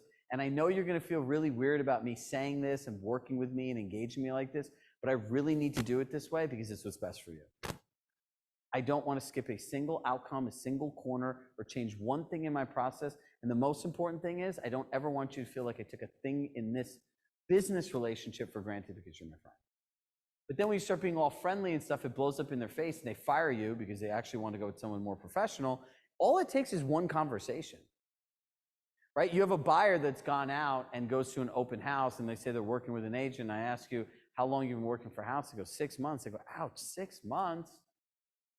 Well, what type of deal are you looking for? I know the market inside and out. They tell me, like, I'm really confused. Why would anyone take you out? A deal like that hasn't existed in 2 years. You should go through the data yourself online. Done. It's gone. Bye. All your time, all your money. Let's go through the next one, being unprepared. Operationalized luxury does not allow you to show up and not know what you're doing, not know what the client wants, not have all your materials, not actually have a pitch, not actually have a process to follow, and not have structure. No one is going to want to pay an unorganized person that's flying by the seat of their pants tens of thousands of dollars. Doesn't work. It's not happening anymore. That's the challenge that we have. Go back to the Ritz-Carlton. Every single word that somebody says to you, that you say to somebody at a front desk is documented somewhere. So when you go back there, it says, hey, Chirag, we saw when you visit here, you'd like to go to this restaurant. Would you like us to book another reservation? How well do you know what your clients say? That's being prepared. Provide outs. Don't be a compromiser. Hold true to who you are. If you have a value, it's your job to go out there and get it. Don't compromise so easily and end up in these bad situations. Over talk. Remember, key number 2, the person asking the questions controls the conversation. You're not going to talk your way into people doing things. You're not. So the whole time you're talking, you're literally drowning out another person's voice. So how can you hear what they're saying, what they want to really close them? Look, if I spoke to any agent, I'd ask them what are their motivations of coaching, what are they most excited about happening, what are their expectations out of a coach, right? What are their past disappointments with coaches they want to avoid, and what's their concern with making this kind of investment in themselves? They're going to go through that. I'm going to say, so here's where you are today, present state. Here's where you are, future state. What is the gap that you feel is between here and here? I'm going to repeat back their med C to them. I'm going to understand their gap. And I'm going to say, look, if we were to work together, can I take 5 minutes to share with you what our plan of action would be to get you from here to here? And I would walk them through all the steps. That's it, right? That's why with any of our individual coaching packages we do now, like I would do a 1-hour strategy because it's negligent just to sometimes get into this without having that information. Or if you work with another one of our coaches, we literally have like a 7-page intake form. We want to know your business, your average price point, what systems you have, right? All of this different stuff so that we can actually give you information, but that's being prepared. And then we don't need to overtalk. Quite frankly, we really don't need to say anything. We need to understand what you want. And the more time you can spend sharing what you want, the more effective the partnership can be. Be prepared for alternative deal structures. Look, compensation is going to change. I believe it in some way or another. You know, like they said with, Chris said with Thanos and Avengers, this was inevitable. We get paid a lot of money for the service. I'm not saying that anyone's not worth it. I was a real estate agent for 13 years. I had 2 kids and a family I had to support on it. But in the end of the day, what we know is people that have high-end luxury things will pay for services. But don't be so fixed mindset. If they don't give me this, I'm never going to change. If somebody's going to list their property, offer out a decent co-broke, and they're going to list it at a great price, and you know you're going to make a sale, do you really want to be that stubborn? You can try, but you also need to understand how to play the game. Ask for the listing. Who here feels weird asking for things? right? Look, I think it's really simple. I would always assume the sale. So I'd say to Michael, hey, Michael, so you had felt that the pictures would do this. You were most excited about our coming soon and how many people you get to view your home even before it goes on the market. Look, there's only two things that we have to decide now. There's only really one thing we have to decide now and one thing we have to do. Can I share those two things with you? One thing that we have to decide on and one thing we have to do. Does that sound like a good closing question? Does that sound icky? No. The thing we have to decide on is when do you want to start the process of creating your visual story and the entire customized launch plan for your home? And the one thing we have to do is just simply fill out the paperwork. Do you have any questions? You know, then there are other lines, right, that say, is there anything I said or did not say that will cause you not to hire me this evening? You know, that's it. And they say I have to think about it. Great. So I could be most helpful. What specifically do you need to think about? So as soon as I get back to my office, I could send you the exact information you need. I need to think about it is another word of saying what you said to me doesn't make sense. Okay, perfect. So if you have other people behind you, right? If I'm in front of you, the question is, I gotta get better at this. See, everyone has room for feedback. I'm transparent on the Zoom too. That's why you just gotta love me, right? I'm an honest, straight shot. The question was, what happens if they're interviewing other agents? One, you need to know if they are interviewing other agents. Sometimes it's good to know who you're going up against. So if you knew that I was going after you, you should try to close on the first appointment because you know I'm going to close on the first appointment. 100%. Right? And then if they're interviewing other agents, that's fine. I would leave, if they left and they go, you know what, I'm going to speak with a couple other people, I could say, look, I completely understand. Just remember, when your clients see bad houses, they know how good a good house is, right? So just say, look, can I share a couple bullet points that I think, regardless if we decide to partner together or not, would be really helpful for you? Ask them for their written marketing plan, ask them for their written communication plan, and ask them about their agent-to-agent marketing strategy. And see what they say about those three. And last one, and the fourth one would be, ask them how they're going to use technology to maximize the equity of your home. Here, and I have these four things that will share with you exactly how to do it. And I feel that, look, every person has a right to know exactly what somebody's doing in exchange for the compensation they'll receive. So here's my checklist of what we call operationalized luxury. And here are all the details of things that I'll do for you in the order I'll do. They're going to look at this, and they're like, what? How many agents actually have any of those things? Not many. Next one. Q&A. All right, we're going to start with, we have a plethora of Zoom questions. How are we doing on time? Some of these are pretty brief in regards to responses, so I might just jump in and close some of them for us. But do you recommend a short Zoom call prior to a listing presentation? If yes possible, or no? Yes. Okay. So if it's possible, yes. When would it be appropriate and when would it not? Well, here's the thing. The only thing you're really trying to do before the call is get to Med C. So if you're saying, hey, I have a few minutes to do you have a few minutes, confirm the appointment, do you have a few minutes for me to ask you some questions that are really important so I could focus our conversation solely on the things that are important to you? And they're going to say, yes, would you prefer to do it over phone or video conferencing? See what they say and give them what they want. Perfect. Alexis Madison asked a question. She said, I have a potential client who is listing their property with me, but they're holding off on signing a buyer's agreement to see how I perform. How can I show enough value to get them to sign the buyer agreement right now? That's what you want. They've told you what they want. Alexa, you have to listen. So I would turn around and say, completely understand that. What you don't want to do is sabotage the listing you have trying to get both, right? No. And I think that there's an element there of also understanding, okay, what does performance look like? Bingo. And at what level, and at what time, and at what stage will we know whether or not I've achieved that or not? Because is there implications in regards to the sale of their property that involve them purchasing something else? Yeah, so at some point, I don't want to get too far down the road because we really need to be kind of already moving forward on one to be efficient with the other. So I think having that conversation, but establishing like, what does perform well look like for you? And at what stage will we know that? When can I check in with you on that? And what they're really saying to you, remember in the beginning when they say, how are you different than other agents? What they're really saying is, we've chose you for this one. We still have some fears that we don't want to get stuck in a situation with one person that we're not really looking for.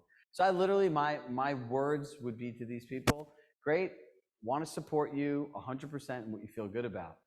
Given your timeline in finding another home based on what you said, because you should know their timeline since you talked about this, the home searches start at blank place. What specifically are you looking for in terms of performance so I can make sure to be prepared? Because my goal is obviously to exceed your expectations so that we stay on track with both transactions. And then let them give you what they want and how they're going to measure it. Look, it's like having a job and you have a performance bonus. You don't know how your performance is measured. That's why they have KPIs, OCRs, whatever those fun three-letter acronyms are. Next. All right, next question. Do you recommend paying for staging for a seller? This is situational. There's so many different things. It's like giving legal advice and it's like giving medical advice. Can't diagnose you. So who asked that question? Anonymous. I get a lot of anonymous. Okay. Anonymous. I feel like the group on the internet. All right, anonymous. Look, paying for staging is a few different things. And number one thing before you should ever pay to somebody, if they don't agree on a price that will cause it to sell within a very stipulated period, especially with this market, it's a risk liability. And when they say staging, are they asking for a few $1,000s? Or are they asking you to pony up 30, 50 grand to stage a whole house, an apartment? Let's see here. This is a great question by Julia Duncan. I've had 2 referrals from 2 different past clients. Because I've sold up to $4 million, they're questioning my ability to represent them at the $7 to $8 million level. Do you have a response back to them in regards to the pricing levels? Well, look, I would go to strategy, right? And this is where this is for a buy or sell. It looks like for 2 different clients. I think the major objection is a low transaction level at a $7, $8 million price point, a gap between the 4 million and them making even though the process is the same, kind of that element of it's a different buyer, different type. They're worried that she can't handle it. For a listing, right, what I would do is I would have a comprehensive agent-to-agent marketing plan. I would talk about how we're networked through all these areas. If you have the network tool in your thing, I would literally you can pull up anywhere in the country agents that have sold, and I would highlight through the comps, right? Number one, I would obsessively know the comps. Number two, if they're worried about pricing, there's a high-end appraiser, but there's also studying the data that you could repeat every single fact. So Lori Abbey's a client that we work with, and she's in Denver, Colorado. Her team's the #1 small team in the whole state, right? And where she really says, and if you talk to her, she's like, you have to know everything about the price point. Because we're negligent in believing that our clients haven't researched everything online. So you can always start, you already have the opportunity, so you're not going to convince them to feel a certain way without interactions and engagement. So I'd say, look, the most important thing is that you feel good about the process. We've worked successfully before. Why don't we have a conversation? Why don't you share with me what's most important to you about an agent you partner with in this price point? Let me prepare, and let's have a conversation. And Julie, just show up obsessively prepared with every detail, private exclusives, go to the town, study any off-market deals, and just show that you're better. They already bought into your marketing and all this other stuff. What they're trying to say is, do you understand this market well enough as well as other people? Awesome. I will state that Marianne O'Donnell, you made a comment in the questions about compensation, state regulation, et cetera. I do agree with the comment. It's about it being the responsibility, obviously, of buyers and consumers and their clients to justify compensation and not something that we set the parameters around as an industry. Any thoughts on flat fees for commission, especially offered to a buyer agent going into the future? You want me to jump on that one? Yeah, I think that like any new market, right? If you were to bring a product to market, it wouldn't matter if it was a bicycle, a restaurant, a service, et cetera. There's things that you attempt to try out. right? If we look at all of the different varieties of different compensations, there are models currently in our business that are flat fee, that are service-based, that are triggered based on compensation percentages. Guys, there are real estate brokerages where none of the agents receive commission. They're all on salary. So Their like teams are gonna do that. every models that are out there, there's a level of success that's there, right? Again, I think it goes back to what Chirag says, is present the options to the actual clients, present the options and the obstacles or advantages that those particular options provide, and let them choose. You know, you may not see results. Flat fee, though, I'll go back to this. Yeah. They have had flat fee listing companies forever. But they're saying offering it to the buyer Exactly. agent versus the compensation So element. look, it's flat fees there. If just the lowest price would get listings, Redfin's been offering 1% listings. Yep. And it's not like their package is terrible. It's not like they don't have a highly trafficked portal either. Right. So look, I would focus, as opposed to figuring out how to offer out a flat fee, figuring out how to really operationalize a luxury experience for clients and be able to communicate that in words. Yep. That will drive higher compensation value that people will see in you, because you're able to communicate what you do. The amount of stuff that an agent does is insane. It literally is insane, because I can tell you, when we made this list, when this thing got to like 100 different things, and we're like, holy Jesus, no one knows that you do all this stuff. Nobody. So when they see how many hours and work and everything you do, thank you for coming. In general, like, it changes the conversation. Yeah. I'm going to do two more here. I think this is a great question asked by Deborah Reinhardt. Hey, Deborah. How do I go back and fix some of the messy communication stuff? I haven't used framing. I haven't used any of these things. I'm being run over by a client kind of element. How do I, mid-now client relationship, change that? I think that's an awesome question. You want to start? So I would, number one, this is why I tell you need to track everything. So all of you, whether in the notes section of your phone, wherever you want to put this, you have to start documenting the challenges that you have. So Deborah, I would write down some of the stuff that has come up. And I would say, hey, Deborah, you know, I've noticed over the last few weeks, you've had a question about this, a question about this, a question about this, and I've organized a plan that I want to go through with you that'll help make this more predictable you want, and make sure you get the information you're looking for in the time frame that works best for you. Would that be okay?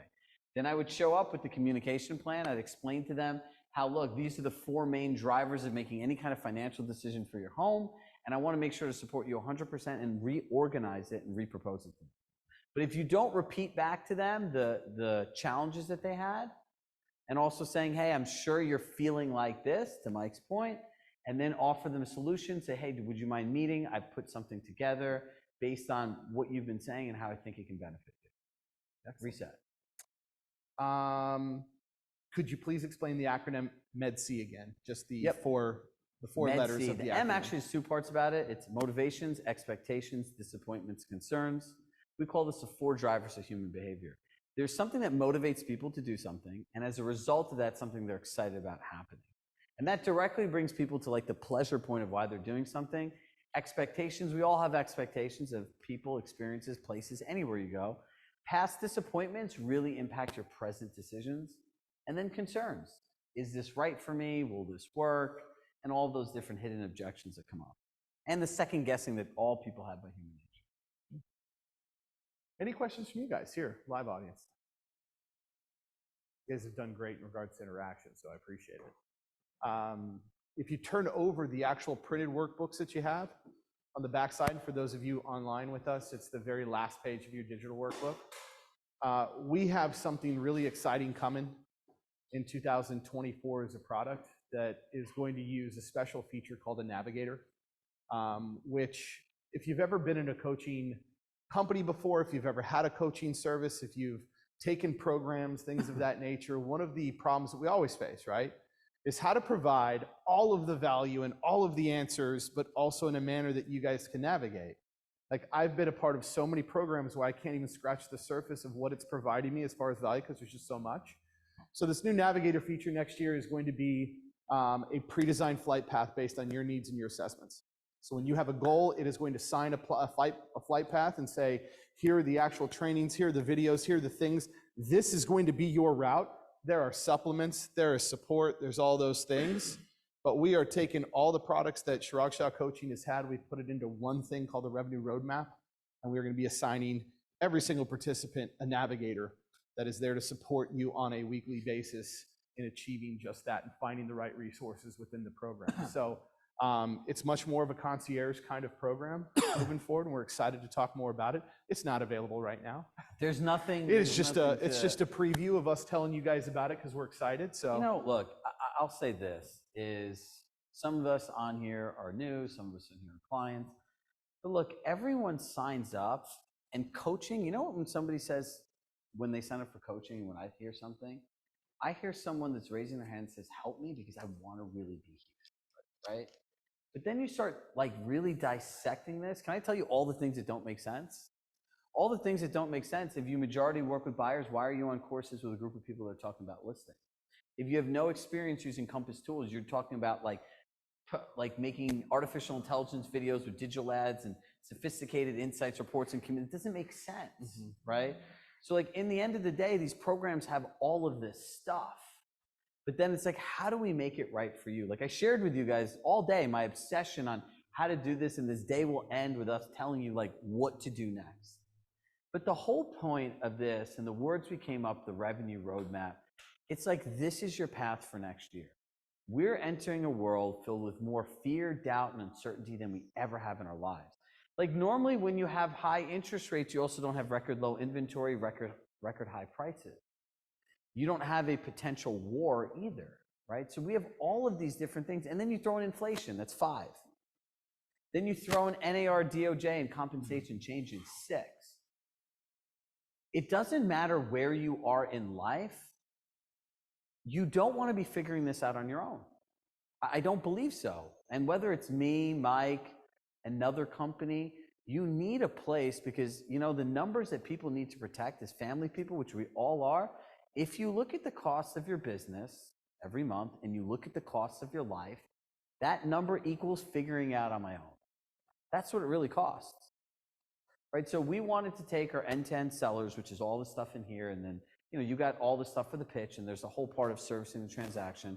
We literally started building, and we're going to record all the videos for end-to-end buyers tomorrow, and then we want to take our live playbook coaching program and put them all together and give it to you at one thing and just make it really simple. Because we know that transactional real estate is at the core of everybody's business. It's never going to change. I hope there's one thing you walk away with today is this concept of operationalized luxury on the service side for sellers and soon to be buyers. Because if we do have repeatable, predictable processes, the magic thing is that they become scalable through other people, and it's easy for our clients to see value in what we do. But if we're not able to do the sales side really well on buying and selling, all of these other things are all distractions. Because if you don't know how to talk to people today, you're going to go back to the problem of all your problems. You'll just continue to lose money. And these agents that are literally sitting here like, okay, great, like this whole market share thing and everything else, like it's going to open up dialogue. Right? Remember when COVID started in the beginning and no one knew what was happening? All of a sudden, deals in like your neighborhood that were just gimmies, they would interview 2 or 3 other agents. That same pattern, I believe, is going to happen again. Because when compensation is fluctuating like this, people start thinking twice. When the Domino's guy can't sell your house, people start thinking twice, right? It is a 100% skill market. And that's why it's for anybody that wants to do it. So when you think about next year, it starts today. It starts now. Thank you for coming. she's throwing her cup. Oh no, she's throwing her cup out. So your year starts now. Okay, so let's take, what time is it right now, Andrea? 3:56. So we're actually early. Yeah, 4 minutes. So let's say goodbye to the online. I want to give them all the action steps. Got it. Perfect. All right, let's do a quick recap. Now, I want you all, the people online, before we start our happy hour in here, is to start this. Number 1, make sure you go through your notes or anything in the checklist and circle, asterisk the things that are going to make the biggest impact on your business. If you're sitting there wondering, Chirag, where do we start? What do we do? Start with the Med-C. If you don't know what people want, you don't know what to pitch. It's like the idea of having telekinesis and think you're a mind reader to go into someone's house and just tell them what they want, when all they're trying to figure out is how do I get to this next place in my life. From there, you're going to want to take time in the next 48 hours and time block in your calendar when you're going to start doing these things. Now, here's the most important part where everyone messes this up for themselves. And this is a learned skill, and you're going to learn it all here today. When you make a time block, the time block can't say, implement the stuff from Pitch and Compass or the listing presentation. It's not clear, it's not concise, it's not quantifiable. You're going to say implementation from listing presentation, Pitch and Compass, whatever it is, in the notes section of the time block. If you're bad at time blocking, do not do more than 30 minutes. If you're more disciplined, you can do an hour at a time. Literally, you have to put in there and use these words, what success looks like. And Robert always taught us this as employees. If you all don't know what success looks like, you're all going to end up at a different outcome. People aren't working the same thing. What success looks like is, and then literally write down what you're looking to accomplish. So when you pull up that time block and it's days later and your life has happened, your business has happened, and all these other things have happened, you're like, okay, here it is. And you're anchored and you're triggered by the actions that you promised yourself you're going to take. Does that make more sense on how do we put our calendars together? And then keep doing this for all the different things. And I would not suggest starting out by more than 3 or 4 at once. And just remember, everything that you put an asterisk on, I would put it all in a Google Doc. If you go to the spreadsheet, put it in a spreadsheet. And just start prioritizing it. So when you put it in a Google Doc, literally I would make like 2 columns, and when one thing is done, cross it off and just go to the next. And the simple thing is you go by one thing. And remember, small actions done consistently produce oversized results. The biggest mistake I think in the world right now for anyone that's in this business is they keep looking for home runs. There's no magic bullet. You need to show up at practice like it's the World Series, and you need to just hit singles and doubles. That's it. There's nothing more that you need. There's nothing left. Singles and doubles. Discipline, consistency, and patience. Discipline to keep the promises you made to yourself. Consistency to do it regardless how you feel. And patience these days is more a belief in knowing that if you do the right things every day, over the course of time, you will always win.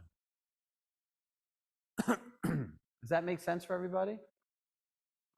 So, this will conclude our live stream today. Listen, thank you so much to the 200 plus agents that have been on our live stream today.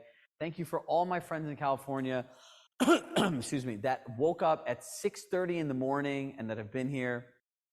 Shout out to Michelle Ozan, if you're still on here, for sending me a cool video that's saying, I woke up at 6:30 in the morning, like, look at me, I'm on here, this is amazing. And for everyone that believes in themselves, look, everything you need is inside of you. Everything else you need is in the community around you.